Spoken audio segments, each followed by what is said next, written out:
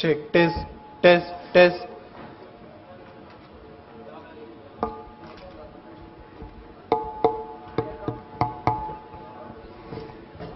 Check, test, test. Hey, hey, hey, hey, hey. Check 1, 2, 3, 4, 5, 6. Test, test. Hey, hey, hey, hey. Check, test.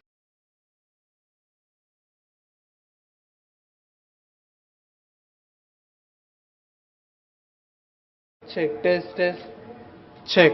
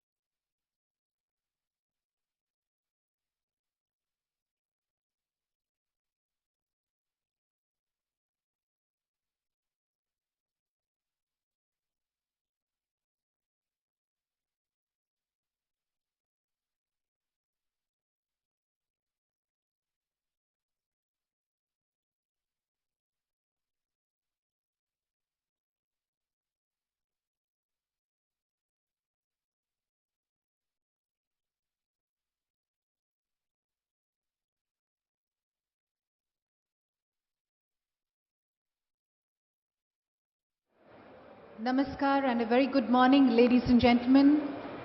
A very warm welcome to the 30th edition of the CII Partnership Summit. May I please request everyone in the audience to kindly settle down.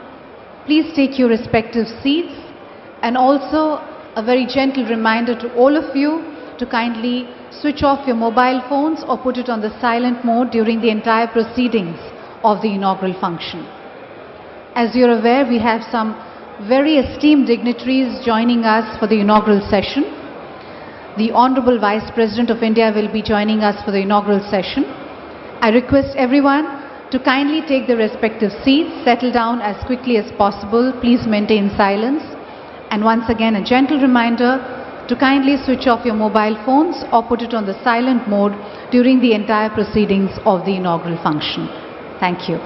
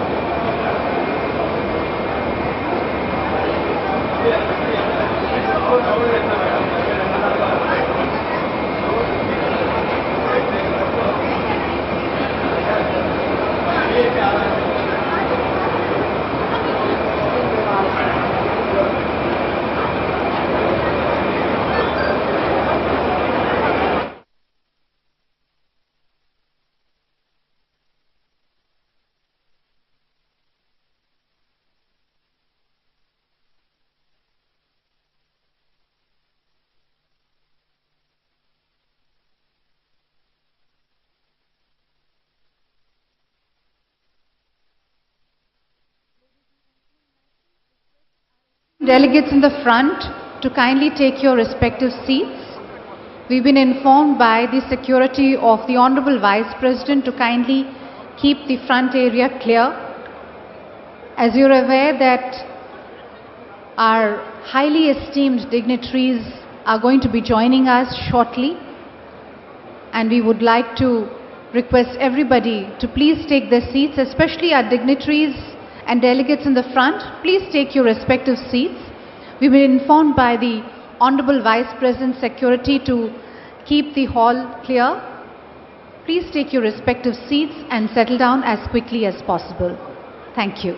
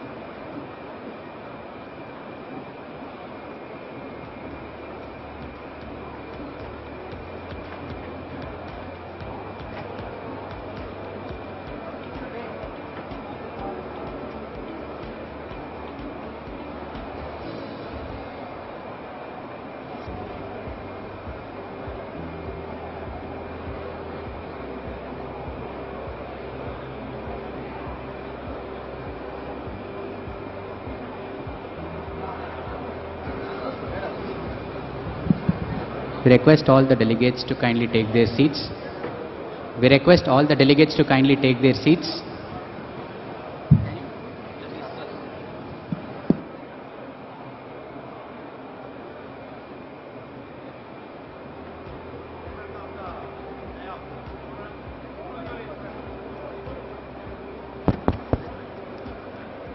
Ladies and gentlemen, once again may I please request you to kindly take your respective seats, especially may I request our delegates in the front row to not block it and not stand. Please take your respective seats, ladies and gentlemen. We are being strictly guided by Honorable Vice President Security to please take your seats.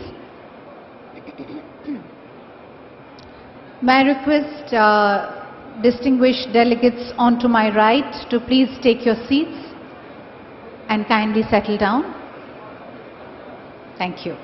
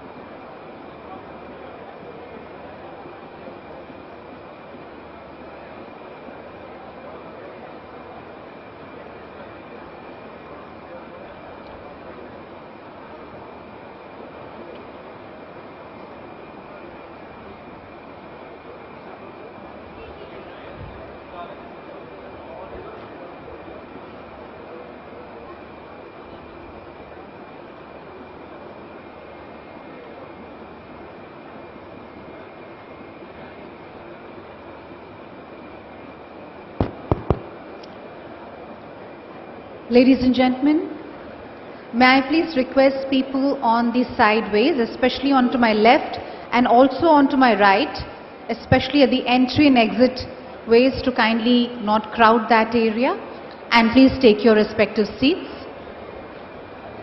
May I request people onto my left and onto my right, especially at the entry and exit doorways, to kindly not crowd it and take your respective seats. People at the back also, may I kindly request you to please take your respective seats. We will be beginning the inaugural session very shortly, and it's very important that we maintain silence and settle down as quickly as possible in our respective seats.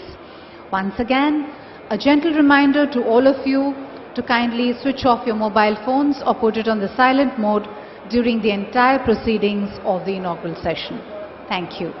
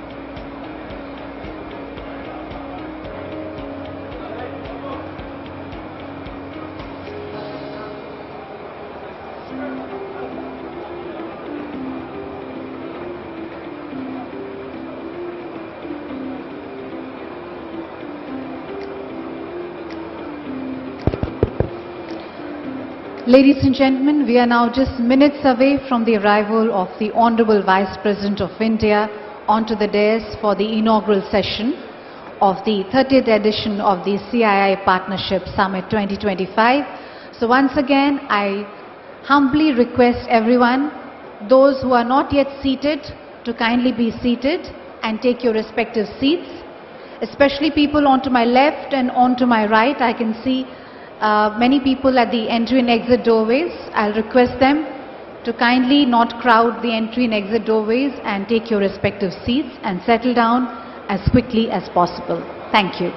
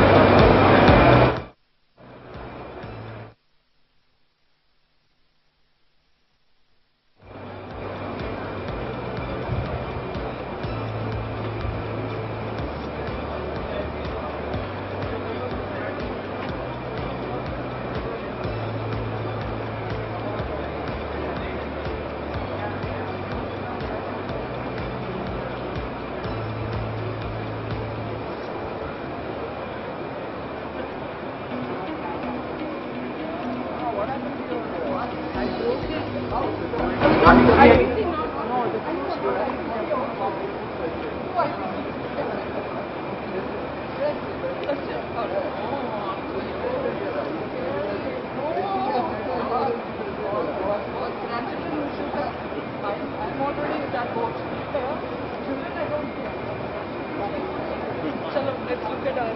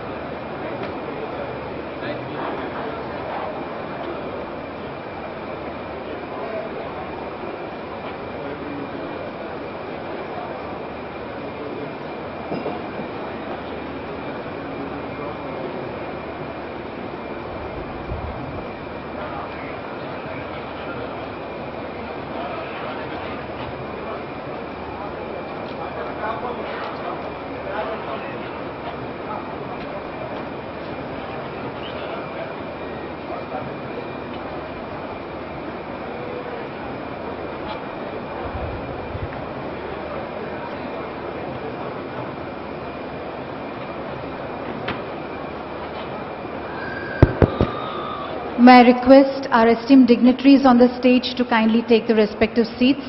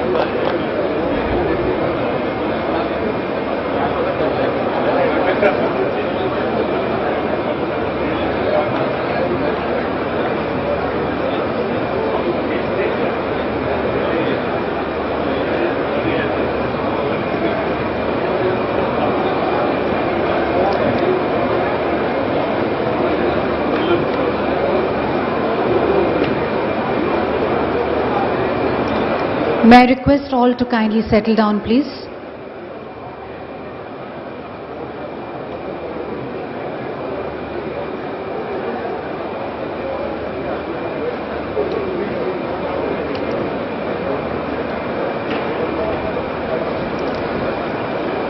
Ladies and gentlemen, we will have the national anthem now.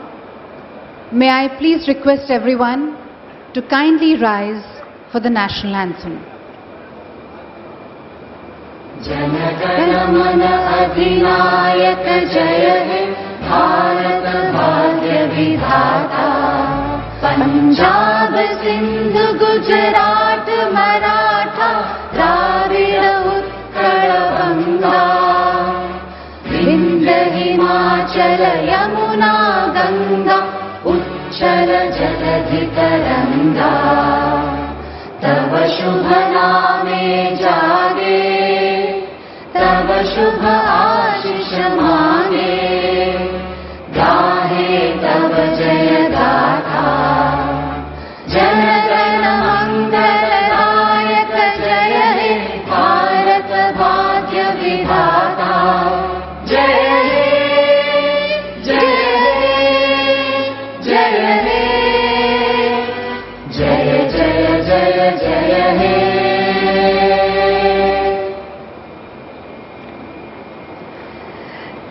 Namaskar and a very good morning, ladies and gentlemen. May I please request you all to kindly join me in extending a very warm and hearty welcome to our Honorable Vice President of India, Shri C.P. Radhakrishnan ji. Also like to extend a very warm welcome to Shri Syed Abdul Nazir, Honorable Governor of Andhra Pradesh. Shri Piyush Goyal ji, Honorable Minister of Commerce and Industry, Government of India, and also the Chairman of the 30th CII Partnership Summit. Shri N. Chandrababu Naidu ji, Honorable Chief Minister of Andhra Pradesh, and also the co-chair of the 30th CII Partnership Summit. Ladies and gentlemen, I extend a very warm and hearty welcome to all our distinguished dignitaries and esteemed guests on the dais, and also to all our dignitaries of the dais. Ladies and gentlemen, a very warm welcome to the 30th edition of the CII Partnership Summit with the theme Technology, Trust and Trade, Navigating the New Geo-Economic Order, which is being brought to you by CII in association with the Department for Promotion of Industry and Internal Trade, Government of India, and the Government of Andhra Pradesh, the Sunrise State of India. Ladies and gentlemen, I'd like to now invite Mr. Chandrajit Banerjee, Director General of CII, and I request him to kindly make his welcome remarks. Over to you.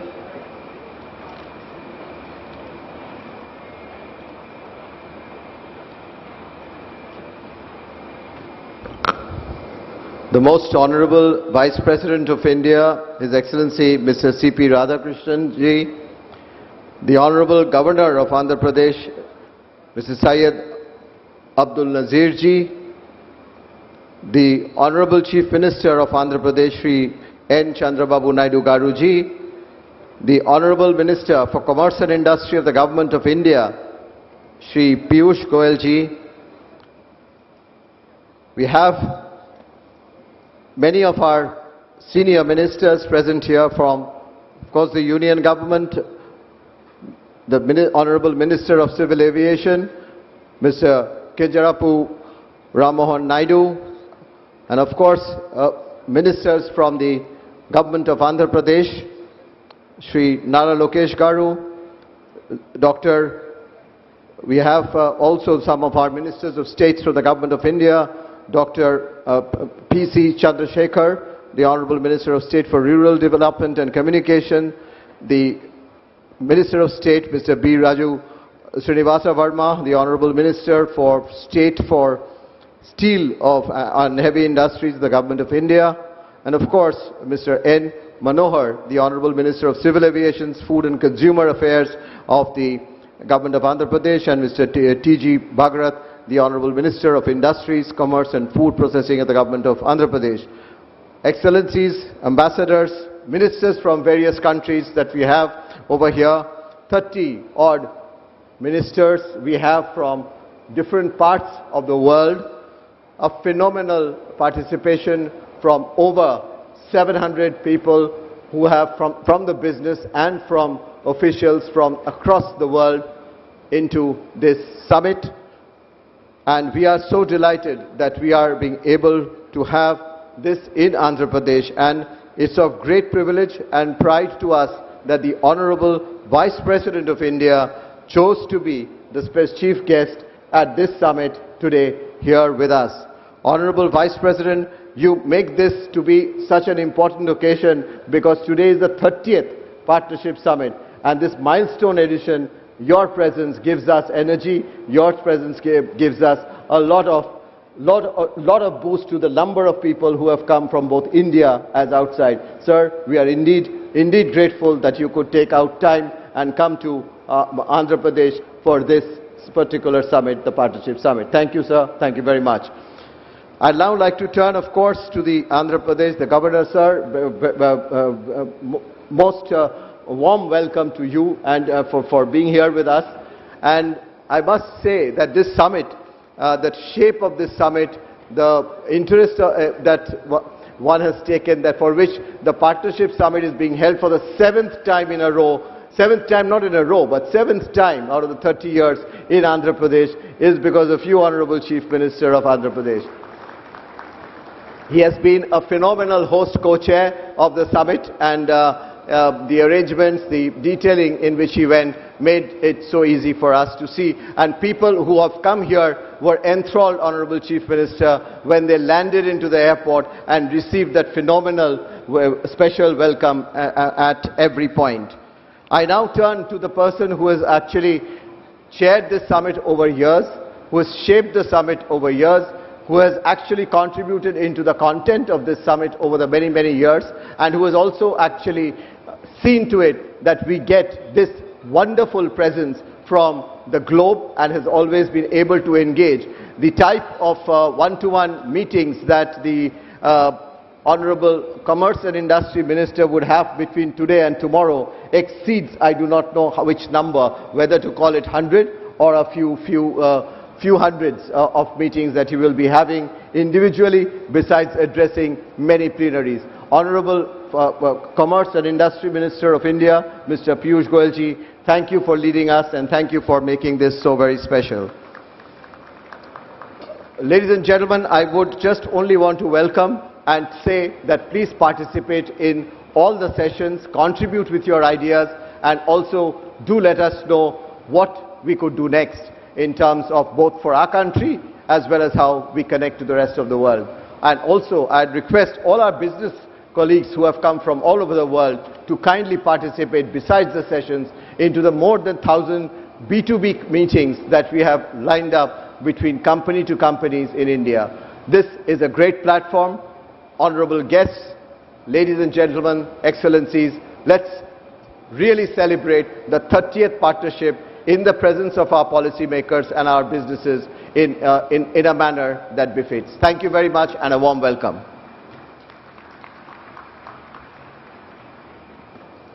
Thank you, Mr. Chandrajit Banerjee, for your extremely warm welcome address. Ladies and gentlemen, we will now present a short film on Andhra Pradesh, its journey towards industrial growth. Can we play the film, please?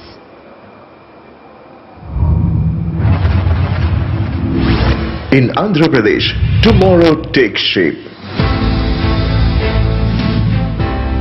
Here, the ordinary becomes extraordinary.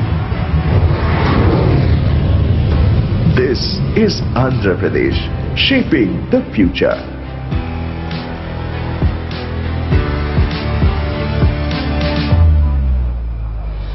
Where every sunrise sparks a new idea. Where tradition meets transformation.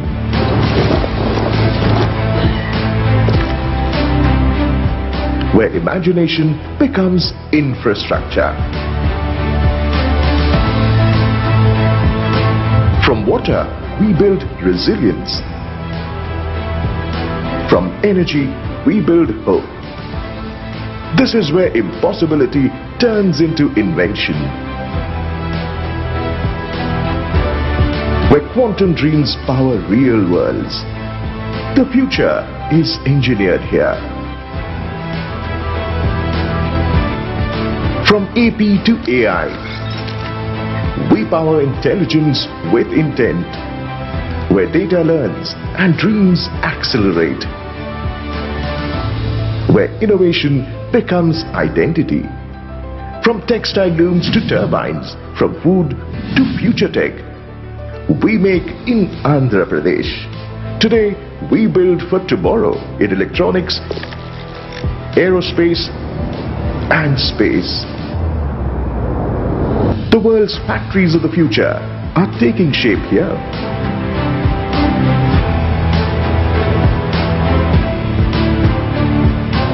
Our ports, rails, and roads drive growth. But the new Andhra Pradesh builds beyond connections. It builds convergence. Efficiency is our new infrastructure. At the heart of Andhra Pradesh rises a city of the future, Amravati, rooted in heritage, designed for tomorrow. A capital shaped by ideas, not just buildings. Governance in Andhra Pradesh runs at the speed of trust, where decisions are digital, delivery is real. Swarna Andhra 2047, a promise powered by people and led with vision.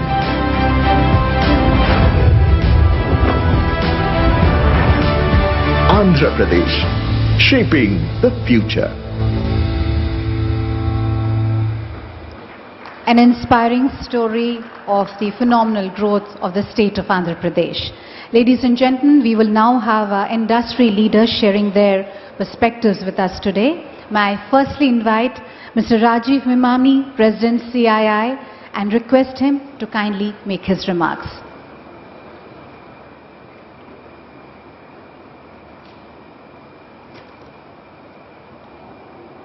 A very good morning and warm welcome. The Honorable Governor, Shri P. Radhakrishnan, the Honorable Vice President, Shri C. P. Radhakrishnan, our Honorable Governor, Shri Syed Abdul Nazir, the Honorable Commerce and Industry Minister, Shri Piyush Goyal, and our Honorable Chief Minister of Andhra Pradesh, Shri Chandrababu Naidu, and my very warm welcome to all the dignitaries who are present. India continues to be the fastest growing large economy in the world, and also more importantly, by all parameters, one of the most resilient. More than ever today, we are seeing a tremendous sense of an urgency in driving structural reforms led by the Government of India under the leadership of our Honorable Prime Minister, the Honorable Commerce and Industry Minister.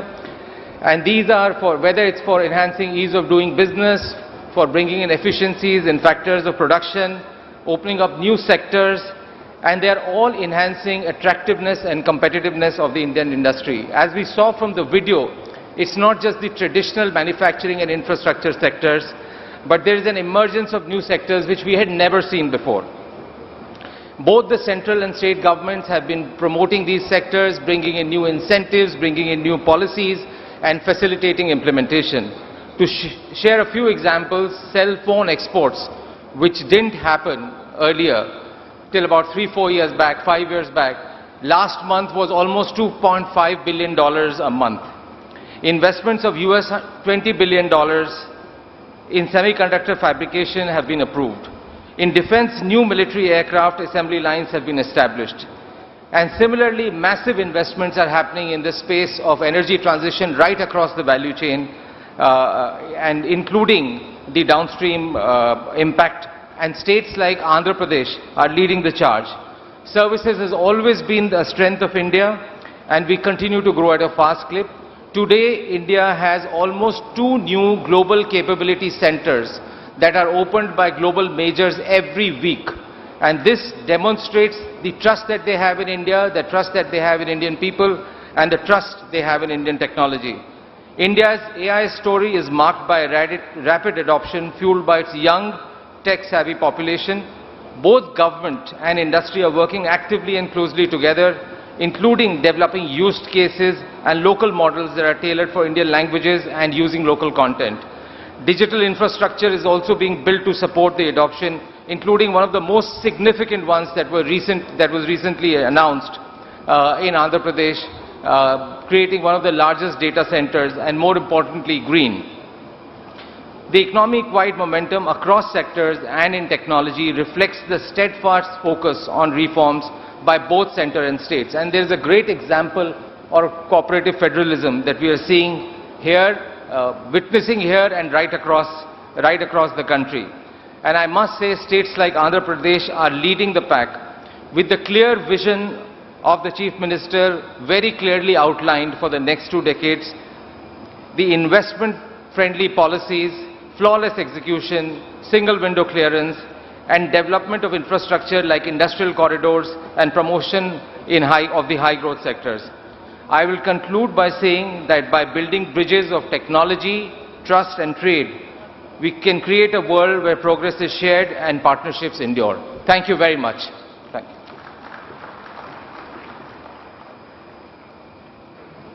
Thank you, Mr. Memani, for your warm remarks. Ladies and gentlemen, may I now invite Mr. Karan Adani, Managing Director of Adani Ports and SEZ Limited, and I request him to kindly give his remarks. Good morning. Honorable Vice President of India, Shri C.P. Radhakrishnan-ji, other dignitaries and excellencies on the dais, industry leaders, friends. It is always a joy to return to Visakhapatnam, the city of destiny, where the waters of the sea meets the ocean of ambition, and every wave seems to declare, destiny is made here. Because destiny is not something we inherit, it is something we create. And in Andhra Pradesh, I feel this creative energy everywhere. In its people, in its governance, and in its relentless pursuit of excellence. Distinguished guests, Andhra Pradesh is blessed. It is the eastern gateway of India to the world. But geography alone does not create history. Vision does. And speaking of vision, we are in the presence of the visionary who rewrote the playbook of modern industrial India, Shri Chandrababu Naidu Garu. Sir, you are not just a Chief Minister, you are an institution. 3 decades ago, when many saw uncertainty, you saw opportunity and transformed Hyderabad into a global symbol of Indian intellect and innovation. And today, as you take the forward vision of Swarna Andhra 2047, you are once again reminding us that governance can be visionary, administration can be entrepreneurial, and government heads can think like a startup founder, always building, always innovating, and always believing. You, sir, are the original CEO of Andhra Pradesh, and under your captaincy, this state is ready once again for takeoff. I must also acknowledge another driving force behind this momentum, Shri Nara Lokesh Garu. Lokesh Garu, you represent a new generation of leadership, agile, data-driven, and deeply humane. Your mantra of speed of doing business is not just a slogan, it is a lived experience for investors like us. You speak the language of youth, the logic of technology, and the matrix of boardroom, all with equal fluency. Your commitment to skilling, digital infrastructure, and new age industries is turning Andhra Pradesh into India's fastest moving startup state. Distinguished guests, the Adani Group's belief in Andhra Pradesh is not new. We do not just talk about investment, we demonstrate it. So far, we have already invested over 40,000 crores across ports, logistics, cement, infra, and renewable energy. And we are not stopping there. Over the next 10 years, we plan to invest an additional 1 lakh crores across ports, data center, cement, and energy business. The flagship of our commitment is the Vizag Tech Park. This is not just another tech park, it is the foundation of India's digital sovereignty. We are building one of the world's largest hyperscale data center ecosystem in partnership with Google and powered by complete green energy. This is a combined $15 billion vision that perfectly aligns with your twin goals of sustainable and high-tech growth. But what truly humbles us is not the scale of the capital, it is the scale of impact. Our operations here have already generated over 1 lakh direct and indirect jobs. And far more is to come. That means families supported, skills are developed, and futures built right here in this great state. So as I close, Shri Naidu Garu, Shri Lokesh Garu, we will match your speed, we will match your scale, but above all, we will match your spirit. On behalf of my father, Shri Gautam Adani, and the Adani Group, we are privileged to be part of this journey. We not only look forward to growing with you, but commit to becoming the largest investor in Andhra Pradesh's bright future. Thank you. Jai Hind. Thank you, Mr. Karan Adani, for your warm remarks. May I please request our esteemed speakers to kindly keep their remarks extremely brief due to paucity of time. Ladies and gentlemen, may I now invite Mr. G.M. Rao, Group Chairman of GMR Group, and request him to kindly give his remarks.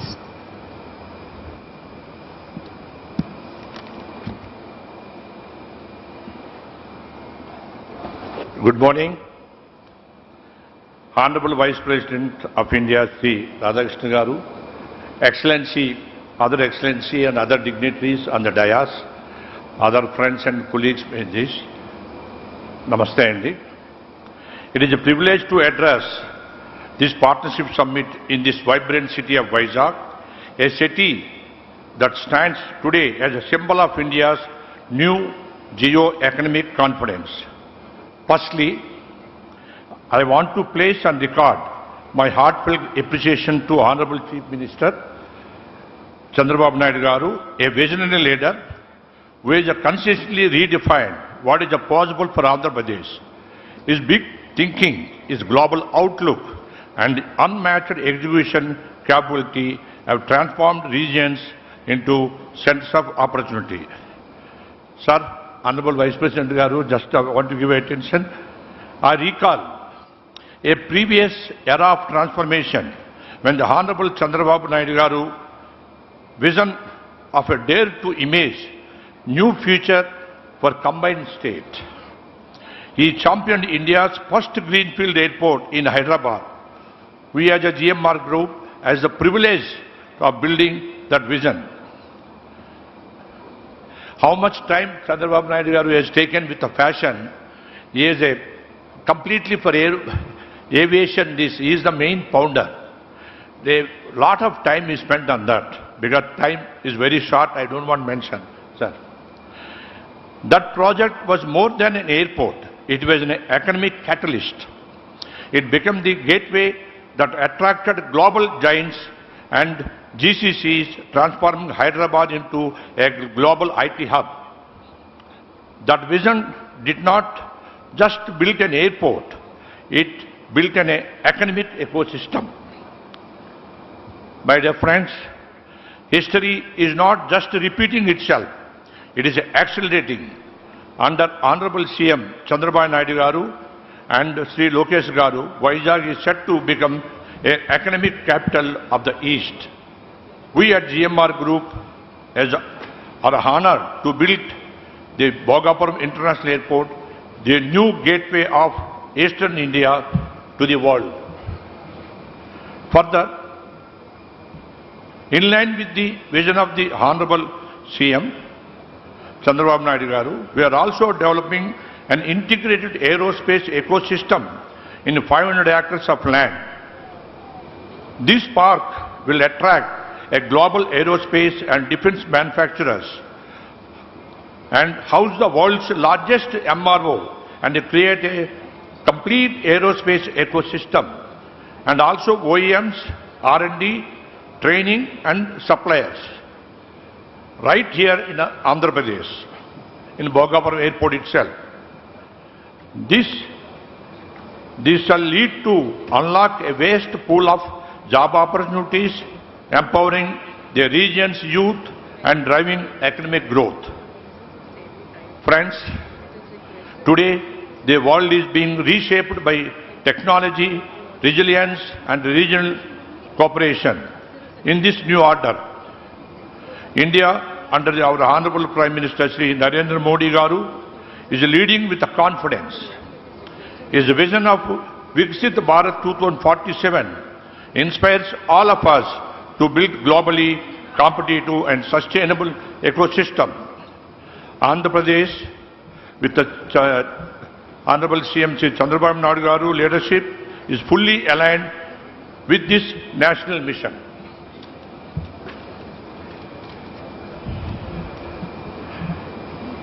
My sincere appreciation also to Honorable Minister Lokesh Garu, a dynamic, forward-looking leader committed to technology, industry and youth empowerment.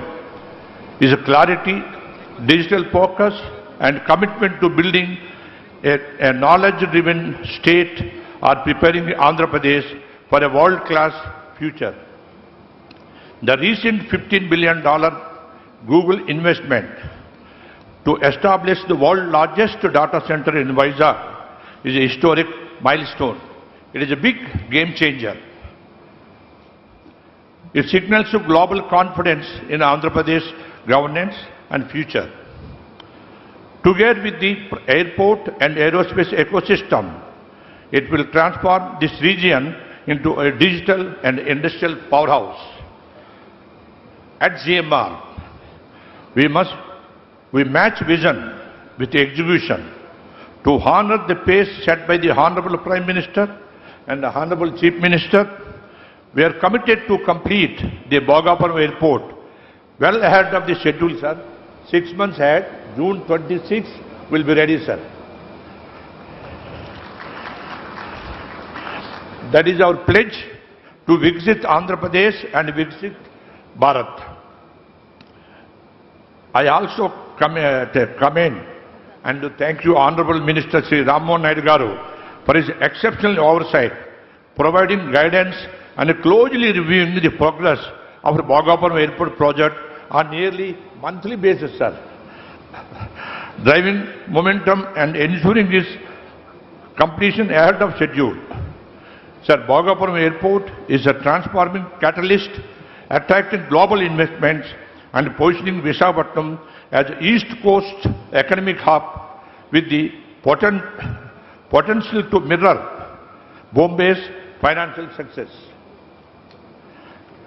Piyush Goyalji, we are not competing, we are collaborating with Bombay. Lastly, my dear friends, I would like to re-emphasize that what Hyderabad was 20 years ago, Vizag will be tomorrow. A city of opportunity, innovation, global connection. With the leadership of our Honorable Prime Minister, guidance of Sri P.S. Goyal Garu, Union Minister of Commerce and Industry, and the vision of our Chief Minister, Deputy Chief Minister Sri Pawan Kalyan Garu, and Sri Nara Lokesh Garu, we will transform Visakhapatnam into India's gateway to the world. Thank you, sir. Thank you, Mr. G.M. Rao, for your warm remarks. May I now invite Mr. Sanjeev Bajaj, Chairman and Managing Director of Bajaj Finserv Limited, requesting him to kindly make his remarks. Honorable Vice President of India, Excellencies on the dais and off the dais, very good morning. Andhra Pradesh is not just a state. It is a strategic growth engine for India. With a nearly 1,000-kilometer coastline, robust infrastructure and proactive governance, it has emerged as a gateway for trade, for technology and digital and tech innovation. But for any developing economy, you also need a financial services system that keeps track with it. A system that is robust, that is inclusive, and that is modern. And that is where we at Bajaj Finserv come in with our presence across loans, across insurance, across investments. We look forward to enabling every Andhraite in their own journey. In this year, we hope to cover over 30 lakh Andhraites, individuals, small businesses through a variety of loans and insurance policies, disbursing over 15,000 crore just in this year alone, only in Andhra Pradesh. But as Bajaj, we also believe that as we get, so must we give. And for that, we have invested significantly in skilling our youth. Because we believe as we enable the youth of today, they are the ones who will realize our collective dreams of tomorrow. And Honorable Chief Minister, sir, last year when we met, I told you that we would like to set up a skilling center in Amravati. And I'm happy to say that in the last year, along with CII, the Rahul Bajaj Center of Excellence in Skilling, we have set up skilling and career counseling centers, not only in Amravati, but in Vijayawada, in Visakhapatnam, in Tirupati, in Sri City, and we will additionally do that in Rajamundry and a few other places in Andhra. We remain committed to working with you and your team so that collectively we can enable our youth, our small businesses to achieve their dreams. Thank you. Thank you, Mr. Sanjeev Bajaj. May I now invite Ms. Shobhana Kamineni, Promoter Director, Apollo Hospitals Enterprise Limited and Executive Chairperson of the Apollo Health Co. Limited, to kindly give her brief remarks.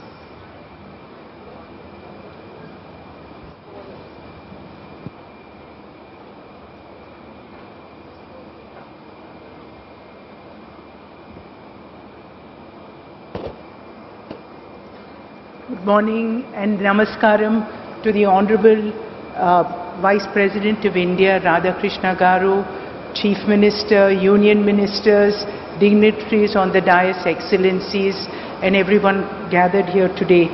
It's a privilege for me to be here today to talk about a subject very close to my heart, Andhra Pradesh, where I hail from, and Apollo Hospitals and our vision for the future. Andhra has always been a land of opportunity. Strategic location, robust infrastructure, progressive policies. This is a state on the move, and nowhere can you see vision and execution bundled together with such energy as our Chief Minister and his dynamic team. Today, Andhra Pradesh is not just competing, it's leading. From renewable energy, IT, manufacturing, healthcare, this state is attracting marquee investments and creating millions of jobs.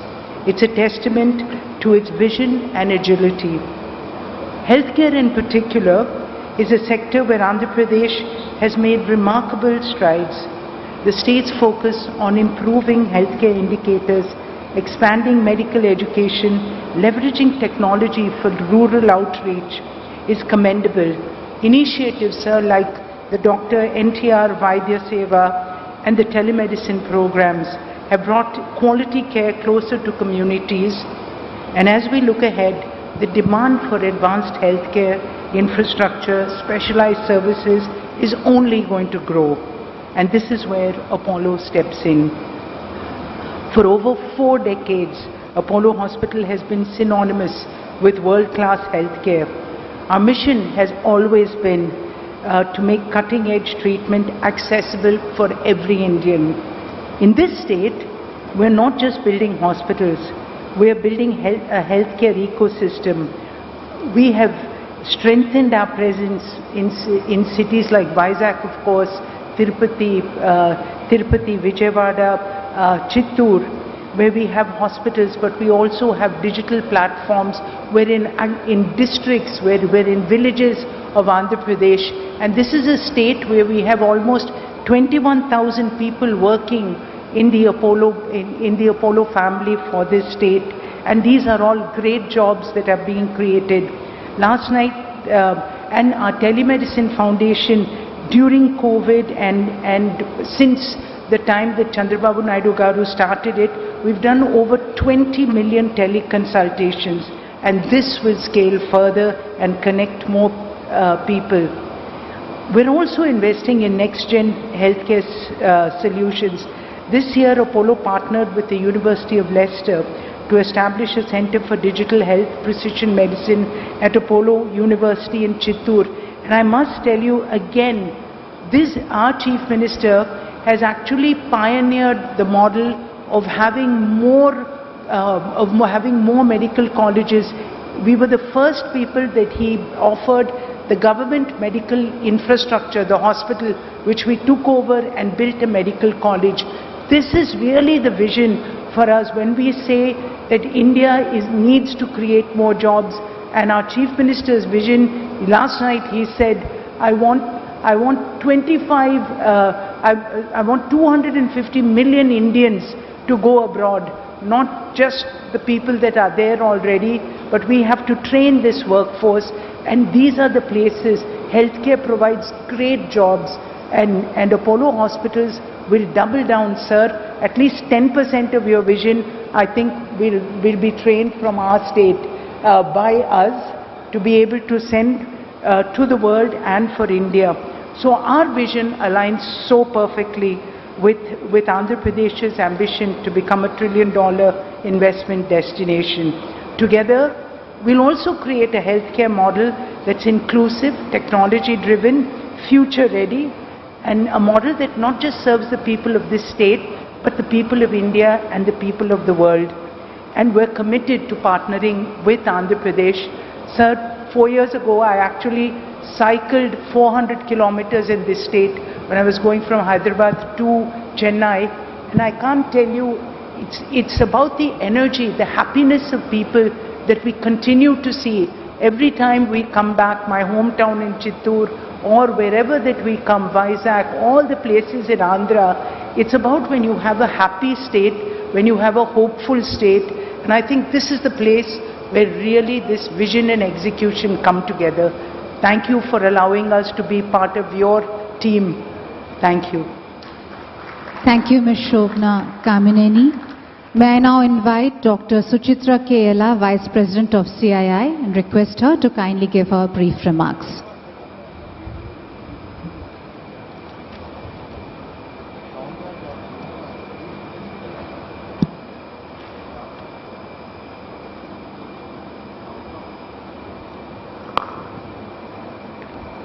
His Excellency, Honorable Vice President of India, Shri Radhakrishnan Avargal, Namaskaram. Excellencies on the dais, Honorable Chief Minister, and Excellencies of the dais and the dignitaries assembled here today. Namaskarams to all of you.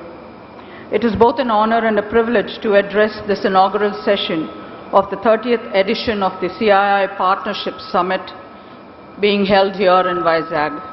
This milestone marks 3 decades of collaboration, innovation, and shared vision. And today we stand here at the threshold of this golden opportunity. As we gather here today, we do at a time when global trade and cooperation landscape is undergoing profound changes. Geopolitical shifts, raising tariff barriers, and protectionist tendencies are reshaping the contours of international commerce and trade. In this evolving environment, the resilience of industry becomes not just a measure of economic growth, but a reflection of the national capabilities and aspirations that we all have for us to achieve at 2047. India is responding to these global challenges with confidence and clarity. Our path forward is anchored in self-sustaining growth driven by 2 powerful pillars. India's target in achieving the 500 gigawatt of installed renewable energy capacities by 2030 is processing rapidly, and the 209 gigawatt already achieved as of January 2025. Together, manufacturing, energy form the backbone of India's self-sustaining growth story. Manufacturing strengthens the domestic capabilities and the global competitiveness, while clean energy ensures that progress remains inclusive and sustainable. Let us remember that Atmanirbharta, or self-reliance, is not about isolation. It is about partnership, innovation, shared growth, that India stands ready to work with the world to co-create solutions and strengthen value chains and build a resilient global future where the prosperity is shared and sustainable. India has demonstrated this extremely well during the pandemic. Honorable Excellencies, that I would want to recall here that India placed the COVID pandemic vaccine on the global map, not only for herself, but also ensured that it was distributed to 100 other countries that required it during a crisis. And that seeds were laid by none other than the Honorable Chief Minister going back to 1996 when Genome Valley was created in the erstwhile Andhra Pradesh at Hyderabad. As we embark on the next 2 days of this dialogue, deliberation and discovery, I invite all of you to engage deeply and share openly to collaborate meaningfully. The CII Partnership Summit is not just a platform, it's a promise to build bridges, unlock potential, and also to shape a future that is resilient, inclusive, and sustainable.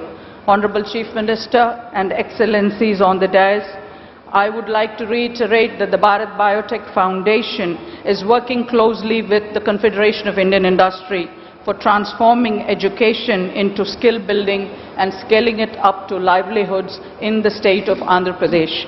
Namaskarams, Jai Hind. Thank you. Thank you, Dr. Suchitra Kela, for your warm remarks. May I now invite Mr. Amit Kalyani, Vice Chairman and Joint Managing Director at Bharat Forge Limited, to kindly give his remarks.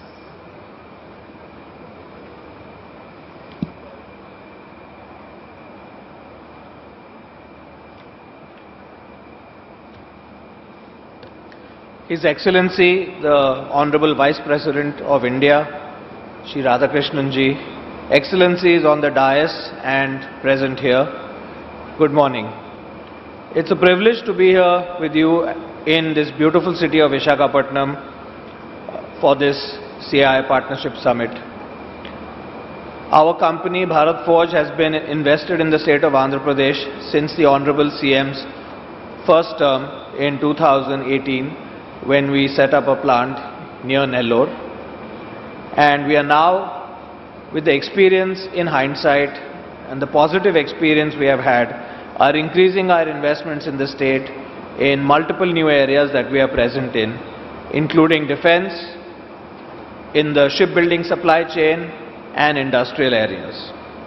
Additionally, with the tremendous potential that the people have here, we are involved in digital, AI and upskilling of the workforce as key strategic areas to enable the industrialization vision of the Honorable CM. We are also an active partner in the Ratan Tata Innovation Hub, Anandpur node, enabling AI and Industry 5.0 upskilling in the surrounding areas. Additionally, in the bilateral discussions with the Honorable CM over the last 2 days, we have identified a few other sunrise areas where there is tremendous potential for investment and investment-led employment in the state of Andhra Pradesh. Andhra Pradesh is going to also drive certain or anchor certain key industrial sectors which are going to be driving the manufacturing demand in India, such as shipbuilding. The whole city of Visakhapatnam and this area has a tremendous ecosystem and deep knowledge base in the area of shipbuilding, thanks to the Advanced Shipbuilding Center and the talent that exists around it.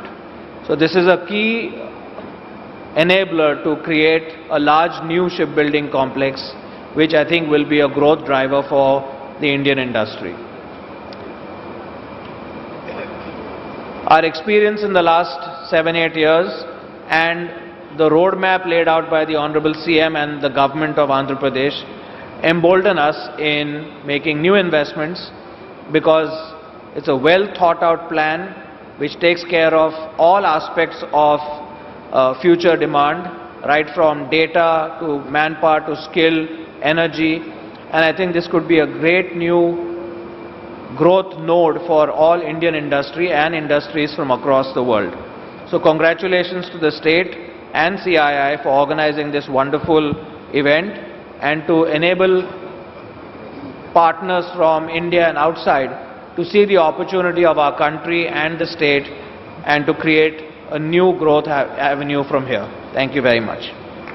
Thank you, Mr. Amit Kalyani. May I now invite Mr. Sudarshan Venu, Chairman and Managing Director of TVS Motor Company, requesting him to kindly give his remarks.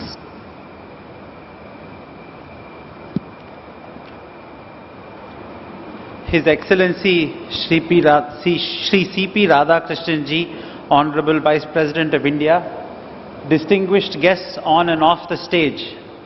It's really a special moment for all of us to gather in Andhra, as under the vision of the Chief Minister, Andhra's growth is turbocharged with the vision of Swarna Andhra 2047. This is set in a context of an India that is the most exciting economy to be in anywhere in the world. Under the transformative leadership of our Prime Minister, Shri Narendra Modi Ji, India is poised to become the world's third largest economy in 2028. We are well on our way to realizing the ambitious vision of Viksit Bharat 2047, powered by manufacturing, services and access to many new markets under the many free trade deals that have been done under the guidance of our Honorable Commerce Minister.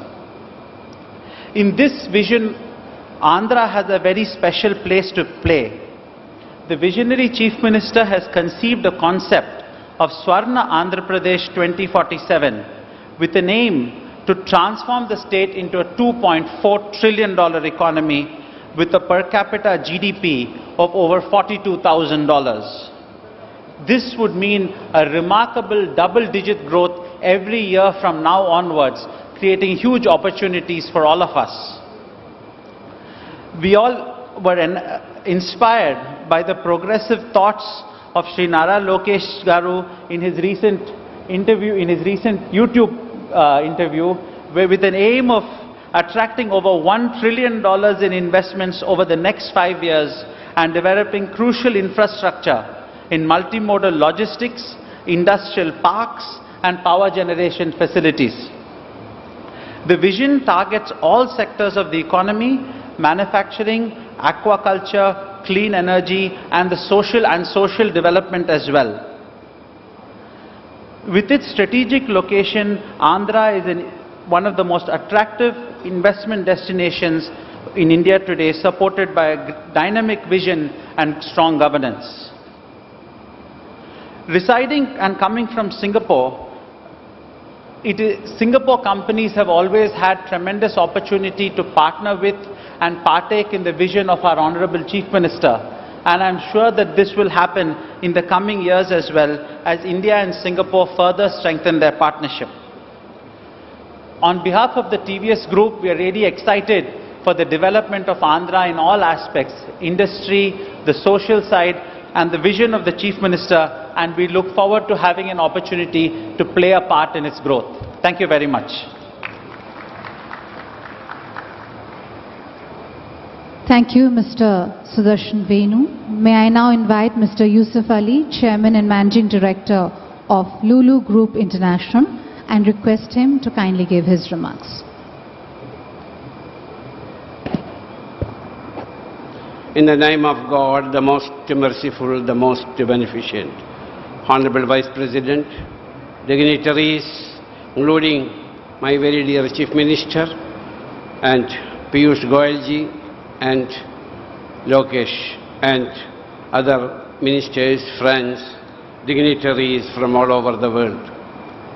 First of all, thank you very much for inviting me to attend this great event. I am greatly honored to be here. A dream of the people of Visakhapatnam. Honorable Chief Minister, a dream of the people of Visakhapatnam and people from surrounding places of Visakhapatnam. A dream of government and the people of Andhra Pradesh. A dream of Honorable Chief Minister, Sri Chandrababu Naidu Garu. Also my personal and our group's dream is going to shape. I want to go back little to tell a story. It was former Honorable Vice President Sri Venkaiah Naidu Garu who introduced me to Honorable Chief Minister Sri Chandrababu Naidu Garu. After that I met Honorable CM in Davos at World Economic Forum. During one of our business discussions, I promised Honorable CM that we will construct India's biggest beautiful shopping mall in Visakhapatnam, not only for the people of Visakhapatnam, but also for people far from Visakhapatnam and nearby states. CM promised to inform after looking for right location for our project. We again met for a discussion after CM identified a location.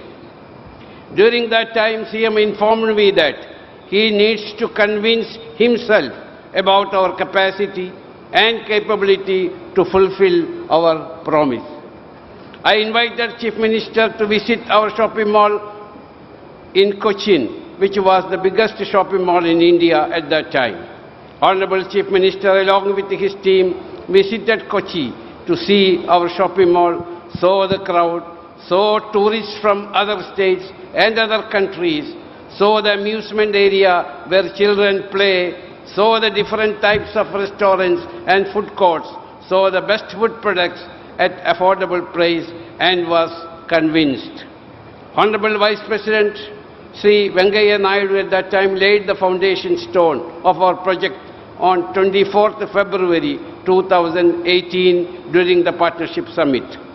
Due to the reason beyond our control, we could not fulfill our promise, and I do not wish to go into the detail. I also wrote an apology letter to the Vice President Sri Naidu Garu, informing politely our inability to complete our project in his home state, which he laid the foundation stone with his own blessed hands. Ladies and gentlemen, now when Chief Minister came back to power, CM again invited us, and we visited Andhra Pradesh for discussion with CM to reconfirm our support to the state. CM informed us that the same land is lying vacant without any activity for the past many years. We were told to start our project if we are still interested to invest. After much discussion, deliberations and consensus, we finalized the same place for our project. Today, I am happy to announce that we are starting the project this week.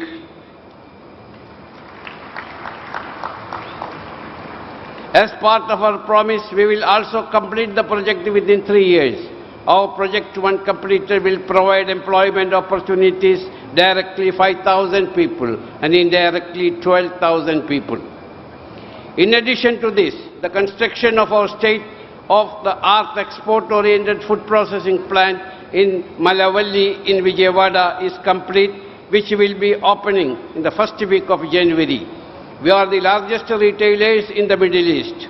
From this plant, our first shipment of mango pulp, guava pulp and processed spices in our own brand will start first week of January 2026. Already, we are exporting a huge quantity of fruits and vegetables from this state to feed our approximately 300 hypermarkets and shopping malls in GCC and Egypt. Opening of our new food processing plant will help us to increase our exports and to tie up directly with the local farmers, which will further help them to boost their production. As we all know, under the dynamic leadership of Sri Narendra Modi, our Honorable Prime Minister is emerging as the fastest growing economy and one of the most attractive investment destinations in the world.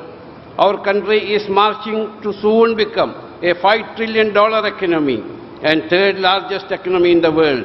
The state, Andhra Pradesh, under the leadership of my very dear Honorable Chief Minister Sri Chandrababu Naidu Garu, who is working hard as a CEO of the state, playing a significant role in this journey.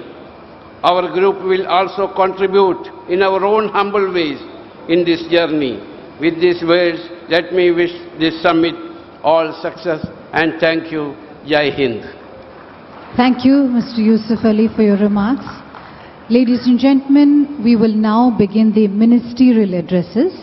May I now invite Mr. T.G. Bharat, Honorable Minister of Industries and Commerce and Food Processing, Government of Andhra Pradesh, requesting him to kindly address us.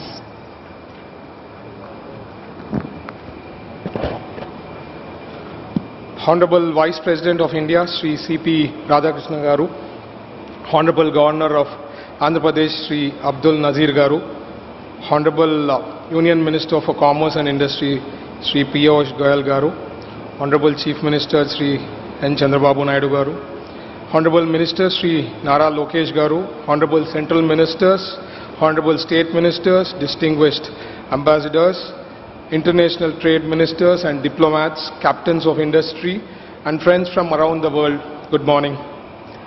It is a privilege to stand here on the opening day of the Partnership Summit, a summit that tells the world one clear message. Andhra Pradesh is back in acceleration mode with clarity, confidence, and commitment. People often ask me, Minister, what's the secret behind Andhra Pradesh speed? I tell them, when you have CBN Sir in the driver's seat, even the GPS struggles to keep up.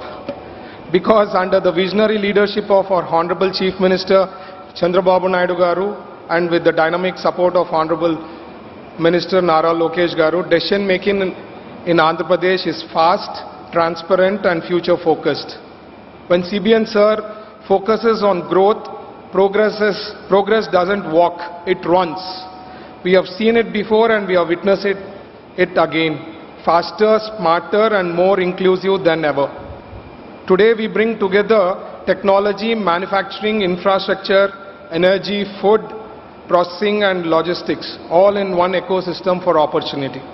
We are not here to compete for investment. We are here to collaborate for growth. Not to sell land, but to build long-term partnerships. Not to chase headlines, but to create value chains that endure. To every investor present from India or overseas, I say with confidence, if you are ready to invest, Andhra Pradesh is ready to execute. We already have long coastline, 3 industrial corridors, 550 plus industrial parks, the capability and the leadership. What we are looking for is partnership who believe in speed, scale, and sincerity. Together, let us make the summit not just an event, but the starting point of a new industrial decade for Andhra Pradesh. Jai Hind, Jai Andhra Pradesh. Thank you. Thank you, Honorable Minister, for your kind address. May I now invite Mr. Nadendra Manohar, Honorable Minister of Civil Supplies, Food and Consumer Affairs, Government of Andhra Pradesh, and request him to kindly address us. The Honorable Vice President of India, Sri Radhakrishnan ji, Honorable Governor of Andhra Pradesh, Syed Abdul Nazir ji, our Honorable Chief Minister of Andhra Pradesh, Sri Nara Chandrababu Naidu Garu, the Honorable Union Minister for Commerce and Industry, Sri Piyush Goyal Garu, distinguished ladies and gentlemen, on behalf of the Deputy Chief Minister of Andhra Pradesh, Sri Pawan Kalyan Garu, firstly I would like to extend our hearty appreciation and congratulations to our Honorable Chief Minister for his relentless pursuit in creating an ecosystem for industry in Andhra Pradesh. It is his tireless efforts that have made things happen to bring Andhra Pradesh back to its days of glory. To CII and all potential investors, we are here and we stand together to assure you that this partnership shall always be continuous and deeply committed into making things happen for all of you in Andhra Pradesh. This consistency is very much required, as you all notice, when policies change and governments change. But we all stand here together to reiterate once again that our alliance will be here to support in everything that all of you do. The early entrepreneurs of Andhra Pradesh made significant contributions to the core sectors of our industry in Andhra, and it's now time for all of us to take this momentum further. In the days ahead when we bond together, we request all of you who are here to continue to inspire the youth of our great nation, to ensure that you provide a platform for them to innovate, for them to become the next level generation of entrepreneurs. Andhra Pradesh will always be here to encourage, motivate and stand committed in ensuring that industry has a pride of place in the map of India.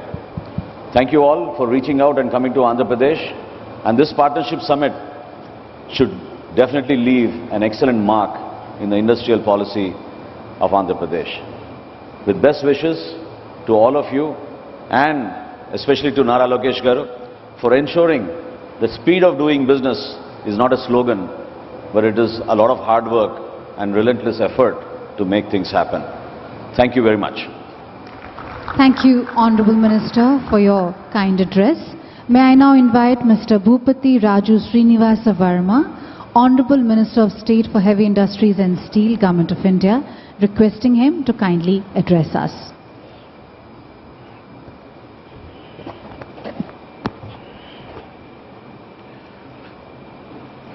Honorable Vice President of India, Sri C.P. Radhakrishnan ji, Honorable Governor of Andhra Pradesh, Sri Abdul Nazir ji, Honorable Chief Minister of Andhra Pradesh, Sri Nara Chandrababu Naidu ji, Honorable Minister of Commerce and Industry, Sri Piyush Goyal ji, Honorable Ministers from Government of India and AP State Government, industry leaders and distinguished guests, I am honored to address this esteemed gathering at the CII Summit in Visakhapatnam. As we gather here today, we are reminded of Prime Minister Narendra Modi ji's vision of a Viksit Bharat, a developed India that is driven by innovation, sustainability and inclusive growth. Sri Piyush Goyal ji has been instrumental in steering the industrial policy through visionary reforms and global engagement. India, currently the world's fourth largest economy, is on track to become the third largest economy by 2030. For the past 18 months, central government has sanctioned several projects worth lakhs of crores to the state of Andhra Pradesh, reflecting the centre's commitment to the state's development.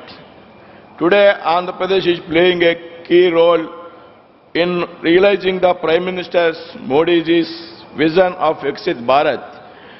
Thanks to the proactive policies of Chief Minister Sri Nara Chandrababu Naidu ji, Deputy CM Sri Pawan Kalyan ji and Sri Nara Lokesh ji.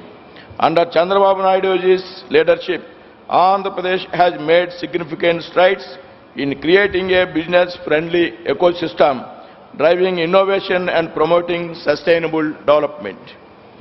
The state's focus on the ease of doing business, progressive industrial policies, infrastructure development and skill enhancement has made it an attractive destination for the investors. Government of India recognizes Andhra Pradesh is a key player in India's growth story. We are committed to working with the state to boost industrial growth and development through a strategy of revival and greenfield expansion. The efforts of Chief Minister Nara Chandrababu Naidu ji and Sri Nara Lokesh ji in facilitating the 17.5 million ton per annum integrated steel plant by ArcelorMittal and Nippon Steel at Nakapalli are truly commendable. Aiding these efforts, we at the Ministry of Steel have approved a 267 kilometers iron ore slurry pipeline from Chhattisgarh to the steel plant at Nakapalli, which will ensure low emission and cost-efficient logistics. The collaboration of a strong central vision and dynamic state leadership has positioned Andhra Pradesh at an unparalleled advantage. I invite all industrial leaders and delegates to explore the immense potential of Andhra Pradesh for sustainable industrial growth. Let us shape the future of Andhra Pradesh and India together. Thank you. Jai Hind. Thank you, Honourable Minister, for your kind address. May I now invite Dr. Pemasani Chandrasekhar, Honourable Minister of State, Rural Development and Communications, Government of India, requesting him to kindly address us.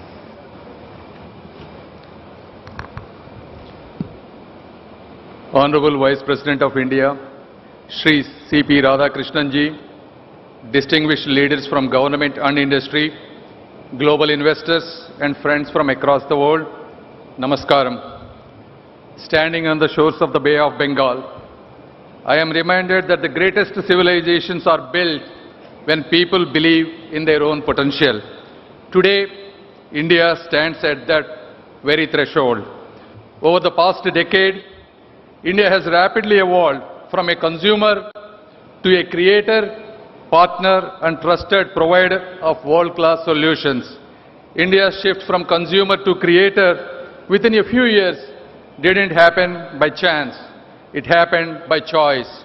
It is the result of deliberate policy intervention, determined execution and the unleashing of entrepreneurial energy under the visionary leadership of our Honorable Prime Minister Shri Narendra Modi ji.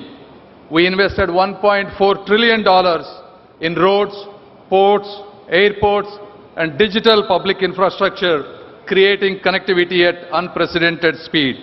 We launched production-linked incentives in 14 sectors worth $26 billion, transforming manufacturing.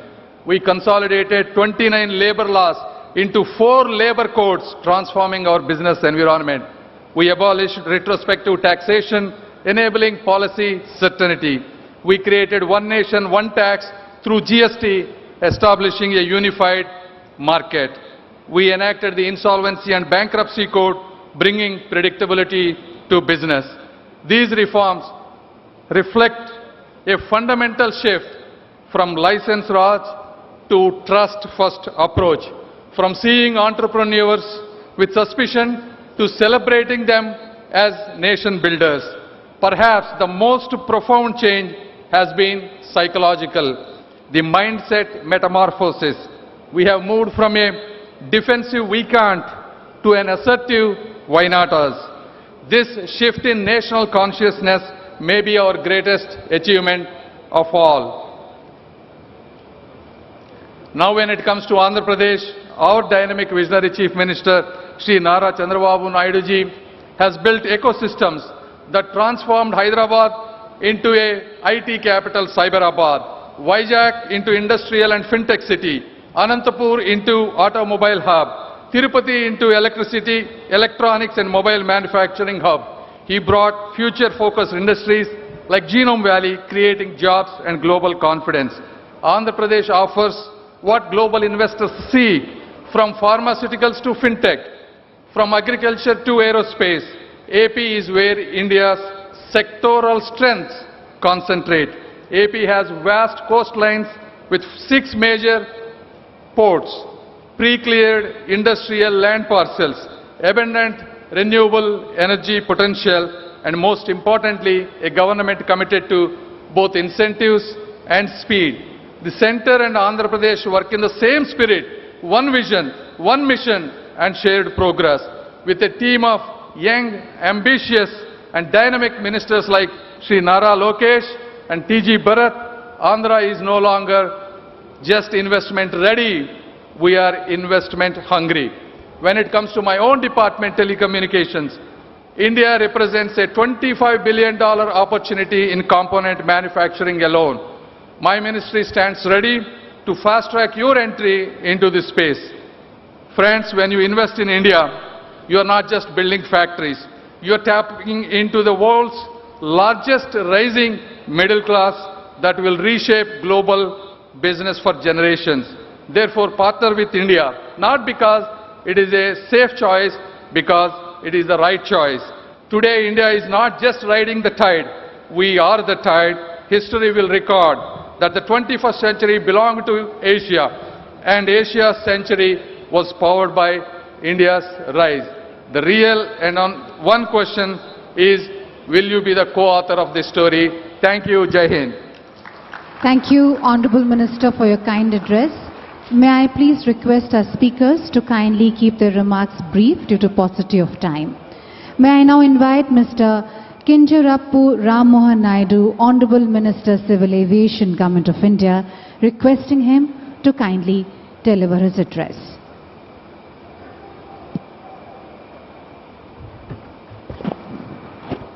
His Excellency Honorable Vice President of India, C.P. Radhakrishnan Garu, His Excellency Governor of Andhra Pradesh, Abdul Nazir Garu, and the visionary and dynamic Chief Minister of Andhra Pradesh, Sri Nara Chandrababu Naidu Garu, and my senior colleague from the Cabinet, Piyush Goyal ji, and all the dignitaries on the dais, and all the distinguished delegates, business leaders, policy makers and friends from across India and the world, Namaskaram and a very good morning. It fills me with immense pride and purpose to welcome you all to Visakhapatnam, which is the jewel of East Coast and the rising capital of opportunity and the beating heart of a new Andhra Pradesh. Today we are not just hosting a summit, but we are igniting a vision of a state reborn with purpose, powered by people and propelled by leadership that believes in building the future, not waiting for it. In fact, coming from this very region of North Andhra, it's a very emotional moment for me. If you look at this situation couple of years back, where Andhra was not having any sense of direction, no sense of purpose, no sense of vision, to be here right now, where Visakhapatnam and Andhra Pradesh have been the talk of not just the nation, but the talk of the world, it fills me with immense pride to be here. And it almost seems like a miracle. And miracle was bound to happen when two of the greatest leaders this country has ever seen have come together. One, the Honorable Prime Minister of the country, Shri Narendra Modi ji, who is spearheading India into a great sense of pride and a great sense of nation building and inspiring 140 crore people of the country to build Viksit Bharat by 2047. And one who is amongst us, the inspiring, ever-inspiring leader, not just for political leaders or young leaders, but for businessmen, for people from all across all sectors of life, all walks of life. That is our Honorable Chief Minister, Sri Chandrababu Naidu Garu. And under the visionary leadership of Chief Minister Nara Chandrababu Naidu Garu, Andhra Pradesh is reclaiming its rightful place as India's innovation frontier. He is a leader who doesn't just govern for the present, he engineers the future. He has always believed that governance must run at the speed of technology and that development must always outpace politics. It was his foresight that created Cyberabad much before India began speaking of IT revolution. Today that same foresight is shaping up Amaravati, same foresight is shaping up Rayalaseema and Uttarandhra into a new triangle of growth, inclusion and global investment. And he is not alone in this mission.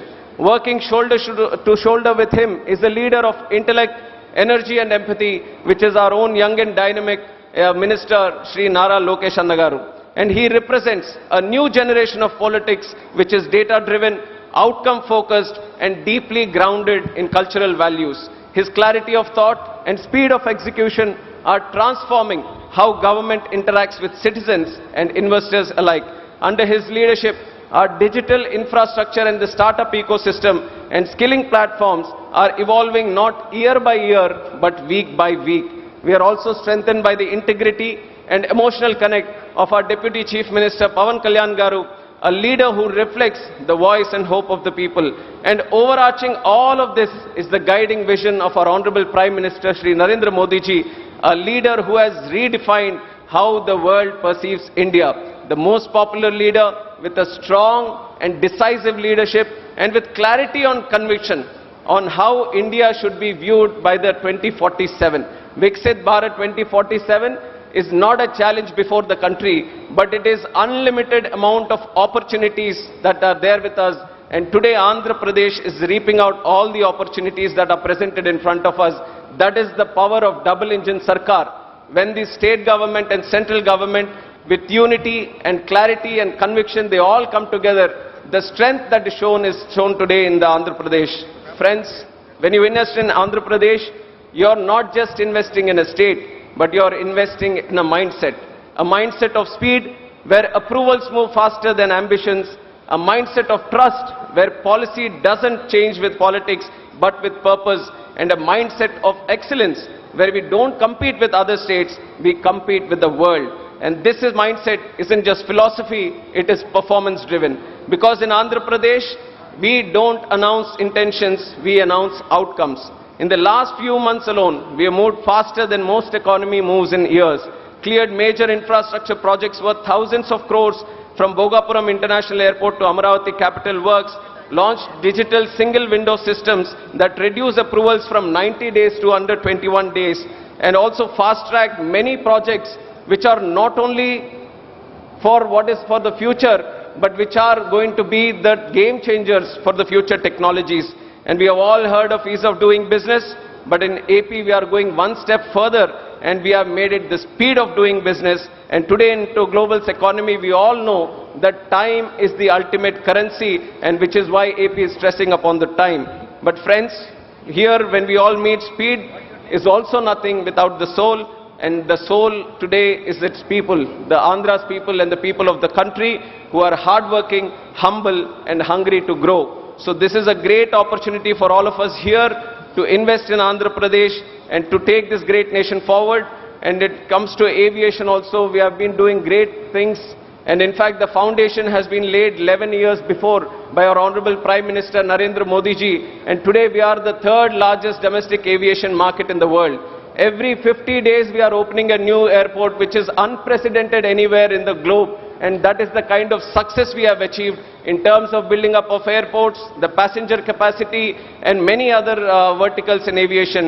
And today Andhra is taking it one step further, creating a logistics hub, creating an aviation hub. That is why with the existing 7 airports, we are planning to create 7 more airports. We have 4 flight training organizations coming in the state. We have MRO ecosystem coming in Visakhapatnam. We have aviation skilling university coming in Visakhapatnam. And we are expanding the drone sector and creating a drone city. And aerospace and aircraft manufacturing also, we are trying to drive it in a big way in the country. And these, you feel that we have our hands full, but our Honorable Chief Minister is so far advanced that he is not happy with the content that we have today. He is always driving for something more, new inventions to come in, and I'm very happy to see this kind of innovation being the birthplace of Andhra Pradesh and the drive that is here. And as I stand before you, I feel a deep responsibility to make sure every partnership you forge here becomes a story of success. Let Andhra be the gateway to India's next decade of growth. Let Visakhapatnam be the city where the sunrise of investment never sets. On behalf of our leadership and every hardworking citizen of the state and the country, I welcome you to the land of speed, spirit and sunrise. This is Andhra Pradesh, and this is where the future begins. Jai Hind. Thank you, Honorable Minister, for your kind address. Ladies and gentlemen, I'd like to now invite Mr. Nara Lokesh, Honorable Minister for Human Resources Development, IT, Electronics and Communication, RTG, Government of Andhra Pradesh, requesting him to kindly address us. Honorable Vice President of India, CP Radhakrishnan Garu, Honorable Governor of Andhra Pradesh, Syed Abdul Nazir Garu, Honorable Chief Minister of Andhra Pradesh and Co-Chairman of the 30th CII Partnership Summit, Shri Nara Chandrababu Naidu Garu, and Honorable Minister of Commerce, Industry, Government of India and Chairman 30th CII Partnership Summit, and my mentor, Piyush Goyal Garu, and to the dignitaries on the dais, off the dais, a very good morning. It is a privilege to welcome you to Visakhapatnam, a city where hills meet the sea, where ideas lift off. Andhra Pradesh is proud to host the CII Partnership Summit 2025 at a time when India is emerging as the world's growth engine. Quite a few people ask me why they should consider Andhra Pradesh as their destination, as their home, and I only give them 3 clear reasons. First, we have a leadership with a clear track record. It is none other than our Chief Minister, Shri Nara Chandrababu Naidu Garu. Politicians have an opportunity to create one legacy, but people of my state have been kind to give him another opportunity to create a second legacy, and that legacy is what we see today in front of us, which is Amravati and Visakhapatnam. The second reason you should consider Andhra Pradesh is, of course, our speed. Friends, we live in a fast-changing world where markets, regulations and technology keep evolving. I have met thousands of investors and corporates in the last 1 year. The single most important requirement for a company is speed. They expect the same speed from governments. This speed needs to be a mission. We need to grant land, permits, approvals, incentives with the speed that the project can take off and serve the markets. and to all the industrialists who are here in the audience, we will beat your company's speed here in Andhra Pradesh. And the third reason why you should invest here in Andhra Pradesh is what I call the double-engine bullet train government. Under the leadership of the Honorable Prime Minister, Shri Narendra Modi ji, and our Honorable Chief Minister, Shri Nara Chandrababu Naidu garu, once we shake hands, it is no longer your project, it is our project. We are willing to work with Government of India to create reforms, to bring about reforms, changes in regulations that will ensure that your business not only succeeds, but thrives in our great country called India. So I'd like to thank all of you for giving us this wonderful opportunity to host you. Please take time off to explore what Visakhapatnam has to offer. And I would once again like to thank Piyush Goyal ji for his continued mentorship to me. And I look forward to working together with him to make Andhra Pradesh a $2.4 trillion economy and contribute to Vikasit Bharat mission of our Honorable Prime Minister, Shri Narendra Modi ji. Thank you very much and Jai Hind. Thank you, Honorable Minister, for your kind address. Ladies and gentlemen, I'd like to now invite Mr. Piyush Goyal, Honorable Minister of Commerce and Industry, Government of India, and also the Chairman of the 30th CII Partnership Summit, requesting him to kindly deliver his keynote address.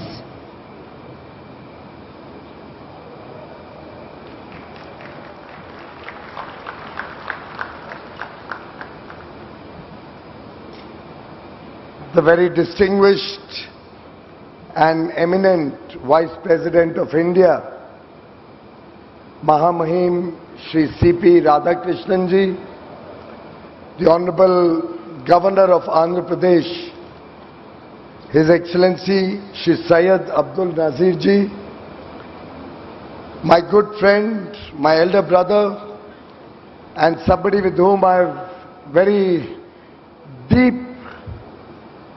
relationship on a personal level and with whom I've worked very closely to evolve and devise several new ideas.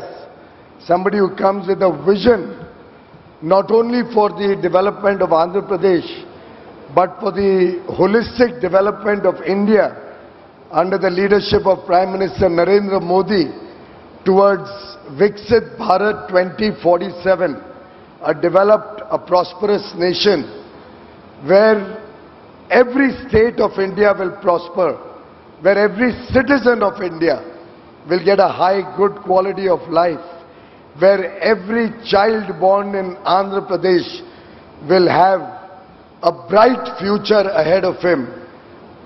A visionary leader, Nara Chandrababu Naidu garu, Honorable Chief Minister of Andhra Pradesh, my colleague in the Union Cabinet, a very young, dynamic Minister for Civil Aviation, Shri Ram Mohan Naidu garu, the upcoming leader of Andhra Pradesh, somebody whom I have seen from a young age evolving into a leader of substance, a person committed to the development of his people, his state, and with a compassionate bent of mind, Nara Lokesh garu, all the distinguished excellencies, my colleagues, ministers from across the globe, captains of industry, both from India and abroad, distinguished ladies and gentlemen, Namaskar. It is indeed an immense privilege to address the 30th edition of the CII Partnership Summit from the rich history of Satavahana Kingdom to its present status as a hub for steel, semiconductors and seafood. The Visakhapatnam region stands as a gateway to global trade. I extend warm greetings to the Honorable Vice President, whose distinguished career in public service and commitment to empowering the marginalized communities is an inspiration for all of us. One interesting fact about him, he is also affectionately called the Vajpayee of Coimbatore. I acknowledge and welcome Governor, His Excellency Syed Abdul Nazir Ji, whose exemplary judicial career has strengthened our democratic foundations. And I congratulate Chief Minister Chandrababu Naidu for his bold Swarna Andhra Pradesh 2047 vision, which reflects how ambition, when coupled with tech-driven execution, can truly transform a state. Friends, we gather here today at an inflection point in global history. The world order that defined the past several decades is being rewritten. In this churning and tremendously volatile and uncertain, challenging times, in this Samudra Manthan that we witness, India stands as an oasis in the desert.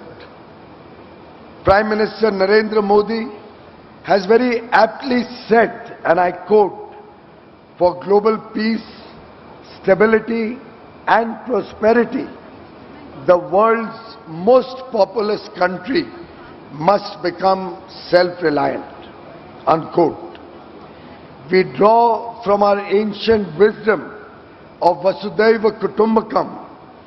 The world is one family. India's rise will benefit all of humanity. Let me share what guides our journey from a $4 trillion economy to a $35 trillion economy by 2047, when we will celebrate a developed nation, a prosperous India, celebrating 100 years of independence. Inspired by Chanakya's Arthashastra, I present 3 pillars that define Bharat's approach to navigating the new geo-economic order. 1. Prosperity through technology. India's technology story is one of democratization and trade. It talks of scale and speed. It focuses on talent and skill. We have built digital public infrastructure serving 1.4 billion Indians. UPI processes nearly half of all real-time payments globally, which is now being adopted by multiple countries. Aadhaar provides a digital identity to every Indian. We are building complete semiconductor ecosystems with a current $30 billion investment and growing. Our India AI mission is democratizing artificial intelligence for all Indians. Today, 1 billion Indians are connected to the net, and we have the second largest user base of ChatGPT across the globe. From the Mars mission to launching 104 satellites in one mission, we embody innovation at scale. We have achieved 500 gigawatts of installed power capacity, of which 51%, more than 250 gigawatt, comes from renewable energy sources. In the next 5 years, we plan to double our clean energy to 500 gigawatt, one of the fastest ramp-up witnessed anywhere in the world. To our international partners, India offers not just a market, but partnership for shared prosperity and mutual growth. Our young, aspirational engineering talent, our digital infrastructure, and our vibrant startup ecosystem provide the perfect launchpad for globally scalable solutions. Second, trust through righteousness, Vishwas through Dharma. In the new geo-economic order, trust is the most valuable currency. India has emerged as the world's trusted partner through consistent and principled engagement. During COVID-19, we supplied vaccines and medicines, most often free of charge, to over 100 countries around the world. This is Vasudhaiva Kutumbakam in practice. Our trust-based diplomacy is reflected in our ever-expanding free trade agreements. We have recently signed free trade agreements with the United Kingdom.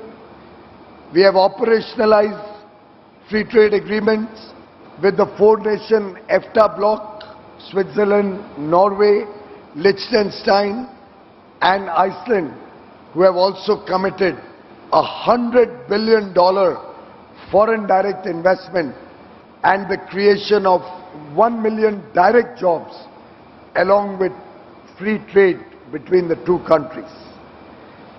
We also have the UAE, Australia, and Mauritius as new FTA partners. We are currently negotiating FTAs with the EU, with the United States, with Oman, with New Zealand, with Chile, with Peru, and many more, wanting us to start negotiations. Frankly, I don't have any more bandwidth to handle more negotiations simultaneously. The world trusts India because we offer predictability through regulatory reforms, transparency through digital governance, and reliability in honoring commitments.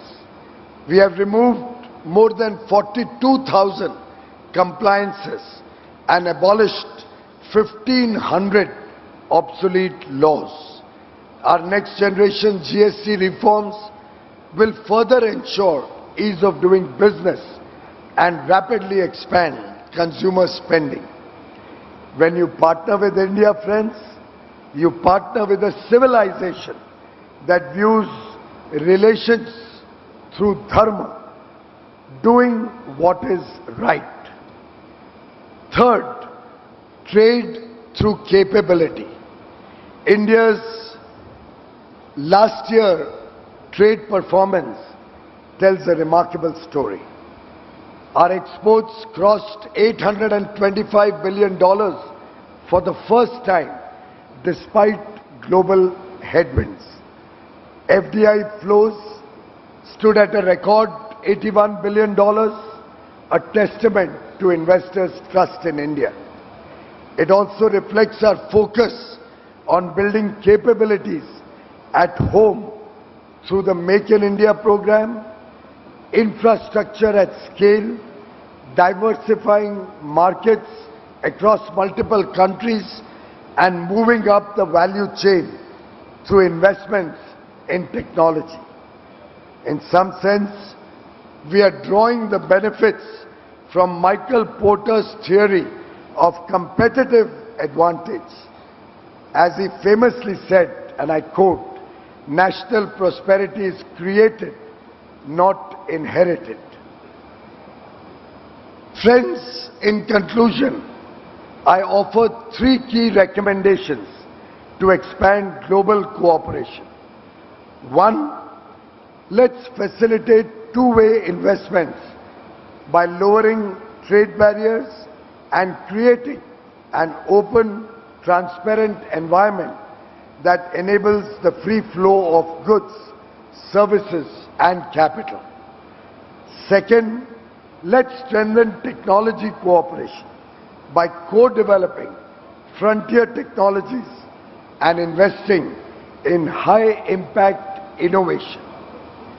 Third, let's build and sustain trust through transparent governance and predictable policy frameworks that promote long-term partnerships. I would like to congratulate CII, President Mr. Rajiv Memani and Secretary General Mr. Chandrajit Banerjee, the evergreen hero of the partnership between government and business, and somebody committed to the India story, somebody really passionate about his job. Well done, well organized. You have really created a remarkable platform. A platform where ideas become action.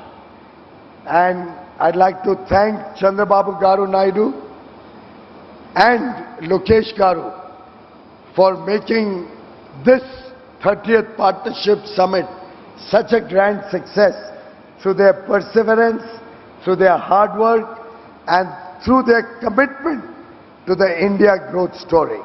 Chandrababu Garu, I'd like to work with you to create a permanent facility in Andhra Pradesh where we can have big ticket seminars, conferences, exhibitions, and ITPO, the India Trade Promotion Organization, which has created the wonderful Bharat Mandapam in Delhi, would love to partner with your state and jointly prepare Andhra Mandapam.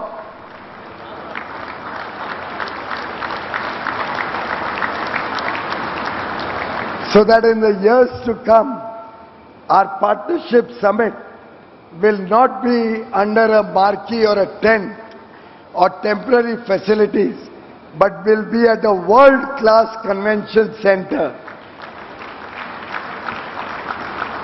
befitting your leadership and the talent and the wonders that Andhra Pradesh offers to the world. Friends, I thank each and every one of you, ministers, trade delegates, business leaders, innovators and thought leaders from across the globe for believing in India's growth story and for being partners in our journey. Just before concluding, since this program has gone on for long, and we have an interesting result coming out on the television screens. For those of you who are interested, the people of India, through the second most populous state of Bihar, a very crucial state where elections were held in the last week, have just once again reposed confidence in the leadership of Prime Minister Narendra Modi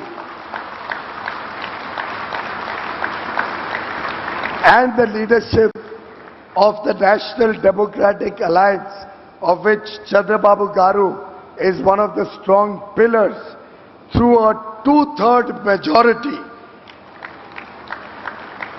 163 out of 243 seats, or rather 181. My God, this is growing faster than the India growth story. 181 seats out of 243, where the NDA candidates are leading as of now, and it seems this could change for the better. Thank you very much to the people of Bihar.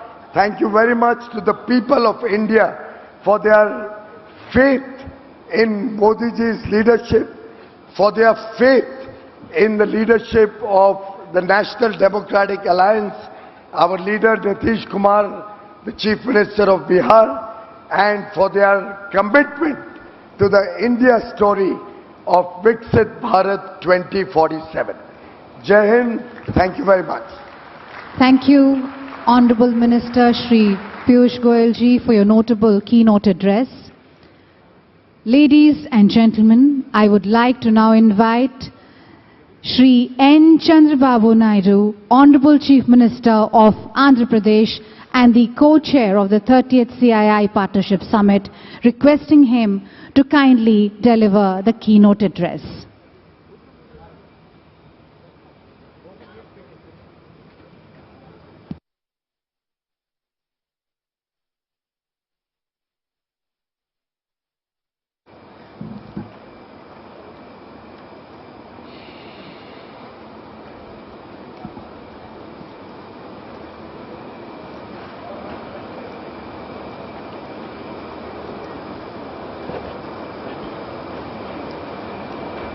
Honorable President of India,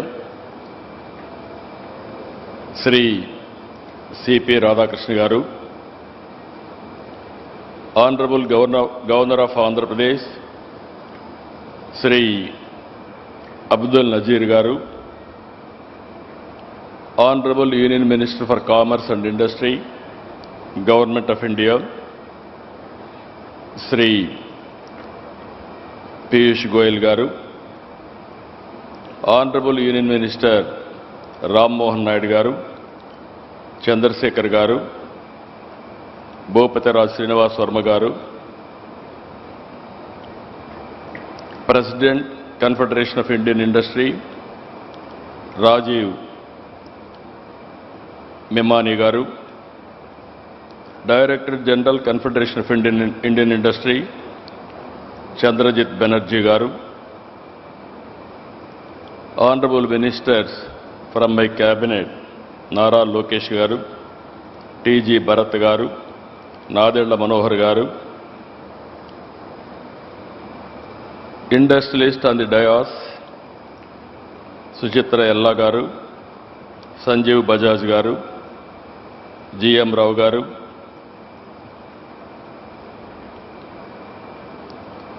Siddharth Kalyan Garu, Karan Adani Garu, Sudarshan Venu Garu, Yusuf Ali Garu,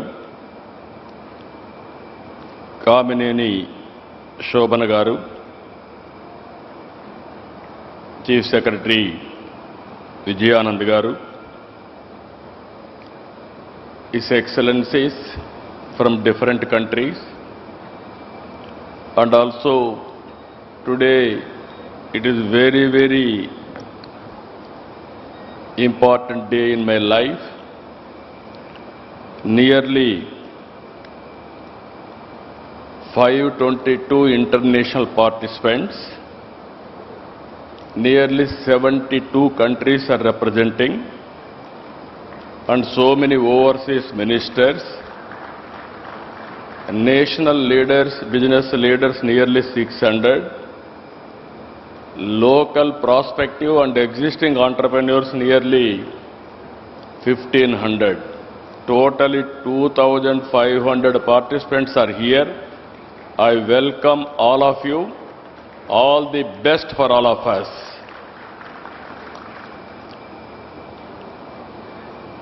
Today, I have heard so many speeches from all our leaders, stalwarts. If you see here, you are in Visakhapatnam for the last 2 days. Visakhapatnam is a beautiful city in India. Even some of the countries you may not have this type of place. Excellent beaches, beautiful sea, and also beautiful hills, and at the same time beautiful people and safest place. Recently, Government of India has rated the number one city for human safety. That is how they rated. So, with all these things, wonderful people are gathering here. 2 days, you had a wonderful stay. And also, in advance, I am requesting you to book next year also to be our guest. That is what I want to request all of you. Honorable Vice President of India, I have known him for a long time, and also during Vajpayee's period onwards he is in politics. At that time he was MP. People used to call him Vajpayee of Coimbatore. That is how he is respected. I am very happy he has come today. He is the 15th Vice President of India. He is a shining example of perseverance, hard work, faith in democratic values. And also, I know him intimately.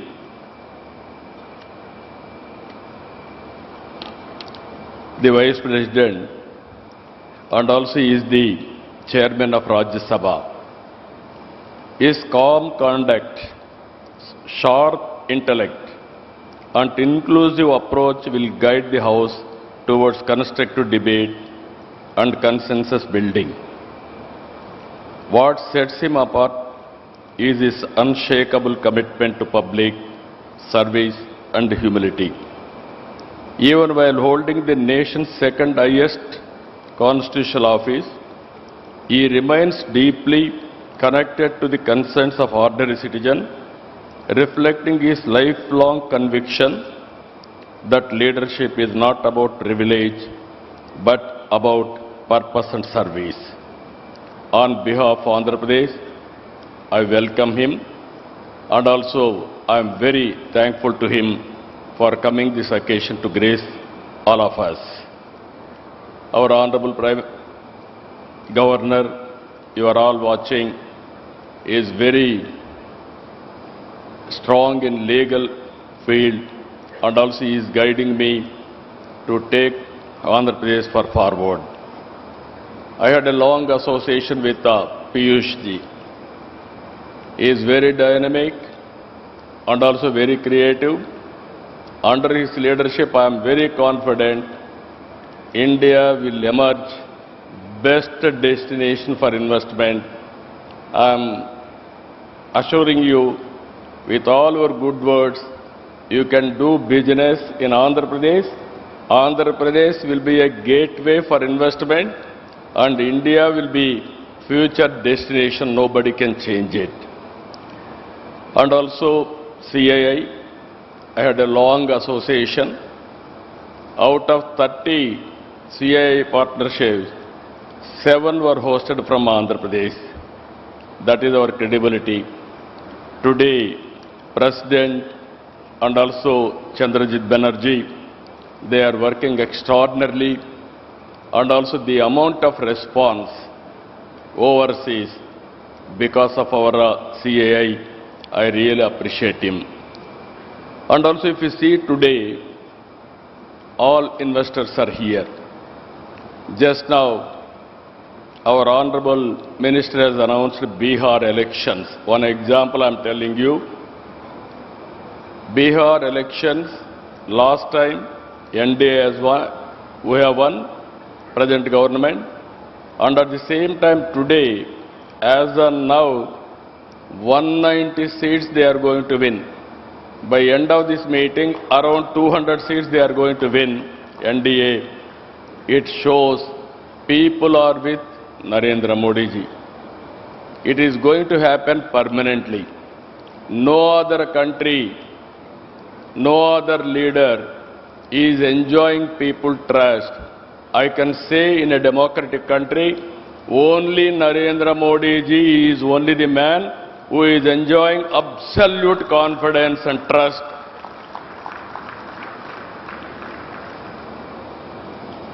This, again I am telling you, 20th century belongs to Narendra Modi ji. Around 2002 he became Chief Minister. Continuously he won elections. 2014 he became Prime Minister. Continuously 3 elections he has won. And also next election also he is going to win. Very stable government. and also very progressive government. He has corrected all structural changes, which are all deficiencies, everything he has done. Some more reforms he is going to bring. And also, recently, GST reform he has brought. What I wanted to impress upon global investors who are all here, India will be the best place to do business. And at the same time, India is having some inherent strengths. We started economic reforms in 1991. Mid-90s, we are able to take first more advantage about technology. India is only the country which is enjoying demographic dividend advantage.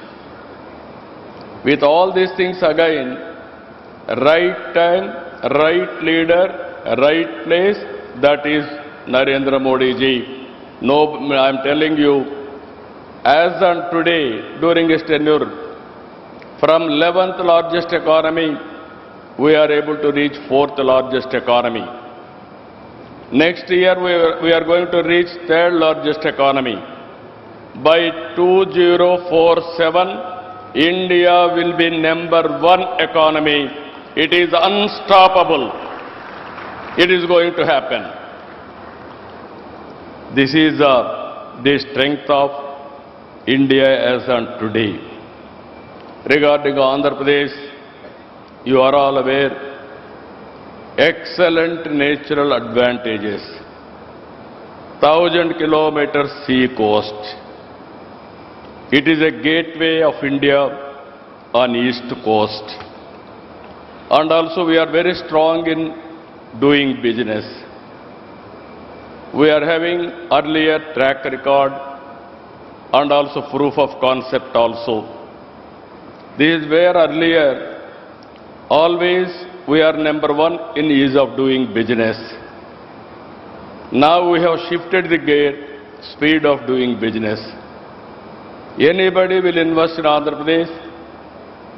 Once you agree MOU, then it will become our project.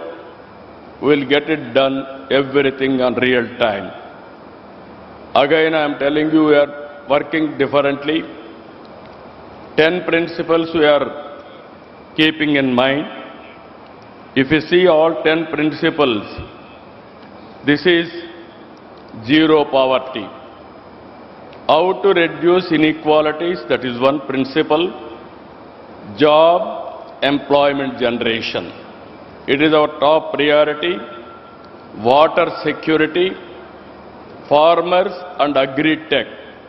Totally we wanted to integrate technology in agriculture. Global logistics hub we wanted to make it. Either road, port, airports, or railway, or inland waterways, or logistics parks, we want to integrate everything. And also energy and fuel optimization by going for green energy, and ultimately product perfection. And Swachh Andhra Pradesh, that is Swachh under Swachh Bharat, we wanted to make Andhra Pradesh clean, green, circular economy, everything. And deep technology in all walks of life. We want to adopt it. Skilling is a continuous process. Human resource development is a continuous process. These are all 10 principles we are keeping in mind for development. And at the same time, we are very, very inspiring time. I am using this. I have seen politics for the last 4.5 decades. I started in 95, I-Tech City, and also IT promotion, information technology promotion after Internet revolution. Today I can say proudly, if you can go to any country, Indians are dominating in information technology. This is inevitable. Every 4 IT professionals, one is from India. Among Indians, out of 4, one is from Andhra Pradesh. That is our strength. That is our speciality. Now, we are going differently. Government of India has announced so many progressive policies, so many reforms, so many missions. We are starting space city, drone city, electronic city, aerospace city, semiconductor, and also robotics, defense corridors. These are all various approaches we are taking, latest technologies. And also we are going differently. Quantum valley, and also green hydrogen valley. In America, they are having Silicon Valley. In India, we are having a quantum valley that is in Andhra Pradesh. First quantum computer is coming to Andhra Pradesh. And at the same time, I am assuring all audience here, within 2 years, we are going to produce quantum computers. We are going to provide quantum computers for global community wherever you need. That is how we are progressing as on today. Green hydrogen is another area where we are very strong. If you see Government of India, 500 gigawatts they want to produce green energy. In that, 160 gigawatts we are going to produce. Even yesterday we had a very good MOUs. Time has come now. Andhra is very strong in green energy, especially solar, wind, and also pumped storage and battery. Even cost of battery is coming down now. Even with all these things, it will be very good advantage for India to go for green energy. Finally, we are having excellent ports. We are going to go further down streamline, that is green hydrogen and also green ammonia. These are all the various areas we are going to work together. Finally, I am requesting you, all investors are here, lot of opportunities. You are having resources, technologies, know-how. Come and join us in building economy and also in doing business. One is in agriculture. We are very strong in aquaculture. We are very strong in horticulture and also commercial crops, especially dairy and also coffee, spices. Wherever it is possible, we are very strong. I request all of you, Lulu, Yusuf Ali has rightly mentioned, we need more and more players in food processing. Even agriculture, we are going next level, that is natural farming, organic products. There I am requesting all of you to come. Green energy, lot of opportunities, downstream industries you can go. There I am requesting some of you can come and start. Now, deep technologies, data centers are coming. Data centers, again, green energy we are tying up. Google has announced $15 billion US. Today and tomorrow, another 4 to 5 gigawatt data centers are going to come. Once data center is coming 1 gigawatt, we need 6 gigawatts of power, green energy. It is a multiplier effect. It is going to happen. Deep technologies, I am requesting you, lot of opportunities in deep technologies. Anybody is willing to invest in satellite launching or drones and also electronics and also aerospace, even defense, we are prepared to host all of you. And also, Government of India is also thinking to promote drones in a big way. Recently, our Honorable Prime Minister has announced drone city, how we are going to produce drones for all use cases. I am assuring you, within 2 years' time, Government of India will permit our Piyush Goyal ji and others. We are going to launch drone taxis in India, that too from Andhra Pradesh. It is not far away. Within 2 years we will launch. And also minerals, rare earth minerals, from extraction to value addition, this is a huge opportunity. Tourism is order of the day. Earlier, I used to say 20 years back, all isms are over, capitalism, socialism, communism, all these things are over. Only ism is going to prosper, that is tourism. We are going to put so much of effort on tourism. Anybody is willing to come, either hotels or events, MICE tourism, so many areas. We are having excellent opportunities in Andhra Pradesh. I am requesting you to come and set up industries or investments in tourism. And also logistics is one of the biggest area. Either ports, airports, roads investment, and also we are focusing on railway, and also ultimately logistics parks, dry ports, inland waterways. These are all various opportunities available for all of you. And also pharma, we are very strong. We wanted to go further. Healthcare, we are focusing in a big way. Healthcare and well-being, these are all the another areas. These are all what I wanted to impress upon all of you. Lot of opportunities available for you.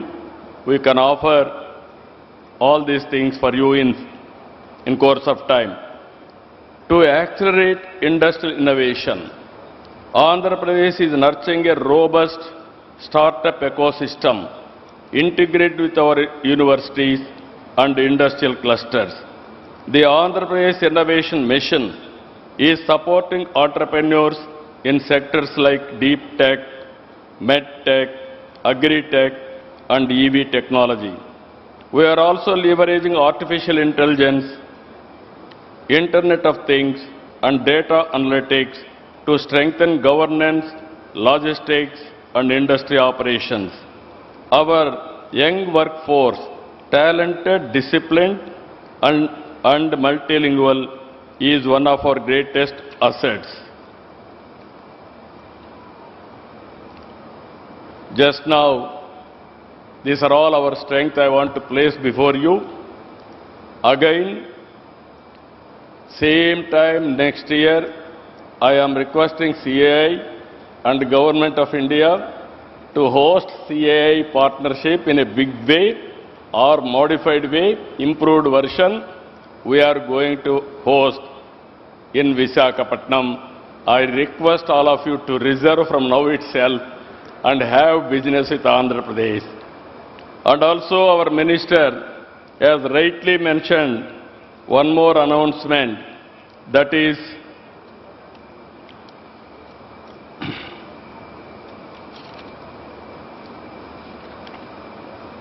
ITPO with a joint venture, one of the best convention center in Visakhapatnam. There is a beautiful hill. I will give land. Very soon I am requesting you to come and inaugurate. On the top of the hill, facing towards sea. Nowhere in the world this type of place. That is the place I am providing. All industrialists I am requesting, have second home in Visakhapatnam. That is the beautiful place, beautiful people, and also you will enjoy. And also from here, 1 hour, even we are going to have small airstrip also. Within 20 minutes, you will go to summer resort, Araku, and also Lamsingi, Padi area, which is the tribal area. I am requesting all of you, I asked my people to give you organic coffee. That is the Araku coffee for all of you. It can stimulate and also it will remind our commitment towards industry. One of the best coffee, global coffee, we are promoting from tribal area. And also, anyway you are going to leave tomorrow, everybody has to taste our aquaculture food. Aqua food is very popular. 65% our Honorable Minister is here. 65% country's contribution on Aqua is from Andhra Pradesh. Now, finally, I wanted to say one thing. Recently, our Honorable Minister has announced, after Udyoga Sangam, all this brainstorming, EODB, all these things, he announced one thing, 11th November, Tuesday. As on today in Andhra Pradesh, you don't have any problem with the land or ease of doing business. All clearances I am clearing real time. You don't have any problems also afterwards. No disturbance, I am assuring you. And at the same time, he announced to attract investment, one more decision. This is the next step. All reforms Government of India is doing, either labor reforms or administrative reforms or otherwise taxation reforms, everything they are bringing. We are ahead of them. We are also following central government. Around 25 policies as on today I have brought. Any leftover policies are there, I am prepared to adopt it immediately. What all Government of India is expecting from state side, all reforms I will bring.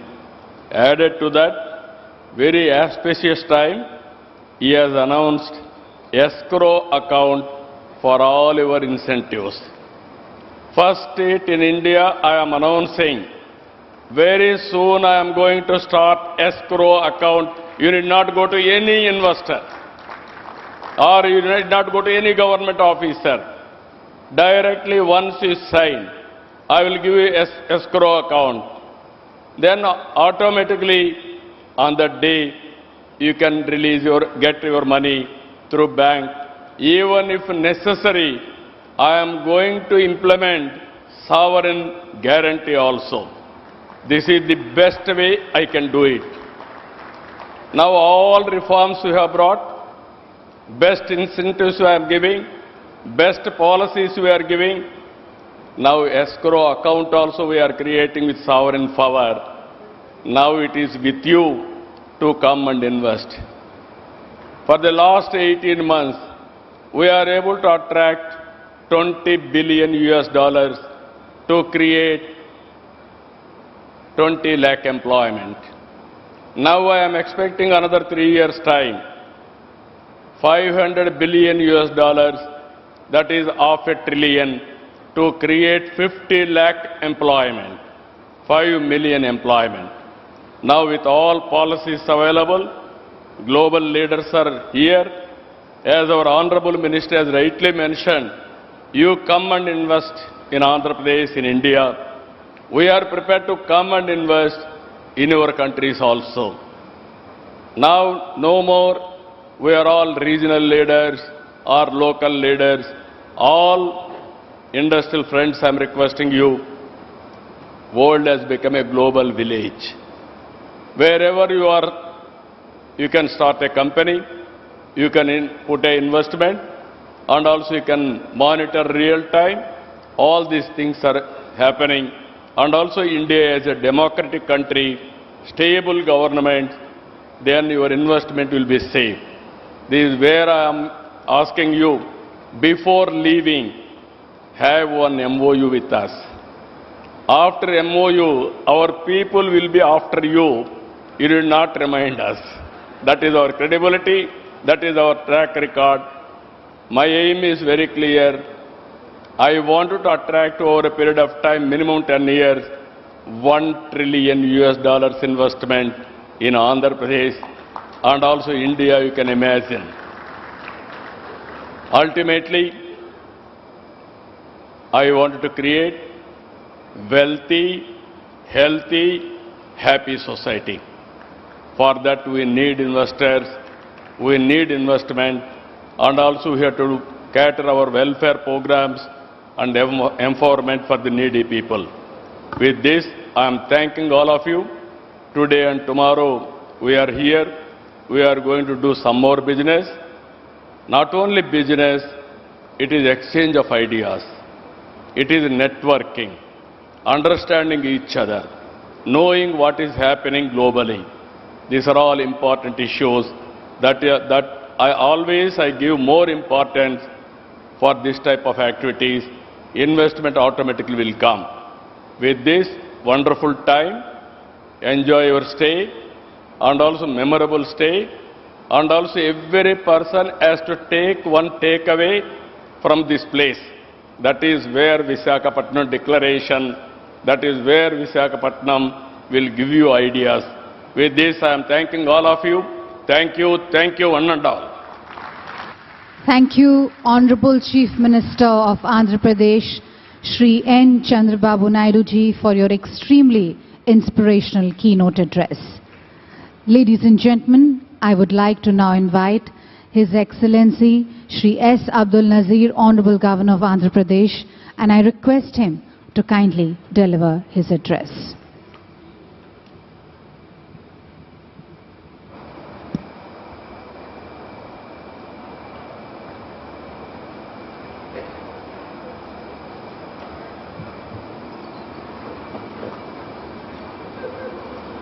Honorable Vice President of India, Shri C.P. Radhakrishnan ji, other dignitaries on the dais and off the dais,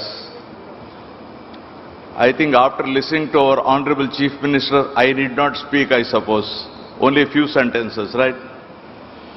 It gives me great pleasure to be a part of the inaugural session of the 30th edition of the CII Partnership Summit here today in the beautiful coastal city of Visakhapatnam, also known as City of Destiny.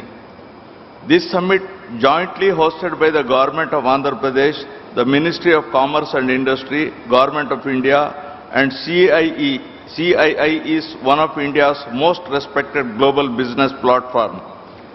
It's an honor that Andhra Pradesh is hosting this prestigious event for the 8th time, a reflection of Andhra Pradesh's growing prominence as a hub of investment, trade and innovation. This year's theme, Technology, Trust and Trade, Navigating the New Geo-Economic Order, could not be more timely. The world is at an inflection point where technology and sustainability are reshaping economies and where collaboration, not competition, will define progress. With 7 key thematic tracks, more than 2,500 delegates participating from over 45 countries, and representation from leading multilateral organizations, this summit truly reflects the spirit of global cooperation. Make in India, the pioneering and visionary initiative launched by Honorable Prime Minister Shri Narendra Modi ji 10 years ago, has been a pivotal step to facilitate investment, foster innovation, enhance skill development, protect intellectual property and build best-in-class manufacturing infrastructure, making India the focus of global attention. Under the visionary leadership of our Honorable Chief Minister, Shri Nara Chandrababu Naidu garu, Andhra Pradesh has set its sights on becoming a future-ready, innovation-driven state. From IT and advanced manufacturing to quantum technologies and green hydrogen, Andhra Pradesh is emerging as a trusted partner in India's growth story and a key player in the global transition towards sustainable future. Let us together make this 30th edition of the Partnership Summit a celebration of collaboration and confidence, where every handshake leads to a new opportunity and every idea becomes a force for shared prosperity, shaping the future generation to come. Thank you very much. Jai Hind.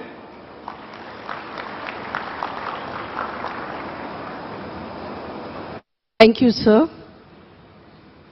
Ladies and gentlemen, I would now like to invite His Excellency, Honorable Vice President of India, Shri C.P. Radhakrishnan ji, and request him to kindly deliver his address.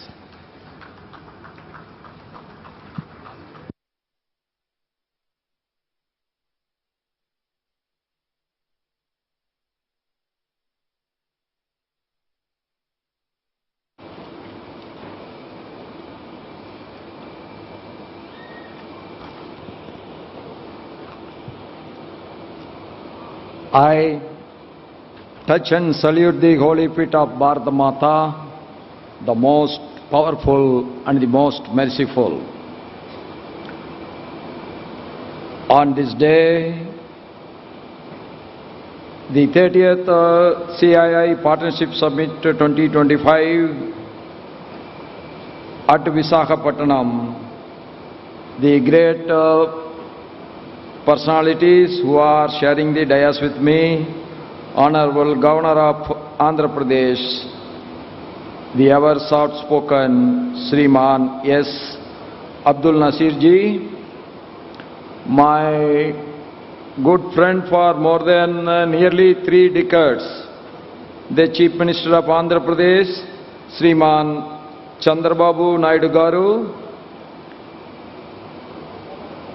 the young but dynamic, who is handling the toughest job of trade negotiations, my colleague from the central government, Honorable Union Minister for Commerce and Industry, Government of India, Sriman Piyush Goyal ji, my good friend's son, now occupying the Union Minister of Civil Aviation in Government of India, Sriman K. Ram Mohan Naidu garu, Honorable Union Minister of State for Rural Development and Communications, Government of India, Sriman Chandrasekhar ji, Honorable Union Minister of State for Steel and Heavy Industry, Government of India, Sriman Baghupati Raju Srinivas Verma ji, President of CII, Sri Rajiv ji, Honorable Minister of IT, Electronics and Communications, HRD and Real-Time Governance, Government of Andhra Pradesh, Sriman Nara ji, Honorable Minister of Industries and Commerce and Food Processing, Government of Andhra Pradesh, Sriman DG Bharatji, Honorable Minister for Food and Civil Supplies and Consumer Affairs, Government of Andhra Pradesh, Sriman Nadandla Manoharji, Vice President of CII, Dr. Suchitra K. Ella, Managing Director of Bajaj Finance Service, Sri Sanjeev Basajji, the DG of CII, Sri Chandrajit Banerjee ji, Chairperson of GMR Group, Sri GM Rao garu, Managing Director Bharat Forge, Sri Amit Kalyani ji, Managing Director of Adani Ports and Special Economic Zone Limited, Sri Karan Adani ji, Managing Director of TVS Motors, Sriman Sudarshan Venu ji, Chairman and Managing Director of Lulu Group of International, Sriman M.A. Yusuf Ali ji, Secretary to me in my in Delhi, Sri Amit Gareji, Chief Secretary to Government of Andhra Pradesh, Sriman K. Vijayanand ji, Apollo Health Company, Srimati Swapna ji, and the delegates, ministers from various countries, and the business executives who have taken this great destination, Visakhapatnam, for their investments. My warm welcome to all the participants of the summit, both from India and abroad. Under the leadership of our Honorable Prime Minister Shri Narendra Modi ji, the industrial growth is getting stimulated. The economical growth of this country is getting stimulated. From nowhere, we are now occupying the 4th economy of the globe today, and it is ever growing. And the greatest achievement of our Prime Minister is that he will go into the world history as the leader who liberated the maximum poor people from poverty. When he took over, nearly 30% of the Indian population were below the poverty line. Today, I think it is somewhere around 7 to 8%. I agree, still we have to go, but we will be achieving it. This is the greatest achievement of our Prime Minister. That is how we want every country in the world should eradicate the poverty. Why we have to do business? We have to do business to stimulate the economical activity.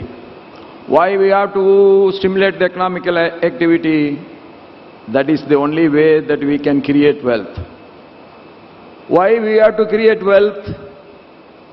Unless the wealth is created, the poverty cannot be eradicated anywhere.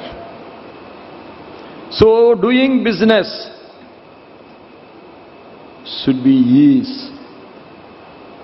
Doing business should be a pleasant activity, and I am sure Andhra Pradesh, the destination for doing business, is one of the most wonderful business environment created by the state government. And in business, you have to take the life achievements of the Andhra Pradesh Chief Minister Chandrababu Garu as a role model. Business is always one, there will be ups and downs. There will be boom, means there will be recession also. Chandrababu Garu started his political career, public life, as the Chief Minister of the United Andhra Pradesh. Today, our Hyderabad is one of the best centers of IT, and it is called as one of the best IT hub. It is all because of his hard work. He was the leader. How the modern economical development can take place. But unfortunately, the state has divided into two. All the hard work what he has put in, that area has gone with the other side of Andhra Pradesh, that is Telangana, and he has to start again from A. But what the most interesting thing what I have seen in his face is, when I have seen him nearly 3 decades back, the same enthusiasm, the same inspiration, the same apathy for development, what he has done there, he started here again in Andhra Pradesh. At no time, he is attracting so much of investments from all parts of the world. Every developed economy, every big companies want to invest in Andhra Pradesh. That is because of his inspiration to attract the investors.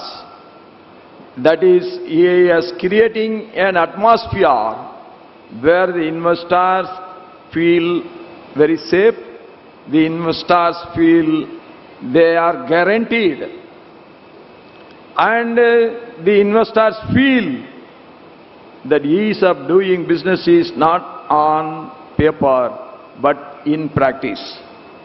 That is the ability of our Chief Minister, and I am appreciating all his efforts all the time.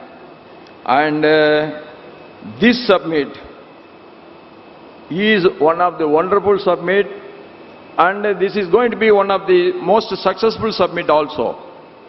And you have seen both how the state and central governments are working together.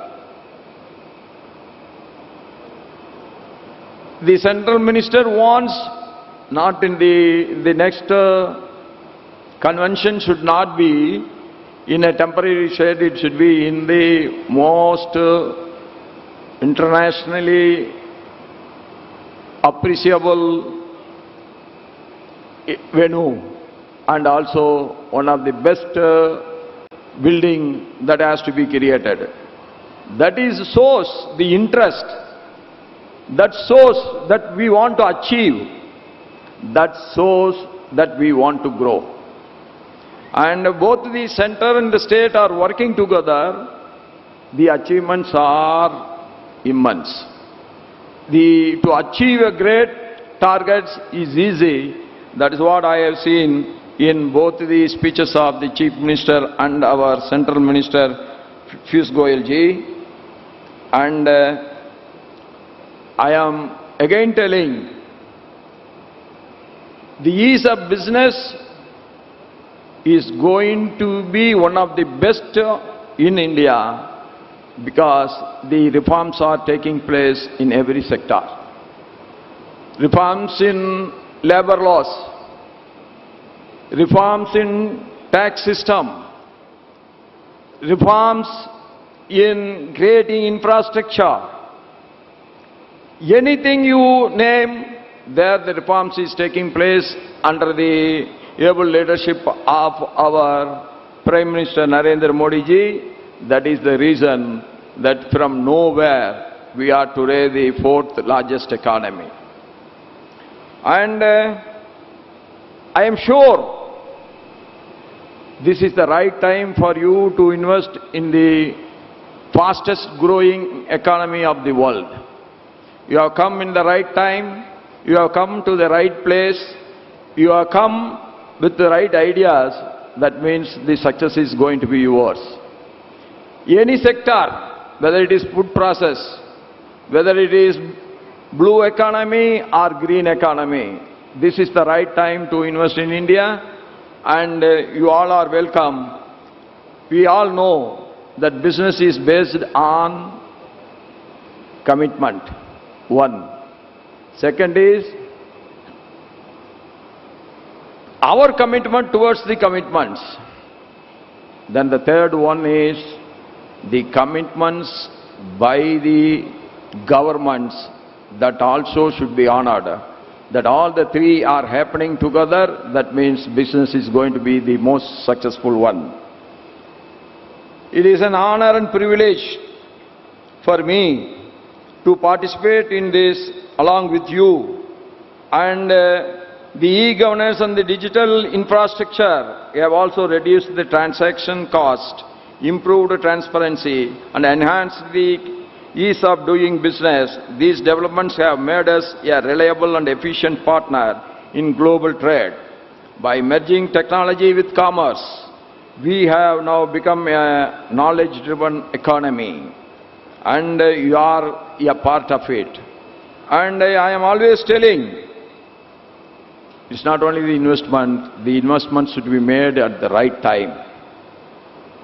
Like you have to hit the iron when it is really hot. Like that, it is the time to invest in India, it is the time to invest in Andhra Pradesh, it is the time to invest in a trillion economic zone which our Chief Minister wants to create in and around Visakhapatnam. And that is the right attitude, and it is the right time, it is the right decision, and it is the right initiative by all of you. And I am sure that we are going to be the sooner, maybe in a year or two, we are going to be the world's 3rd largest economy. And today we are the world's 3rd largest startup ecosystem. These things are the positiveness of our industrial environment, business environment, which has been created by the Prime Minister in the last 11 years.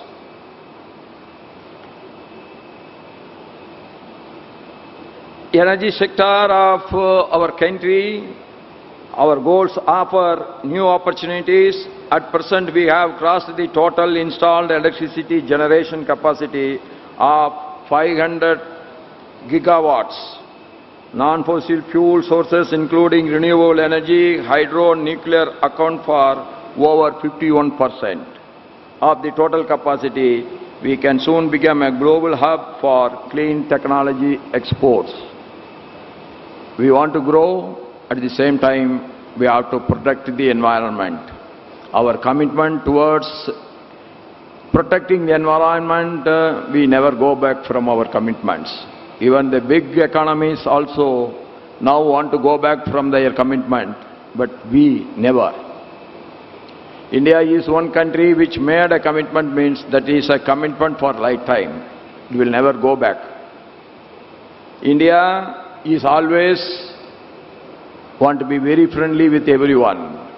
Recently, I have visited Seychelles. The total population is below 3 lakhs, whereas Indian population is 1.4 billion. But our Prime Minister asked me to visit Seychelles on the new Prime Minister taking the oath ceremony of Seychelles. That shows whether a country is big or small, India wants to treat every country equally. That is the greatness of India. We never want to dictate terms to anyone. That is the greatness of us. Like that, we never want to hear dictations from anyone. We want to complement each other. We want to grow together. That is the great policy of India. That is why India is growing today, but at the same time, India is friendly with everyone. Yes, that we all must grow together. That is the aim of us. If we all want to grow together, that means not at the cost of the other, but by taking the interest of each other together, we want to grow together. And I am sure all your initiative, all your interest, all your enthusiasm, what you are showing today, that is going to make this 1 trillion economic zone of Visakhapatnam is going to be the most successful one in the coming years. With this, I pray to God that all your good efforts, all your efforts in the future should be very, very successful. And I thank one and all, everyone, for this opportunity to share my views with you. Thank you. Nandri, Namaskaram.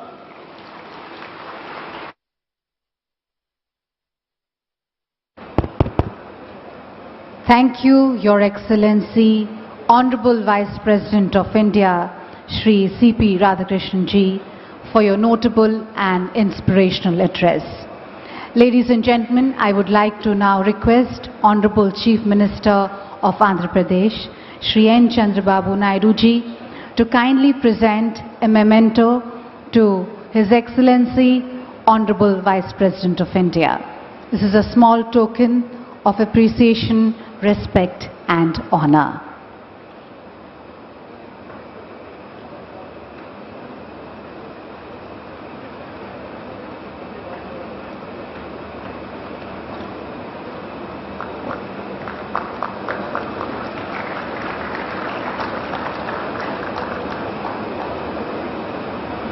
Thank you, Honorable CM. Ladies and gentlemen, with this we come to the end of the inaugural session. May I please request everyone to kindly rise for the national anthem.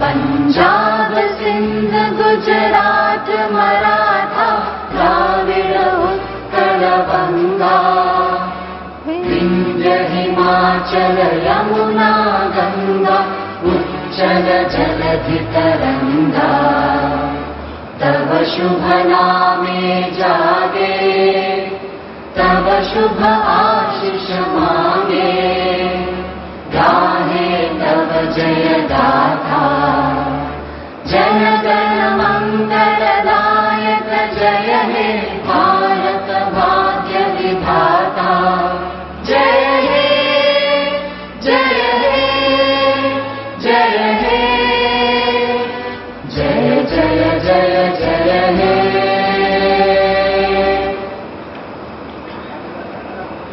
Thank you, ladies and gentlemen. With this, we conclude the inaugural session. Thank you to all our esteemed dignitaries for being here with us. May I request everyone to kindly remain in the room. We are going to start the opening plenary session immediately. We'll just take a few minutes to make the necessary table arrangements. Requesting everyone, all our delegates, to kindly remain in their seats and remain in the room so that we can start the opening plenary session immediately.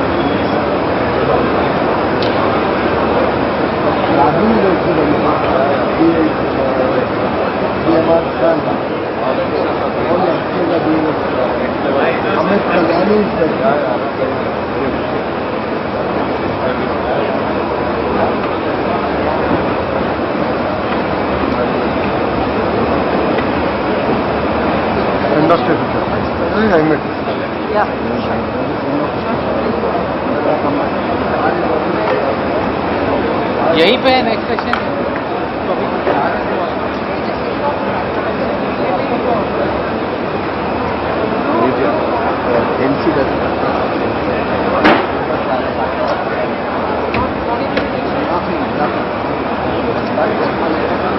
Do you want me to?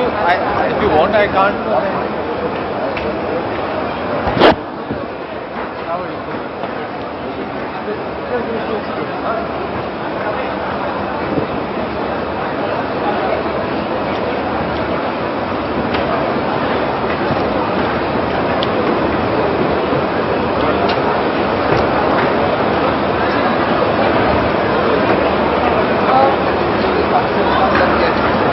Yes.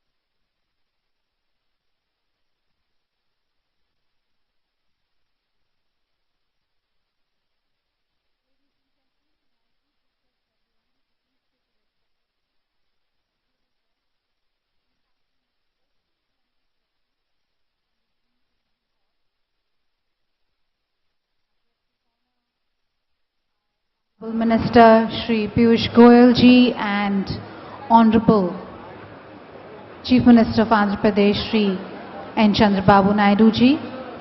We'll have a host of excellencies who will be giving their perspectives, requesting all to kindly take the respective seats and join for this opening plenary session.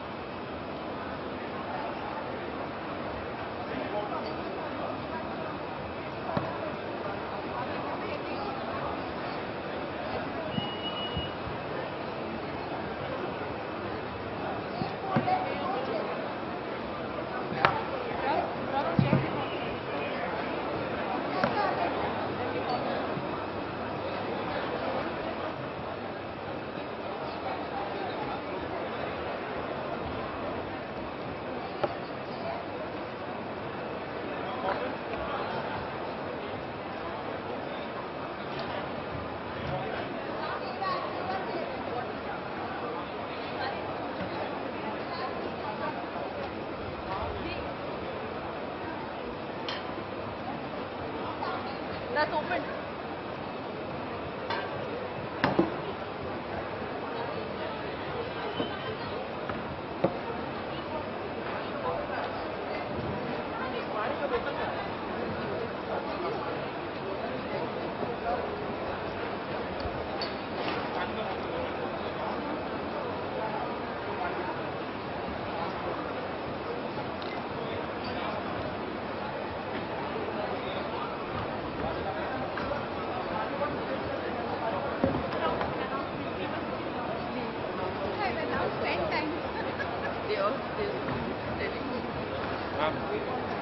First will come, then a team will come. After the team is over, you will just tell me the names and the pop up. Announce the name. हाँ, मैं बोल रहा हूँ इनको impact नहीं आएगा. We have designed it. Just ask everybody. Come to the stage. नाम बता दो हम लोग announce करेंगे. I am being strictly told not to take the name. Don't take the name. Let's start. Sir, वो Start soon. That is announced continuously. No, sir. Sir. DM sir is ready. DM sir is also ready. Please just send it. May I request everyone to please take the respective seats. We are about to start the opening plenary session.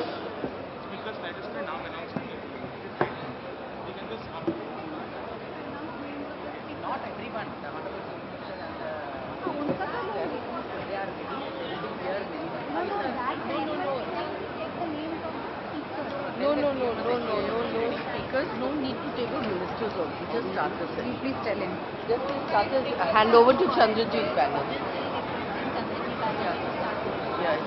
He's saying just tell her to call me. May I please request our delegates to kindly remain seated. We are about to start the opening plenary session. Requesting everyone to please take their seats.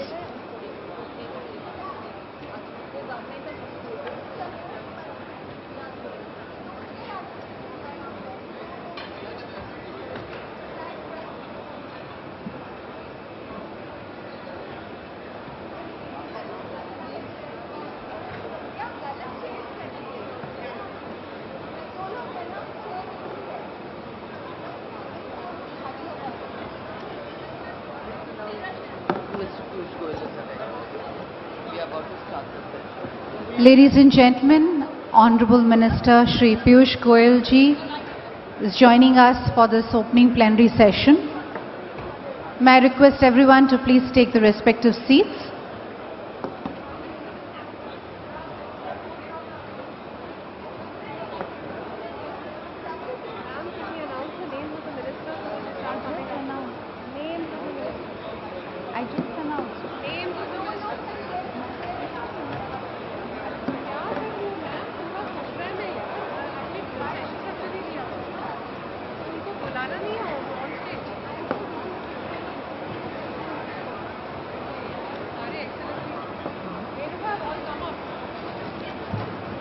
Ladies and gentlemen, a very warm welcome to our opening plenary session.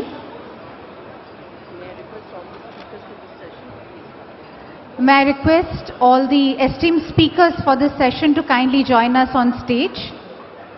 May I request Excellencies to please join us for the opening plenary session.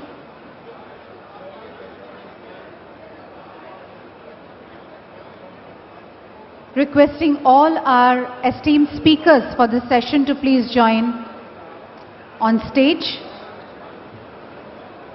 Honorable Minister Shri Piyush Goyal ji is here for this opening plenary session. A very warm welcome to you, sir. May I request our esteemed speakers to kindly take their respective seats.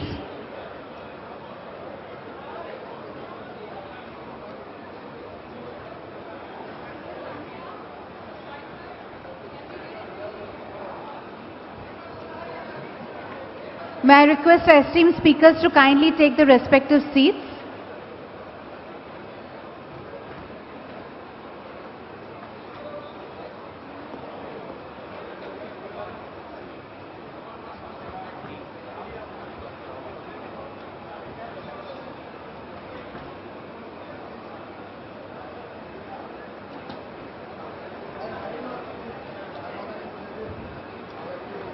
Ladies and gentlemen, a very warm welcome to our opening plenary session. This session will set the tone of the summit and will also explore the critical role of government-industry collaboration, which can proactively contribute in sustaining India's growth momentum and shaping its global leadership. A very warm welcome to our Honorable Minister, Shri Piyush Goyal ji, who has joined us for this session. And extend a very warm welcome to all our Excellencies, our foreign delegates and speakers for this session. Ladies and gentlemen, I would like to now request Shri Chandrajit Banerjee to kindly make his welcome remarks and moderate this opening plenary session. Over to you.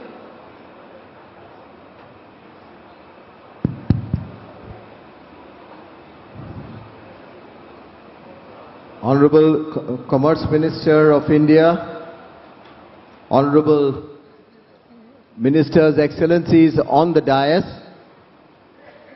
we have a situation at hand in terms of an overrun of time, and therefore I'll just cut out on everything else, but to just welcome all our esteemed speakers on the dais for being here for this opening plenary focused on trade, led by the Commerce and Industry Minister of our country, and we will have short remarks and addresses by our esteemed guests from all across the world, our ministers, and then move over to our Commerce Minister to see how he puts it all together in terms of working together in a world which is full of turmoil and trouble.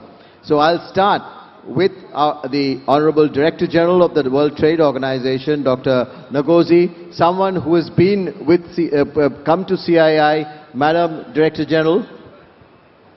Madam Director General, we start with you as our opening speaker.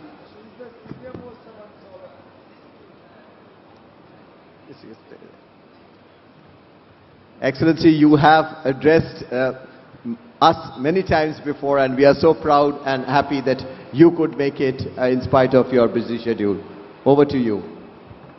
Well, thank you very much, and good morning, everyone. It's a distinct honor to be asked to join you and to speak. I was surprised I'm speaking first, but that is wonderful.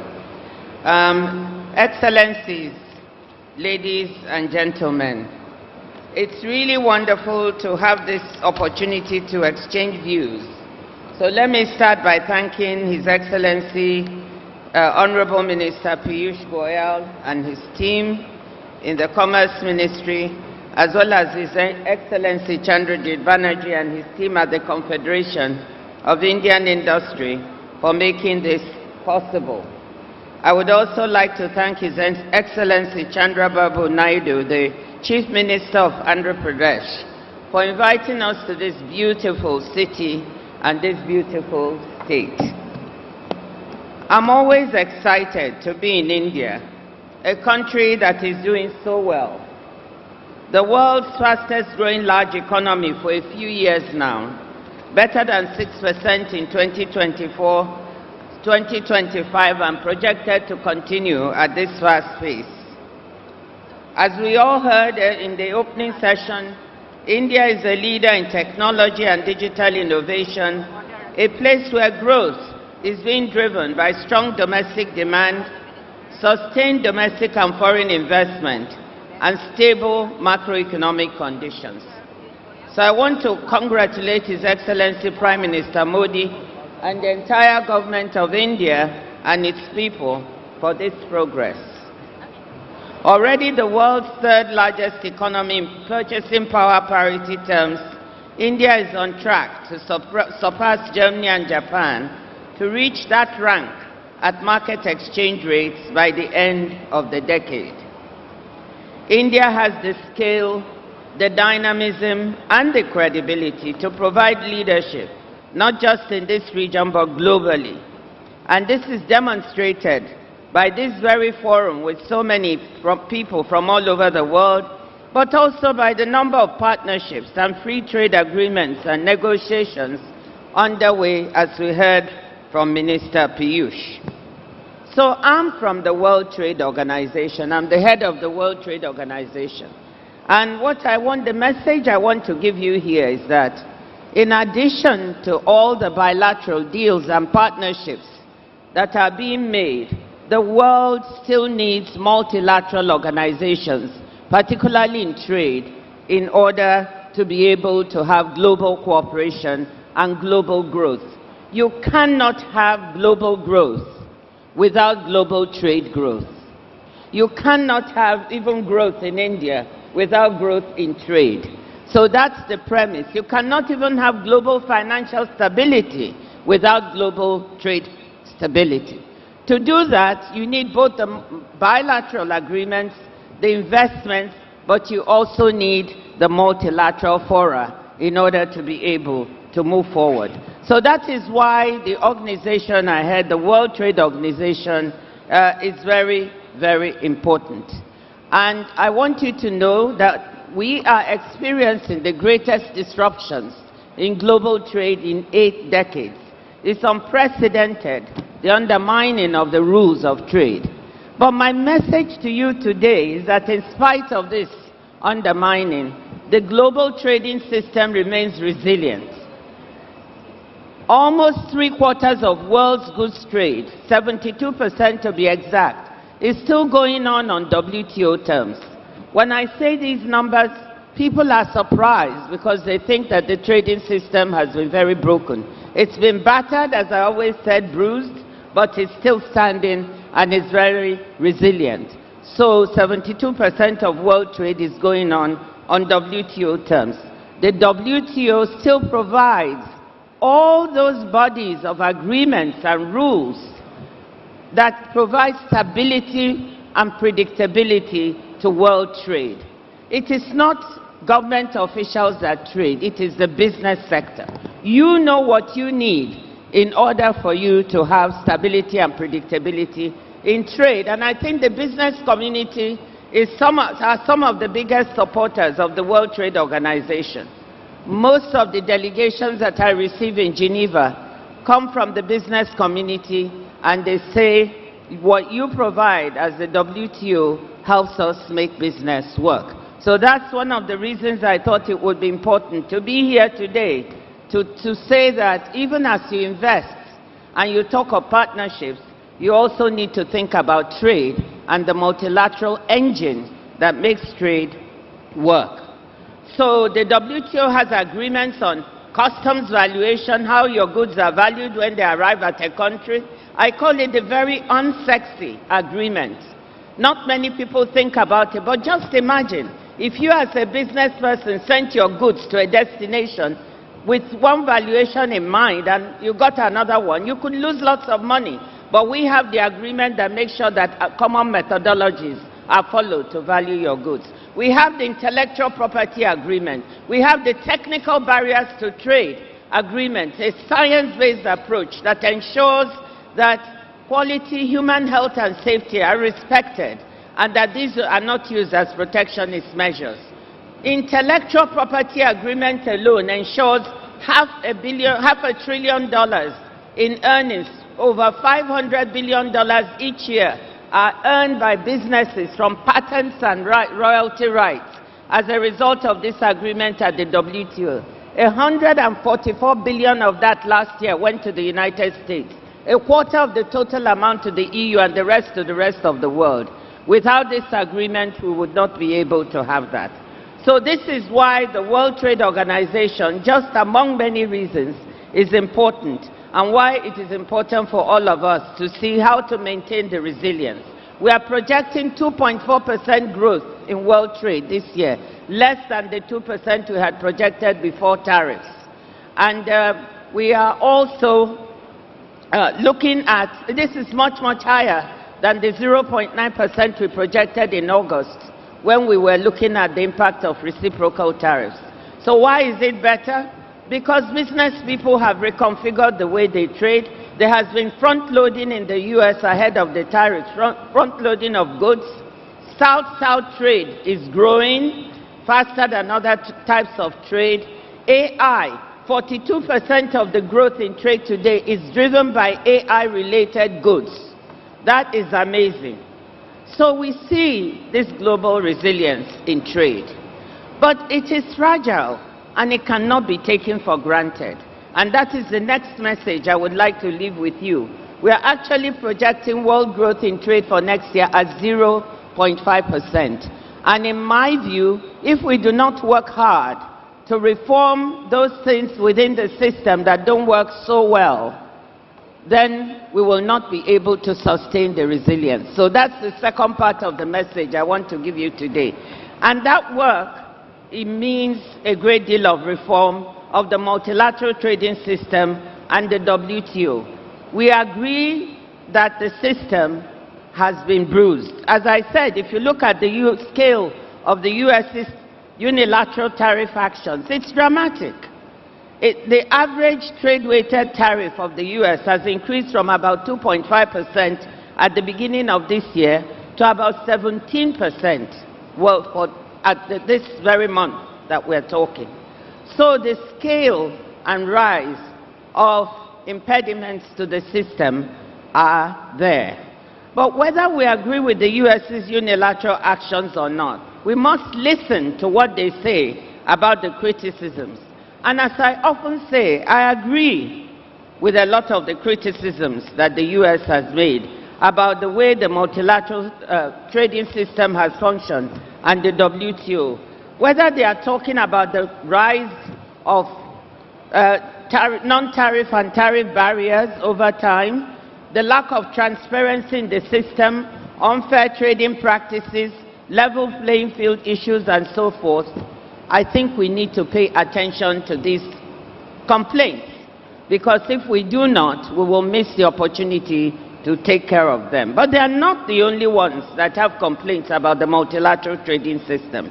India and many developing countries have also voiced complaints and concerns about lack of action and existing ministerial mandates. This is a particular one for India, like the public stock holding, or the lack of better integration of developing countries into the multilateral trading system, the lack of policy space for industrialization for many developing countries. These complaints are genuine. We know that the trading system has not worked as well as it should have for many developing countries. We know that the Doha round was not completed, leading to frustrations and lack of trust on the part of many developing countries that are still felt acutely today. But my thesis now is that we have a chance to address these challenges in the system to build greater resilience and seize emerging opportunities in the trading system. Repeating past grievances and not moving forward on finding solutions is not the way to build a globally responsive trading system. Instead, if we do not act, the very sources of strength we have might become sources of frustration. The consensus decision-making system we have at the World Trade Organization may become a source of frustration instead of legitimacy. A system, the fact that members are seeking to build coalitions to look at new trading opportunities within the global world, cooperation, and they are not able to do so, may become a source of frustration. So my charge to all of us is that yes, we need to look at what are the things that do not work within this system and how can we repair it. And there, India can be a leader. India should be a leader in the reform process at the WTO. India should be a leader, making sure that we do not stay in a system that becomes more power-based instead of rules-based. We must do the work that is necessary to give reform a chance.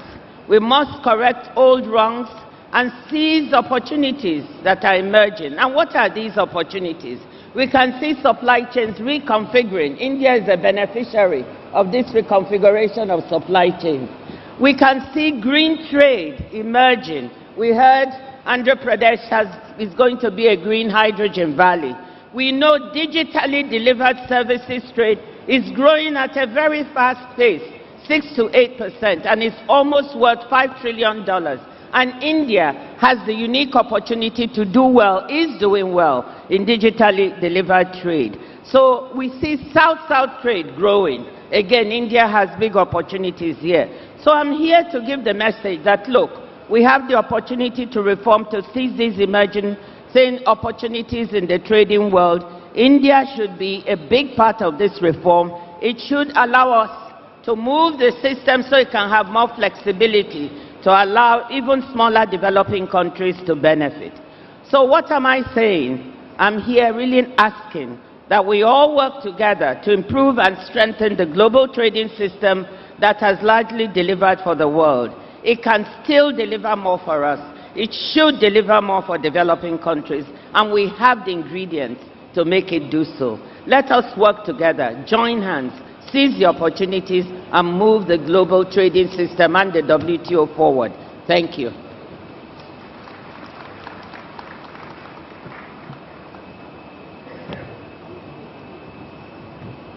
Thank you, Excellency. Thank you, the Director General of the World Trade Organization. Excellencies, ladies and gentlemen, we'll go on in an alphabetical order of the ministers of the countries present. So therefore, I'll go to the Minister of Commerce and Industry of the Republic of Angola, His Excellency Oliveira.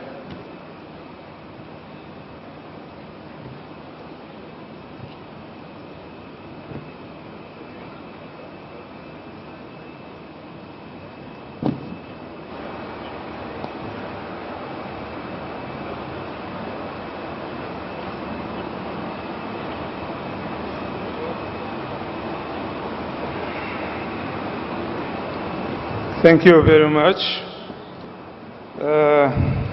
First of all, I would like to thank for the Indian authorities for this invitation to participate in this session.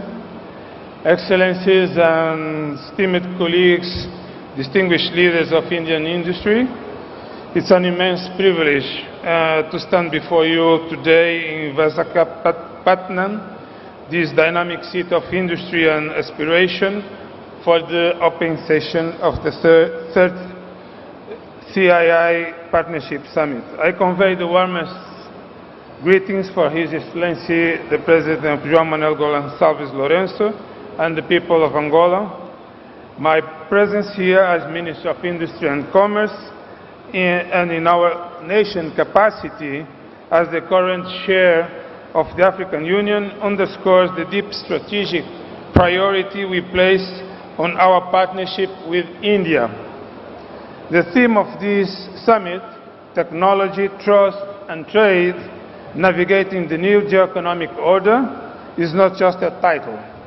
It is a critical mandate. We are living in a period of geopolitical fracture and economic volatility.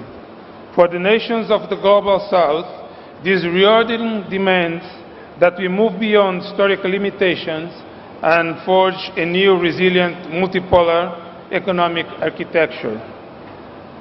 Our relationship with India is built on decades of mutual respect, but it is currently undergoing a profound and necessary transition. Historically, India has been absolutely essential partner in Angola's economy, consistently ranking among our top trade partners. Our total bilateral trade has reached an estimated $5.3 billion recently. But that reliance, with nearly 90% of our exports being crude oil, represents a structural vulnerability. Our government, under President Lorenzo, therefore, embarked on an ambitious mandate of economic diversification and modernization. This strategic pivot was unequivocally cemented by the landmark state visit by the President of India, Draupadi Murmu, to Luanda just recently. This diplomatic intensity proves that India has become our preferred partner in the modernization journey, a relationship built on a mutual trust, respect for national agency, and non-conditional engagement. To succeed in this new geoeconomic order, we must leapfrog traditional development challenges through technology. Angola is ready to embrace India's expertise in two transformative areas. First, digital sovereignty, effective governance, an inclusive business environment, and accelerate diversification, all hinging upon robust digital public infrastructure. We are currently ranked 160th globally in eco-governance and development, and this must change. India's DPI model, the India Stack, is a proven, scalable digital public good. We are actively cooperating to implement this DPI model, enabling digital IDs, e-payments, and e-governance for our citizens and business, even in peri-urban and rural areas. This is a direct intervention to streamline our business environment, ensuring that Indian investors find a growth-friendly and efficient regulatory home. Second, physical connectivity. Then we have talked about Lobito Corridor. Global resilience is now defined by the security of supply chains. The Lobito Trans-African Corridor is a transformative initiative revitalizing the railroad network to connect the critical mineral-rich heartlands of DRC, Republic Democratic of Congo, and Zambia, the Angolan's Atlantic port of Lobito. India's potential role is highly strategic, recognizing its own need for critical minerals like copper and cobalt. For its energy transition, India has offered a technical feasibility grant and signaled interest in locomotive leasing. Furthermore, we welcome the offer to supply high-standard solutions like the Vande Bharat trains to modernize our rail infrastructure. India's involvement here is a clear demonstration of South-South technology transfer and collaboration on global strategic projects. Our partnership must evolve from a predominantly transactional energy relationship to one of deep value chain integration. To the Indian oil and gas majors, we urge you to move beyond purchased crude. We seek long-term investment in upstream, exploration, refining, and critical downstream petrochemicals like fertilizer, urea production within Angola. This stabilizes our revenues and deepens our integration. More crucially, we seek partnership in our priority non-oil sectors. First of all, critical minerals. Angola has a significant untapped reserves of crucial and rare earth minerals. We invite Indian firms to invest in joint exploration and critical in local process and diamond processing. The goal is not just export raw materials, but to create high-value processed goods in Angola. Agriculture. To achieve food security, we need India's unparalleled expertise in small farm mechanization, seed technology, and the localized manufacturing of fertilizer. We welcome proposals for large-scale contract farming and agricultural supply chain development. Third, pharmaceuticals. India is a global leader and one of our largest suppliers of essential medicines. The next logical step is establishing local pharmaceutical research and manufacturing units and health technology transfers facilities in Angola, building local and regional healthcare capacity and resilience. Our partnership is about more than commerce. It's about institutional alignment for sustainable future. During the recent state visit, we exchanged 2 key memoranda of understanding, one on fisheries and aquaculture, and another on consular matters, strengthening our people-to-people links. We have also committed to the key Indian-led global initiatives. The Global Biofuels Alliance, Defense Line of Credit, a commitment that bolsters our national security and technological self-reliance. To the corporate leaders here at CII, Angola is emerging as a key participant in Africa's growth history. Our structural reforms have created an open, supportive, and conducive business environment, complete with a commitment to improve human capital and infrastructure. We invite India's innovative small and medium enterprises to utilize the Indian government lines of credit program. This mechanism is an effective market entry tool, ensuring that agility and technical expertise contribute directly to our priority sectors, from rail to power generation to industry processing. By embracing the TTT formula, technology to modernize, deepening trust through a strategic alignment to diversifying trade into high-value sectors, India and Angola are not just navigating the new economic order. We are defining a successful, equitable path to the entire global south. I look forward to welcome you to Angola. Let us build this resilient, prosperous, and multipolar future together. Thank you. Thank you, Honourable Minister, for that address. As I mentioned at the beginning, that we are going alphabetical country-wise for our Honourable Ministers on the dais, and therefore I now move to Armenia, the Minister of Economy, His Excellency Papoyan.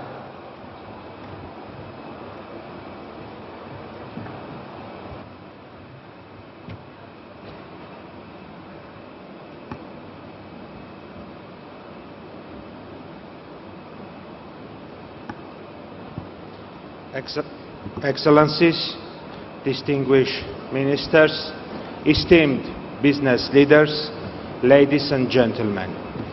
It's a great honor to address this distinguished audience at the 13th edition of the Partnership Summit, a platform that for 3 decades has successfully brought together international organizations, governments, and private sector leaders to shape the global economic agenda. I would like to express my sincere gratitude to the Government of India, the Ministry of Commerce and Industry, the Government of Andhra Pradesh, and the Confederation of Indian Industry for their warm hospitality and the excellent organization of this important event. Armenia highly values its long-standing friendship with India a nation that continues to demonstrate visionary leadership and impressive economic dynamism. India's achievements in innovation, technology and inclusive development are a source of inspiration for many countries, including Armenia. We are confident that this summit held in India, a country that embodies growth through partnership, will generate new ideas, promote sustainable collaboration and create lasting opportunities for all participants. At the same time, Armenia attaches great importance to expanding cooperation with all countries represented here today. The challenges of our time, from ensuring economic resilience and digital transformation to addressing climate change and supply chain security, require global dialogue, collective action and partnership that transcend borders. Dear colleagues, today Armenia stands at a pivotal stage of transformation. Through consistent reforms, we are building a diversified, expert-oriented and innovation-driven economy. Our newly adopted expert promotion strategy 2025-2030 focuses on enhancing industrial competitiveness, supporting small and medium enterprises and improving the business environment. This strategy reflects Armenia's vision to position itself as a reliable and dynamic partner in the global economy. Due to the latest developments in the region, Armenia is increasingly becoming a regional hub for investment, innovation and connectivity, a natural bridge between Asia and Europe. Our unique geographic position allows investors and businesses to access both the Eurasian Economic Union and European Union markets. We are strengthening our industrial zones, logistic hubs and free economic areas to facilitate international trade and production. Armenia offers attractive opportunities in renewable energy, high technologies, electronics, pharmaceuticals, agrobusiness, tourism and education. Sectors where international investors can achieve sustainable and mutually beneficial results. One of Armenia's flagship initiatives is the Crossroad of Peace project, a comprehensive program designed to restore and expand regional connectivity. This initiative envisions the creation of a modern network of transport, energy and communication routes linking the South Caucasus, the Middle East and Central Asia. Its goal is simple yet transformative: to turn Armenia into a vital link connecting economies, ideas and peoples. We believe that economic cooperation and partnership are the most effective instrument for building trust, stability and lasting peace in our region. The themes of this year's summit: trade, industrialization, sustainability, climate action, innovation and inclusion, align closely with Armenia's own economic agenda. They are the same. We are committed to integrating green growth, digital transformation and industrial modernization into our development strategy. And we see this forum as an exceptional opportunity to exchange best practices and explore joint initiatives with partners from every country. Armenia approaches international cooperation with openness and confidence. We welcome collaboration with India and with all countries represented in this summit on the basis of equality, mutual benefit and shared vision. Together, we can build sustainable supply chains, strengthen global and regional connectivity and unlock the full potential of international trade and investment.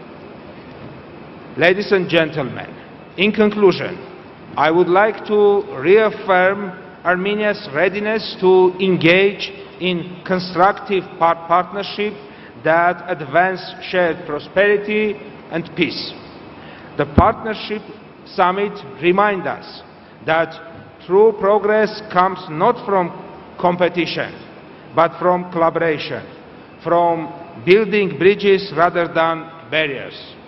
Armenia stands ready to contribute to this common goal and to work hand in hand with all of you to create a more interconnected and sustainable future. Thank you once again. Thank you, sir. Thank you very much for your comments and address. And now I therefore move to Canada and the Minister of International Trade, the Honorable Mr. Sidhu.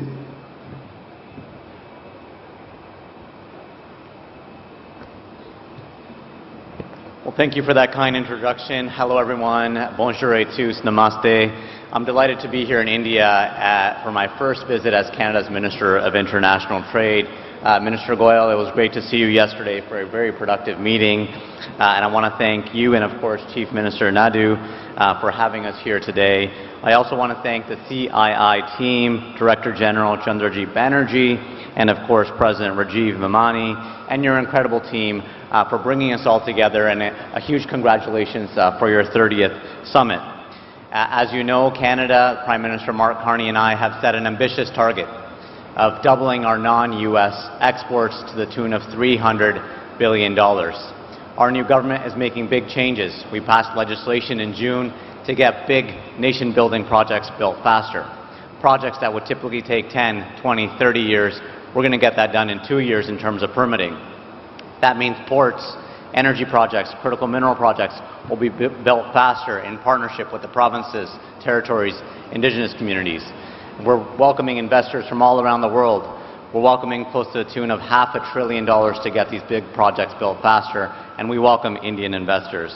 In trade, Canada has been taking ambitious steps to achieve that goal, starting with diversifying our international trade portfolio and unlocking new markets for Canadian businesses. And as Dr. Ngozi said, rules-based trade must be protected, and Canada is seen as a reliable, stable trading partner and will always be seen that way to protect rules-based trade. Last month, I joined Prime Minister Carney at the ASEAN Summit because we believe that the Indo-Pacific region is an important partnership for Canada. To that end, you may have also heard Prime Minister applaud the progress Canada and India have made since he met with Prime Minister Modi at the G7 Summit in Canada in June, and since my colleague Minister Anand was here last month. I'm here to continue that progress by strengthening trade and investment ties and helping Canadian businesses make connections with Indian partners. Indeed, the things that are being discussed at this summit, tech, AI, manufacturing, energy, critical minerals, sustainability, environment, and social safeguards inclusion are areas where Canadian firms have a lot of experience and can contribute to India's growth. In October, our countries laid out a roadmap focused on greater bilateral collaboration in many of these same areas and more, including infrastructure, digital innovation, agri-food, and reinforcing our partnership in education. And yesterday, we had a fruitful conversation on areas of collaboration and trade, as well as investment opportunities in both here in India and Canada. Minister Goyal and I launched the Canada-India Ministerial Dialogue on Trade and Investment to strengthen cooperation on our economic partnership. Minister Goyal, I think we can both agree that those discussions were very fruitful, and I look forward to having more of those with you. Those meetings and events like the summit not only help deepen our long-standing people-to-people ties, they also build on the strong trade and investment ties that we already have. Now, looking at the partnership list right behind me, many of the partners here that are supporting this summit have a footprint in Canada. Canadian institutional investors have put $107 billion into India. Canadian firms employ at least 50,000, while Indian investors in Canada employ thousands, and these figures keep growing every year. Two-way trade is steadily growing. In 2024 last year, our bilateral trade reached nearly 31 billion Canadian dollars, and there's much more room to grow. Looking ahead, I see a bright future. Our economies complement each other. Canada can provide the natural resources like energy and innovation to power India's growth. Together, and I really mean government and industry working hand in hand to carry this momentum forward. I understand the value of industry firsthand, as I spent 13 years working in international trade, and I know it will take our businesses to push our relationships forward and be our guiding North Star. Together, to borrow a cricket reference, hit a century and celebrate our shared success. Thank you, Dhanyavad, and enjoy the summit. Thank you very much, Honourable Minister, for that short and very crisp and direct message. Thank you. And I move to Mauritius and request the Honourable Minister of Commerce and Consumer Protection, the Honourable Mr. Sansing Sikh, to give his remarks and address.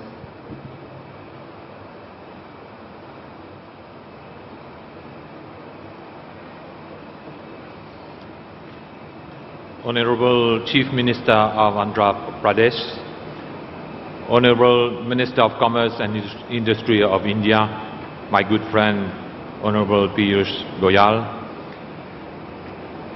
distinguished ministers, excellencies, esteemed business leaders, ladies and gentlemen.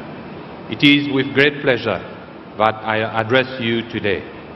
Only a few months ago, at the 20th CII India-Africa Conclave in New Delhi, we stood together to reaffirm a vision of deeper partnership between India and Africa, anchored in trade, trust and technology.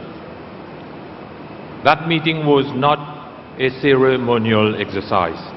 It was the continuation of a journey that has, over the past 2 decades, reshaped how two regions of the global South engage with each other and with the world.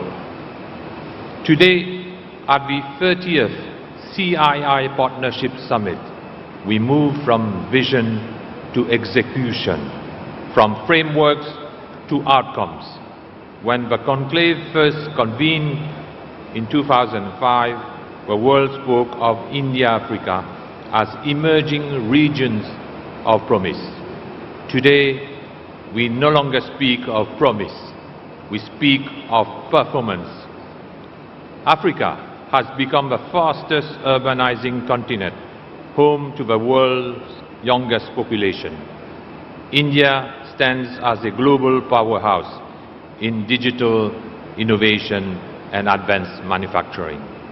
And Mauritius has remained the trusted bridge between these two regions, connecting markets, investors, and aspiration across the Indian Ocean.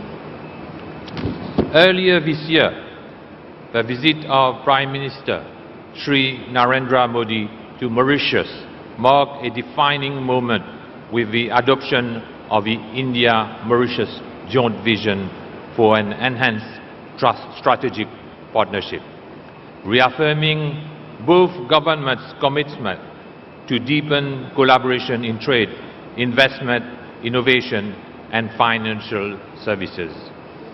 This renewed framework underscores that our cooperation now extends beyond commerce.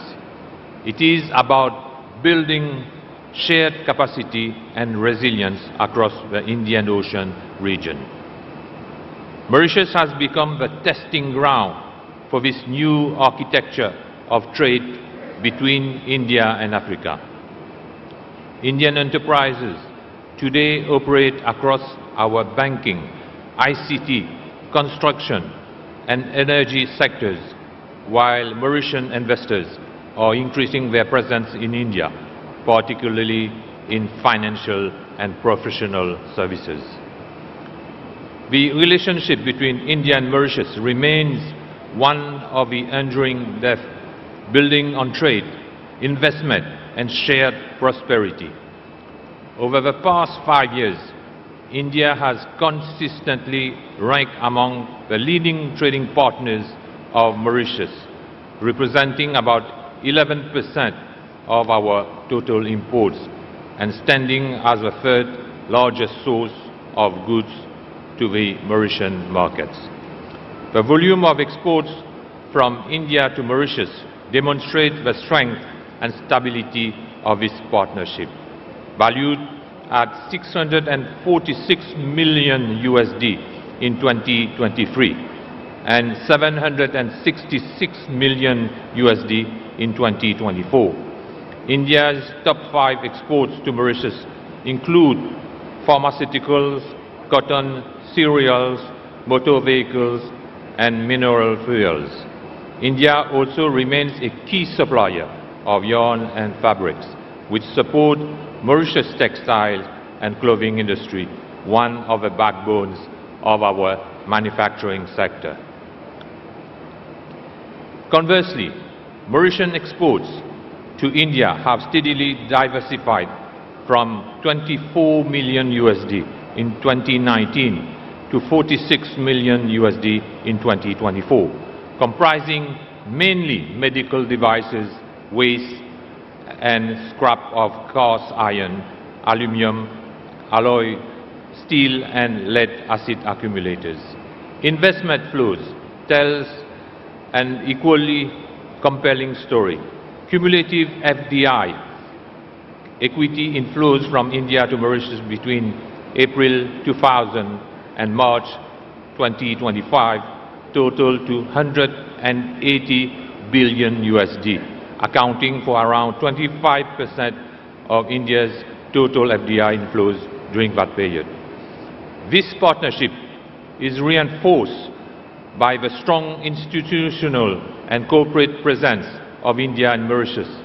Prominent Indian public sector enterprises, including the Bank of Baroda, Life Insurance Corporation, New India Assurance Corporation, Telecommunication Consultants India Limited, Indian Oil Mauritius Limited, Mahanagar Telephone Mauritius Limited, and the State Bank of India Mauritius Limited have established operations that go beyond commerce.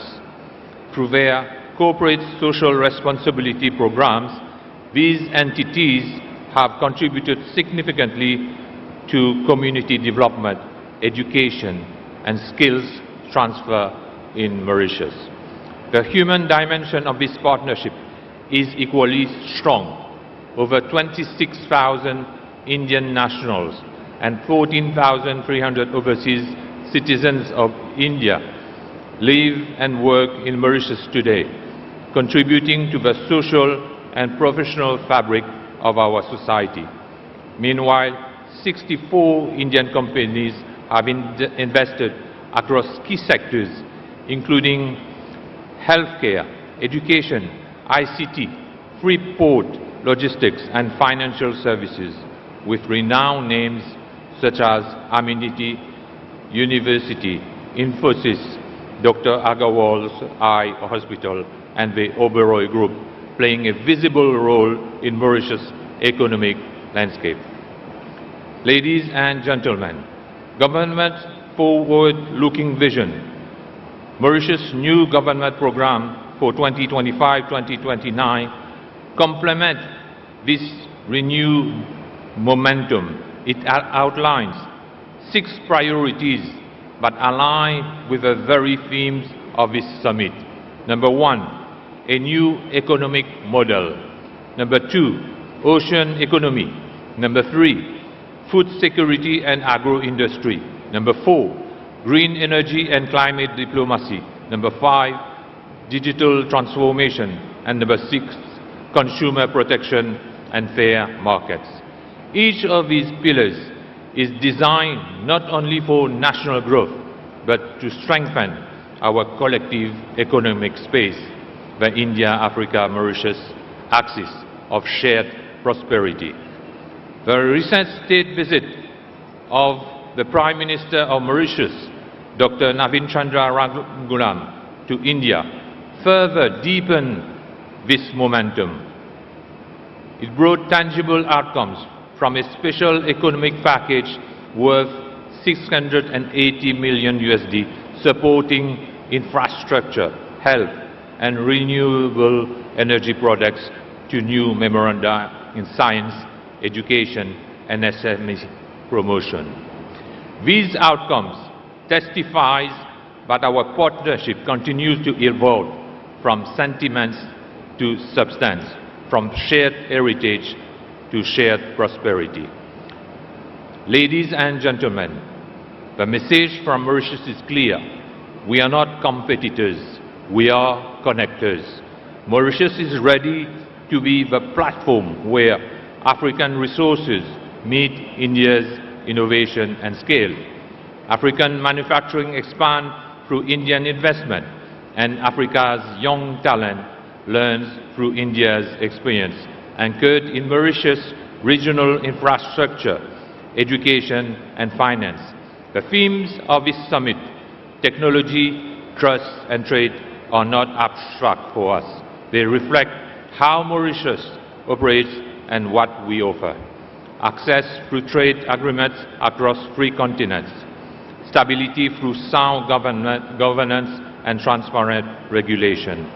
Connectivity through maritime, digital, and financial networks. And above all, trust built through decades of partnership with India. We are now exploring with CII and partner countries the possibility of a Mauritius-India-Africa Business Innovation Forum, a standing platform to turn today's idea into tomorrow's project. Because it is no longer enough to talk about cooperation, we must operationalize it. As we mark 20 years since this conclave began, we can be proud of how far we have come, yet clear-eyed about how far we must still go. History will not remember the size of our economies, but the scale of our ambitions and the sincerity with which we build bridges across the Indian Ocean. Mauritius reaffirms its unwavering commitment to remain and to strengthen its role as India's closest, most reliable and forward-looking partner in Africa. Together, let us shape a new global architecture, one defined not by distance or dominance, but by cooperation, connectivity, and shared destiny. Thank you for your attention. Thank you very much, sir. Thank you. And I now move to Nepal and the Minister of Industry, Commerce and Supplies, the Honorable Mr. Anil Kumar Sinha.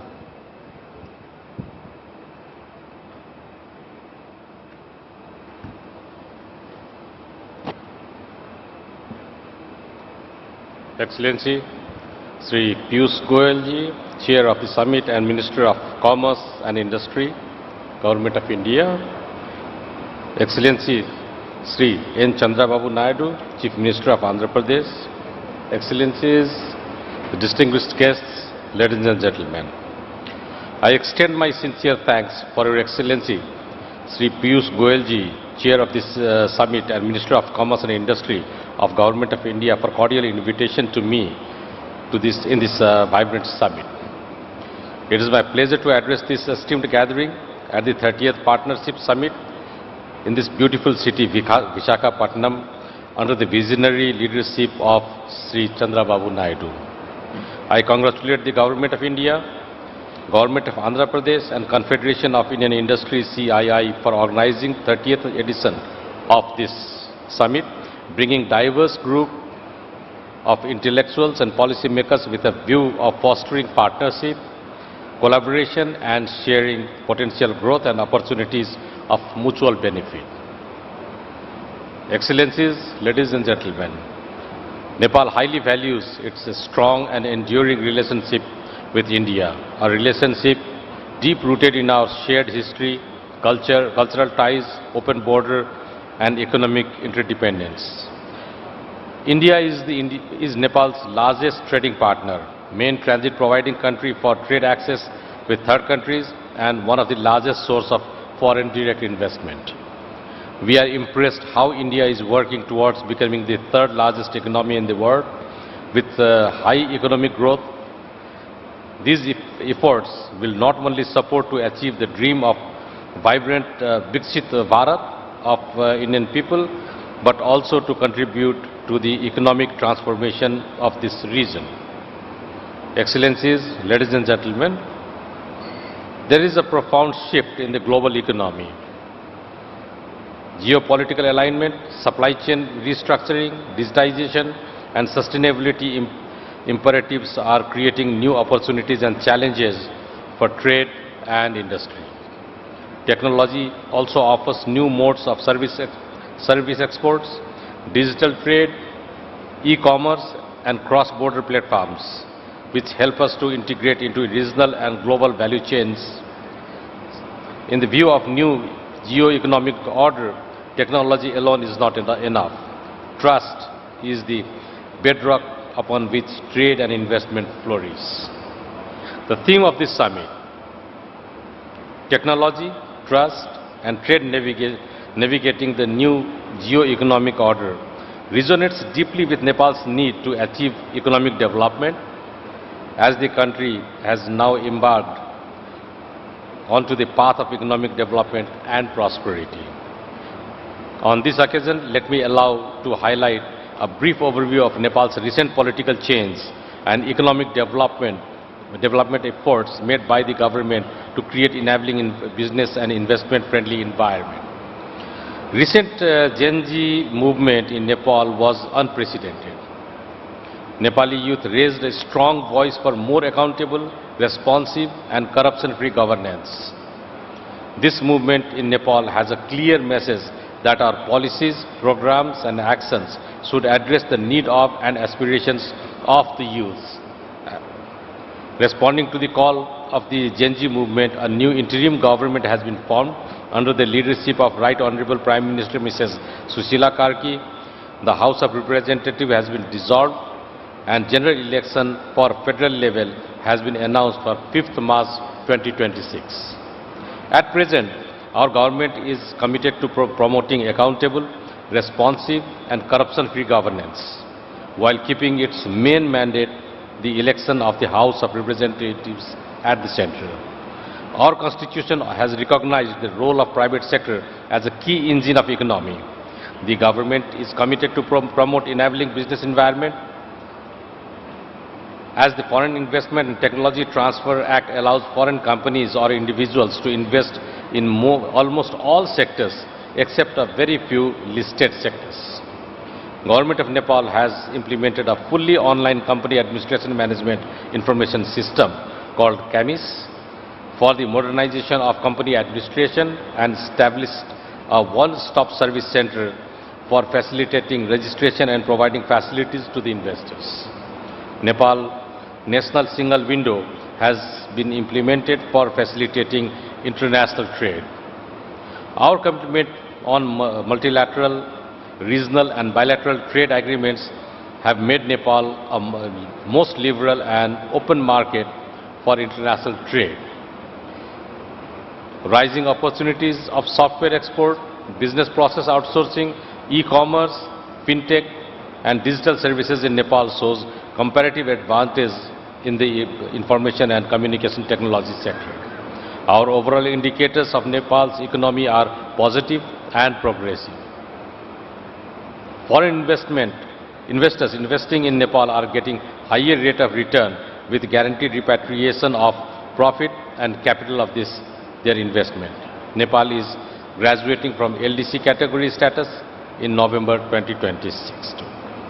Excellencies, ladies and gentlemen, despite our negligible contribution to the carbon emission, we have been facing serious challenges of climate change. An integrated and collective adoption approach is required from mountains to the sea to avoid climate disaster. We are facing huge trade imbalance in the international trade. To face this perennial challenge, we need continuous cooperation and support from our trade partner countries. Excellencies, ladies and gentlemen, we recognize the importance of foregoing partnerships that are built on trust, transparency and mutual respect. It is through such collaborations that we can unlock the full potential of our economics and create sustainable opportunities for our people too. Nepal offers a wealth of opportunities in sectors such as tourism, hydropower, agriculture, information technology and manufacturing, and many more can be explored are yet to be explored. We have immense potential in tourism sector for investment, as we have possibility from Mount Everest, the world's highest peak, to Lumbini, the birthplace of Lord Buddha. Let us recognize that our theme is not abstract. The 3 T's, technology, trust and trade, is the trinity that will determine how countries like Nepal carve their place in the new geo-economic order. Nepal is committed to continue structural reform, building trade infrastructure and digital ecosystem, and creating enabling environment for commerce and industry. I invite business and investors from India and all around the globe to explore in these highly potential sectors and partner with us by bringing new technologies and expertise to materialize our shared goal of economic prosperity and inclusive growth. I am confident that the discussion and deliberations at this summit will pave the way for meaningful partnership that drive sustainable growth, innovation, technology transfer and prosperity in our region. Together, let us embark on a journey of shared success and prosperity. At the end, I congratulate the Ministry of Commerce and Industry, Government of India and CII for the excellent arrangement of this summit. I thank you all for your attention. I look forward to fruitful deliberations, productive partnership and collective actions. Dhanyavad, Namaskar. Thank you very much, Sir the Honorable Minister from Nepal. And it's now my turn to invite and request the Honorable Minister from Singapore, the Honorable Coordinating Minister for National Security and Minister for Home Affairs, His Excellency Mr. Shanmugam, to give his address.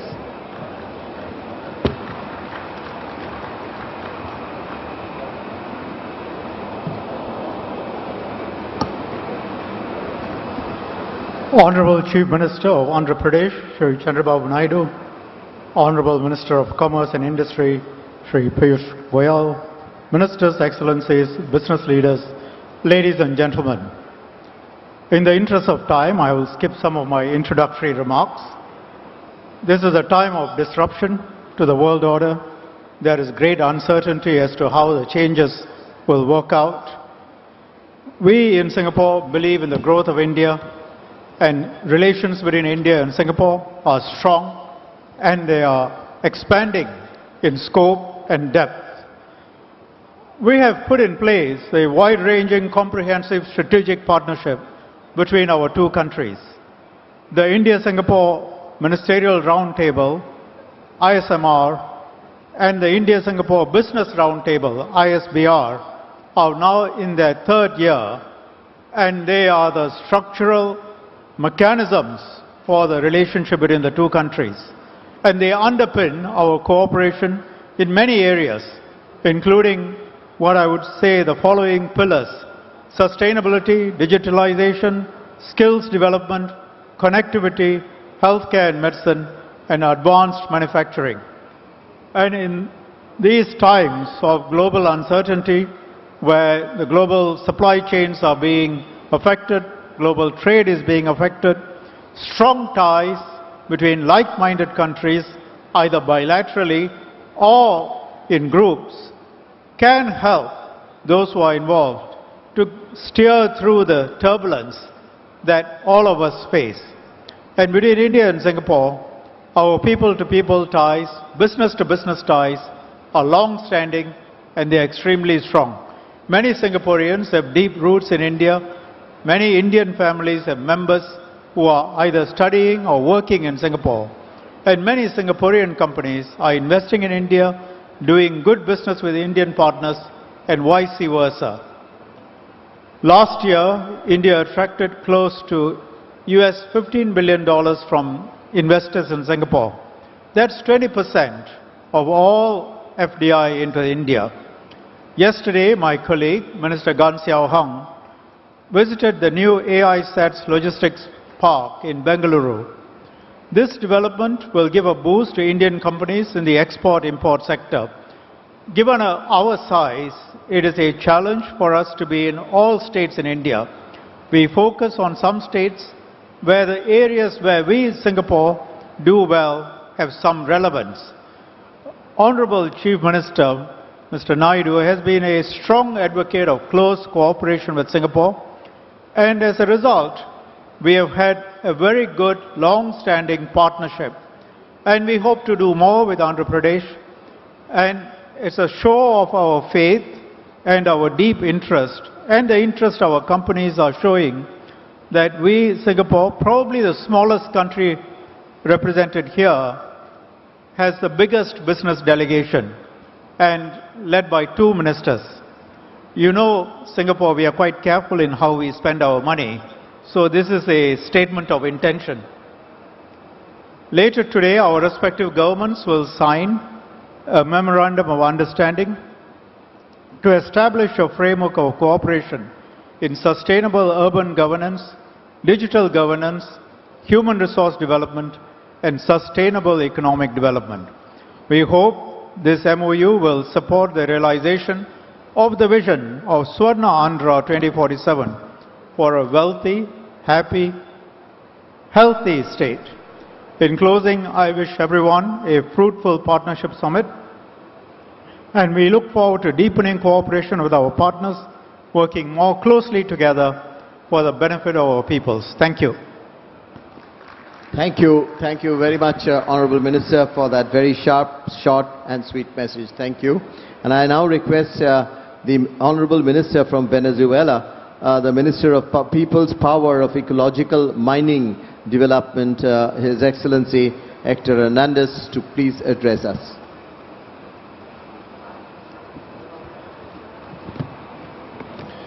Thank you. Good afternoon. Estimated ministers, authorities, colegas and friends, good morning. Good afternoon. On behalf of President Nicolás Maduro and Vice President Delcy Rodriguez, I would like to thank the Honorable Excellency Minister Goyal for this cordial invitation to participate in this event, which stands an important global platform to promoting cooperation and economic and trade issues at a time of profound geopolitical transformation. Our countries share a global vision and cannot committed to ensuring the stability of the world economy. We highlight dialogue, innovation and balanced cooperation as the imperative to face the unique challenges and opportunities arising from the current context of global reconfiguration. Likewise, Latin American and Caribbean, particularly Venezuela, represent great potential oil, gas, minerals, and many other reserves. The region is positioned as an important energy supplier, capacity to meeting global demands, specifically that of India, which is projected to drive a 23% increase in global energy demand by 2015, due to this improved development. In the economy our countries share more than 66 years of relation, marked by long-term cooperation based on the recognition of our complementations. Venezuela is an energy powerhouse, holding the world's largest oil reserve, over 303 billion barrels, and as well the world's 9th largest gas reserve. Our weight in the global energy matrix continues to grow, projected to the former by 2030-2050. Additionally, Venezuela represents a key player to the global mining industry, ranking among the top countries in metallic and non-metallic minerals, as well as rare earth deposits essential for the energy transition. We are confident that the cooperation with India will continue to strengthen, taking advantage of opportunity to expand technical and productive capacity and forest technology enterprise within industrial space and our countries and Latin America, an essential contribution to building to multipolar world. It is also important to highlight to our country holds 2,700 certificate tons of gold and more than 5,000 additional tons per into certificate. Likewise, we have 314 million tons of nickel, 1.6 billion tons of iron, 340 million tons of bauxite, and 1.1 billion tons of coal. India is emerging as global power by upholding this conviction that the world is one family. As one family, we must coexist without hegemonies, without empires, and without corporations' dictatorships. These visions align with the collective efforts of BRICS to promote the global development and growth. Brothers and sisters of India, the last partnership summit you addressed the importance of global cooperation to strengthen alliances and overcome challenges. Under this premise, Venezuela is here today to propose give you priority and Spain of the implementation of the new economy, trade, science, and technology politics adapt to a new international reality. Under the leadership of President Nicolás Maduro, the economy policy of the Bolivarian government continues to promote to the diversification and transformations of our economy. Venezuela is ready to receive investments and has the clear plan to directly to research, technology, and the offer to the externship the national market and expand our position in international markets. From Venezuela, we reaffirm our commitment to advance a new initiative and industrial and productive projects to grow and development for our country, build our unity, solidarity, and complementary. Thank you so much. Thank you very much. And now I move to the last panelist at this session, Excellency, the Executive Secretary of the United Nations Economic and Social Commission, the UNESCAP, and the Under Secretary General of the United Nations, Ms. Amalda.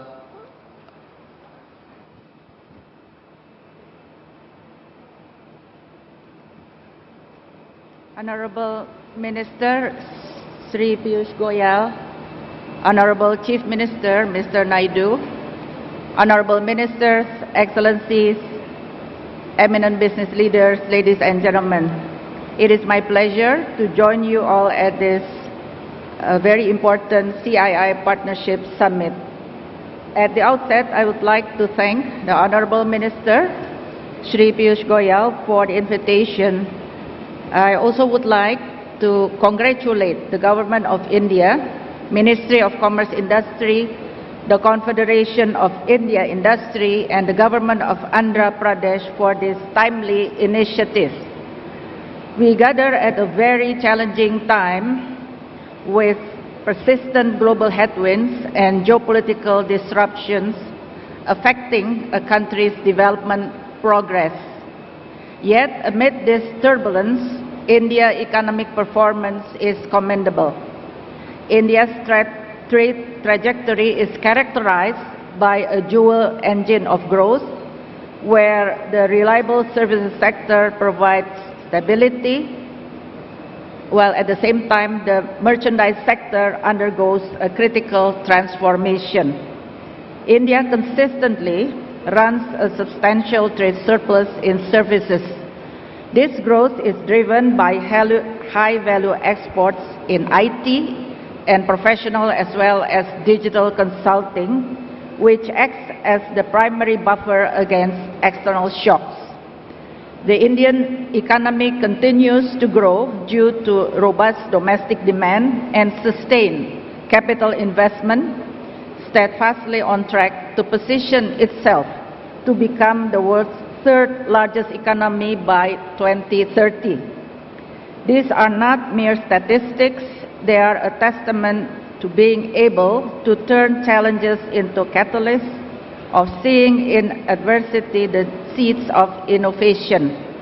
The vision of Prime Minister Modi set a very clear agenda and roadmap for development and implemented by the action-oriented policies under your leadership, Honorable Minister Shri Piyush Goyal. The transformation of India's economy, supported by the alliance between government vision and industry ingenuity, government policy and infrastructure, together with industry's enterprise and execution, have created a fabric of resiliency and adaptability to weather global turbulence. Consider the pillars of this partnership, namely, the first one is infrastructure, which remains the backbone of economic dynamism of India's ambitious initiatives, such as the National Infrastructure Pipeline and the Gati Shakti Master Plan, exemplify how government foresight, backed by public-private partnership, can accelerate connectivity. When industry steps forward with cutting-edge technologies in smart cities and high-speed rail, India constructs corridors of commerce that links its 1.5 billion aspirations to the world's markets. In the Asia-Pacific region, where ESCAP champions regional integration, such models inspire. Our own efforts through the ASEAN Highway Network and the Trans-ASEAN Railway have shown that collaborative infrastructure can reduce trade costs by up to 30%, unlocking trillions in potential. Secondly is the digital frontier, where India is one of the global leaders. The Digital India campaign, propelled by government-led reforms in data governance and broadband expansion, has democratized access to technology for millions. Yet it is the industry's role through platforms such as the UPI, which processes billions of transactions seamlessly, that has catapulted India into a digital powerhouse. As we navigate the fourth industrial revolution, this partnership must evolve, in which governments must foster enabling regulations while industries invest in skilling the workforce for AI and cybersecurity. We see this as key to our region. Bridging the digital divide could add about $1.5 trillion to the region's GDP by 2030. India's model shows how proactive collaboration can make digital dividends inclusive, ensuring no one is left behind in the race to the cloud. And finally, the green transition is an imperative that tests our collective resolve on climate action. Government incentives such as the production link incentive scheme for renewables, coupled with industry's innovation in solar and electric mobility, are driving a just energy transition.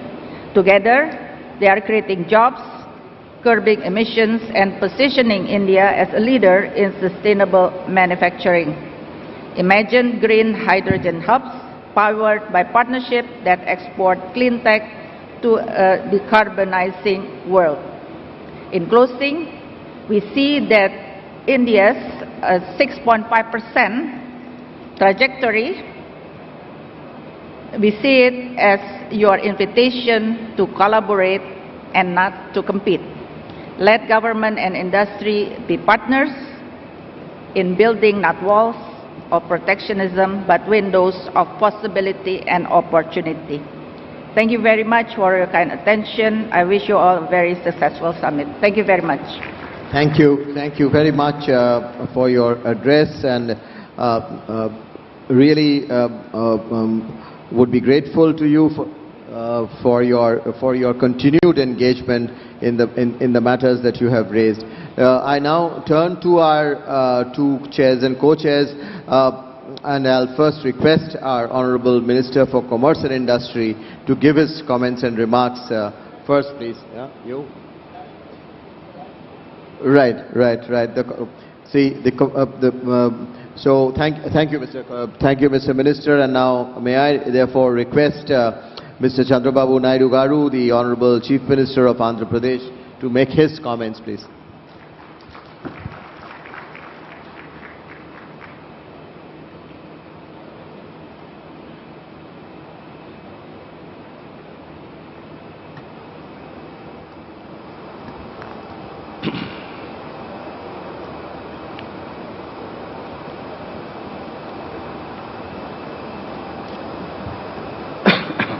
Honorable Minister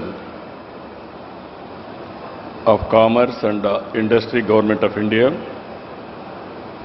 Chairman, 30th CII Partnership Summit, Shri Piyush Goyal ji,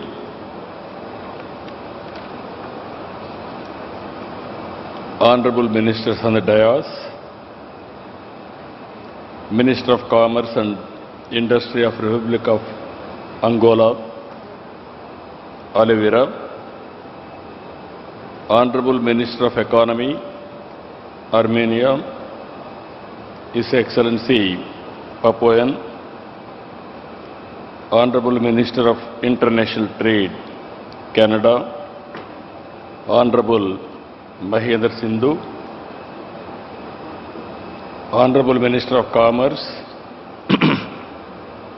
and Consumer Protection, Mauritius, Honorable John Michael, Minister of Trade and Commerce and Civil Supplies, Nepal, Anil Kumar Simhaji, Honorable Minister, Singapore, Coordinating Minister of our National Security and Minister of Home Affairs, His Excellency Shanmugam Garu, Honorable Minister for Venezuela, His Excellency Hector, World Trade Organization Director General, Honorable Avela, Under Secretary General, United Nations, Honorable Armida, and friends, we had elaborate speeches in the inaugural session. Today, I am very happy to receive so many delegates.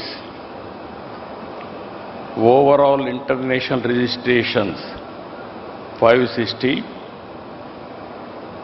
and also diplomats 58 members, 13 different countries, ambassadors, high commissioners, 4 deputy heads of missions, 5 consul generals, number of countries participation 62 countries. Asia alone 23 countries, and also Europe 20 countries, North America 2 countries, South America 5 countries, Africa 10 countries, Oceania 2 countries.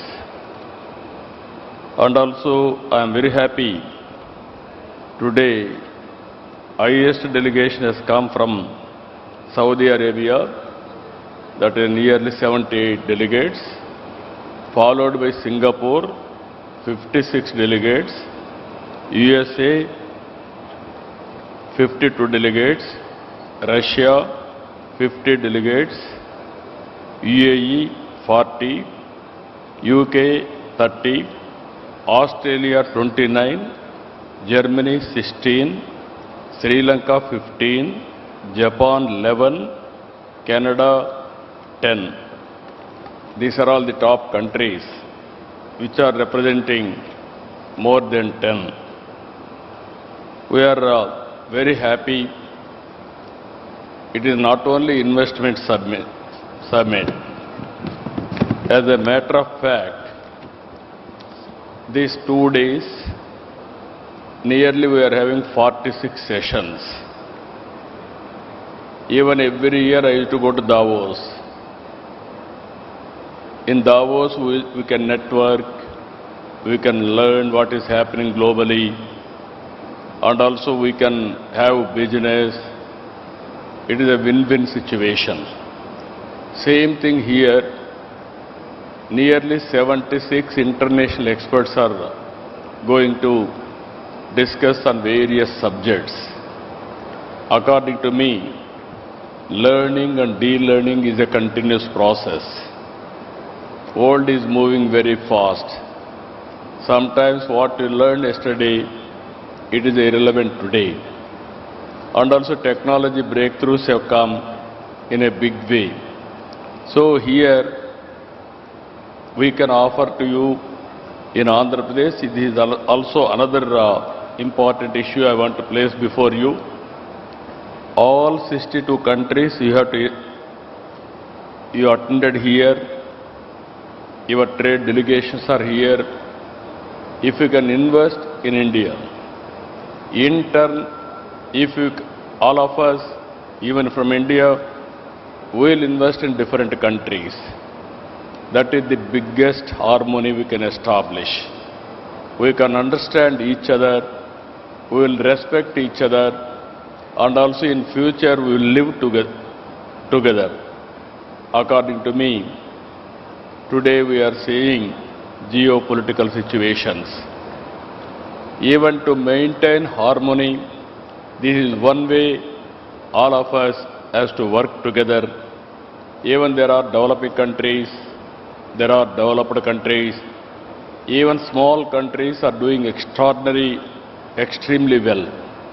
Even Singapore, even Dubai, their population is very small, but their best practices and also their achievements, if you can see, yes, recently I was in Dubai.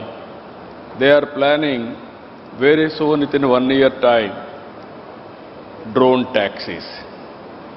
That is how things are happening. Even Singapore, from the beginning, they are helping us so many things. Even Amaravati master plan, they have planned extremely well. So these are all the best practices we can learn each other for global good and also mutual benefit. Here I can offer you Araku coffee you have tasted. Even just now I have served here one of the best coffee, organic coffee produced in tribal area. Next time I want to take all of you to tribal area for experience to have coffee in tribal gardens. That is coffee gardens itself, you can have coffee. It is not far away, 1 hour.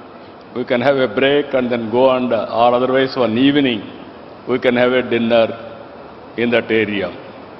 And also if you can go through, we are very strong in aquaculture, horticulture. There we are going to produce our products with certification and traceability. That is how we are moving. Anybody wanted to learn natural farming, they can come, or otherwise you are doing better than us, we are prepared to learn from you. Green energy, this is a big breakthrough.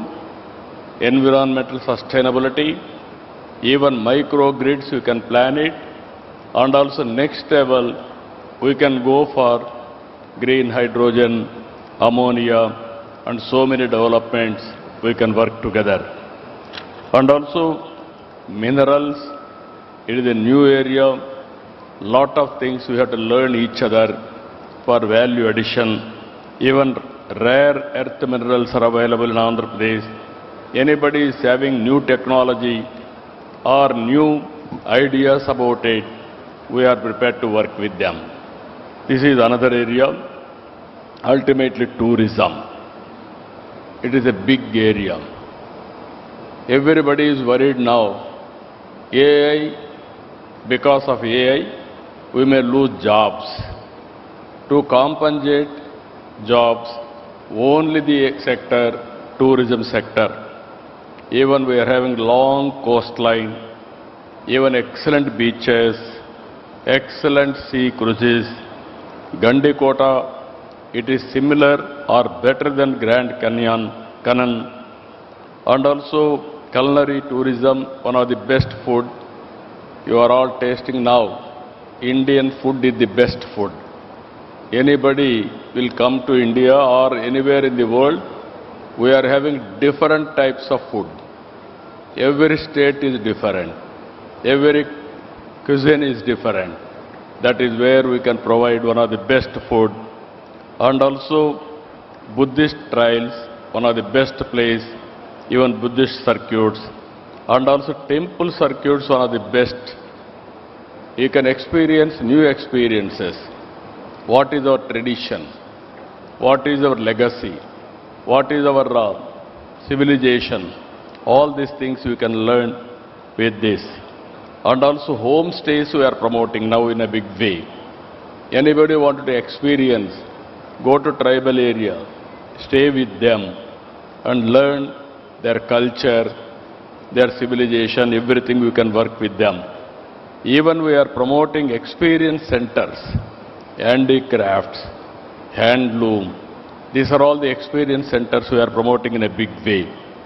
Now deep technology, I told you morning, earlier inaugural session, now we have reached a stage in governance, data-driven governance.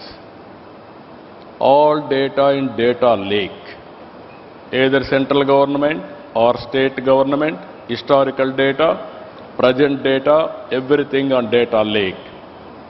Then we are collecting real-time data. Rainfall, temperature, humidity, groundwater, reservoir water, you name anything, around 45 parameters we are collecting real time through satellite, drone, CCTV cameras, sensors, everything. Ultimately, AI is reality. Now, artificial intelligence, we can use it for everything. We can communicate real time, right solution. That is how things are happening. Now governments are competing with private sector. This is where we are doing in the direction. Recently we handled one cyclone. Prediction, preparedness, execution with team spirit. Everything has gone with seamless coordination. Human loss practically nil. And ultimately we are able to minimize even property loss also. This is where we are promoting data-driven decision-making. Ultimately, every family we want to promote one entrepreneur. 25 years back, I promoted one family, one IT professional. Today, I can say proudly, any country, there are Indians, there are Telugu community from my province. They are earning highest per capita income.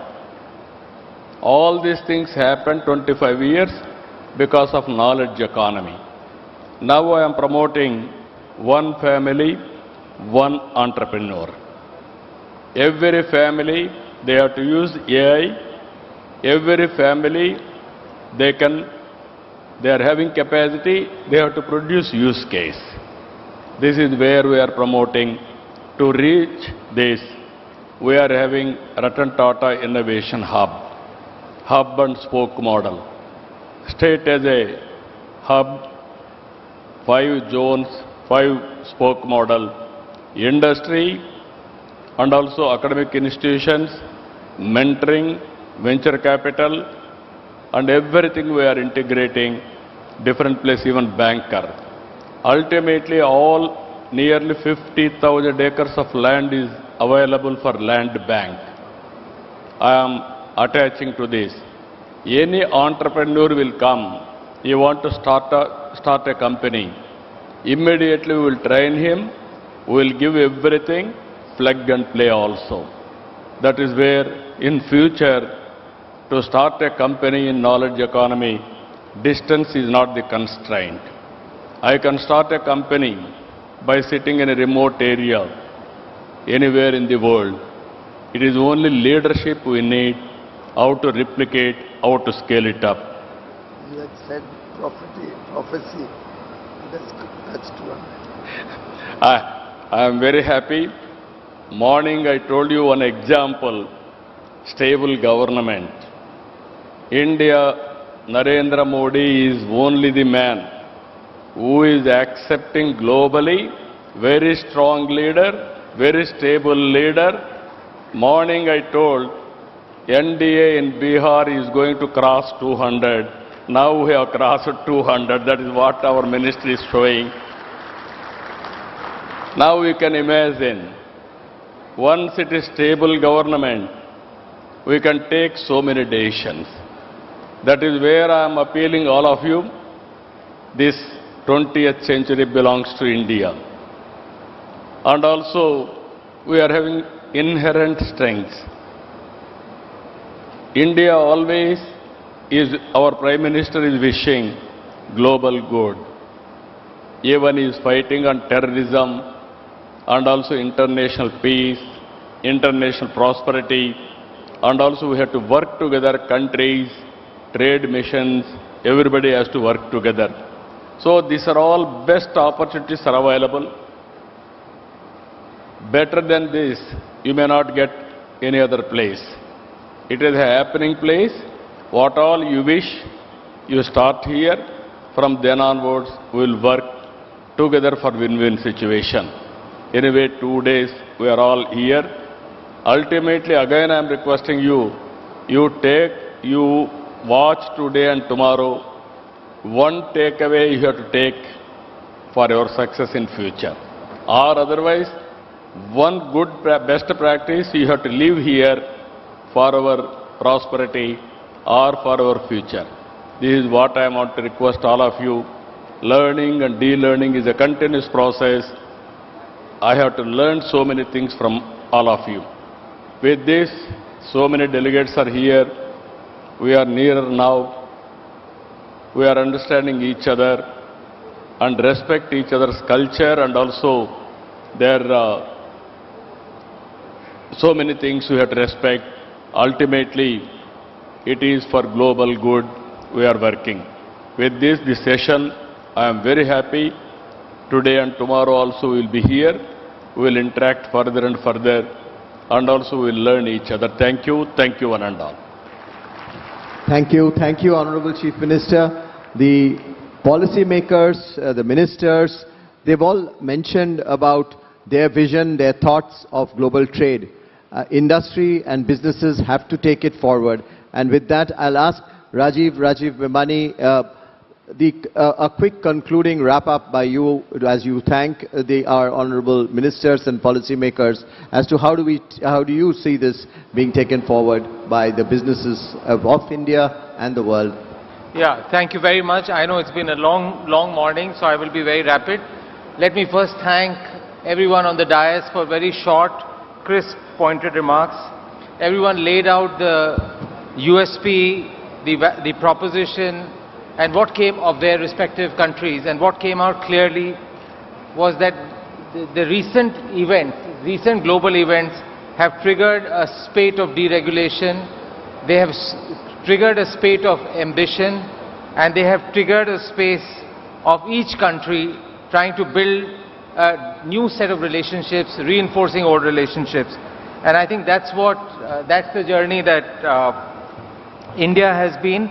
And I must congratulate our Honorable Commerce and Industry Minister. We talked a lot about deregulation, but what he has done in terms of trade diversification, building new relationships, strengthening the existing relationships, reducing trade barriers, reducing other trade issues to facilitate and lubricate greater trade and investment. And on behalf of Indian industry, I would like to say the Indian industry today is at a very sweet spot, both given the opportunities in India, the dynamism of the financial markets, the strength of balance sheets, both of the financial institutions and industries, and also very keen to invest not only in India but invest globally.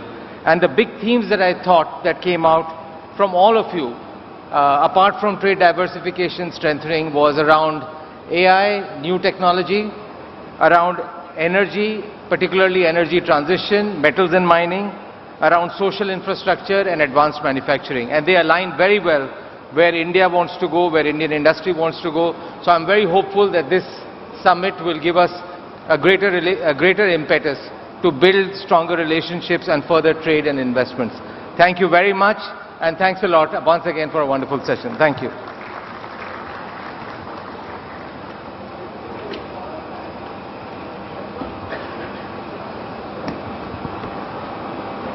Ladies and gentlemen, after this photo opportunity, we will conclude this session. And I know it's rather late, but I invite all of you to join us for a quick lunch so that we can all come back and reconvene in this hall for our next session at 2:30. Request all of you to please come back after a quick lunch by 2:30, and we'll start our next session thereafter. Thank you very much.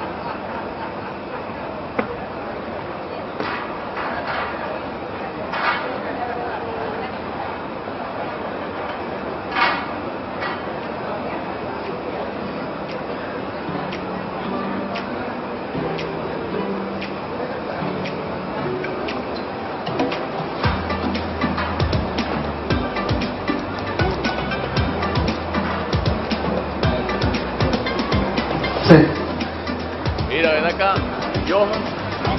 Yo creo que sí.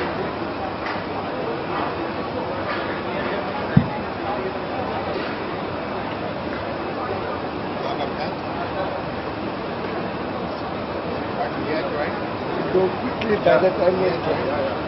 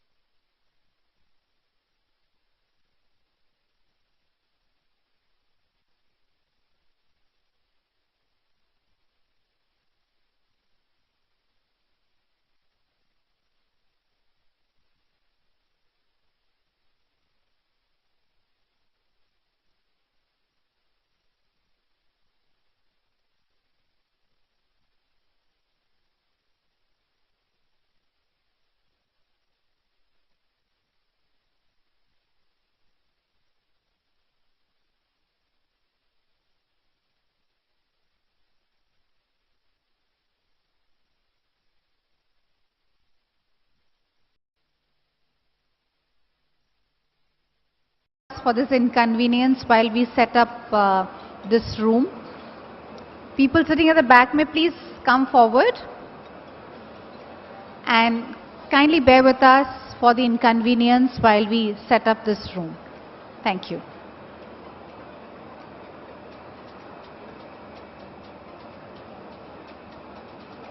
%60% of Myanmar's market, underscoring India's role as a trusted, affordable source of quality medicines.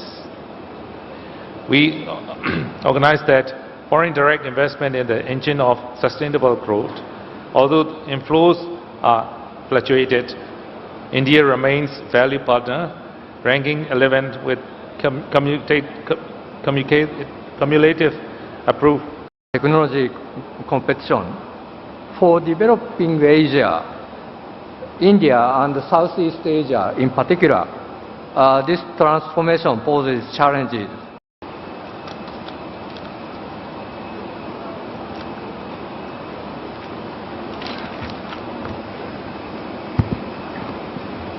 Good afternoon, everyone. Namaskaram. Delighted to be here in Visakhapatnam, city of tremendous opportunity, to discuss how trade and investment can serve truly as a gateway to growth for both India and Andhra Pradesh. I would also like to extend my heartiest gratitude to the organizers, the DPIIT,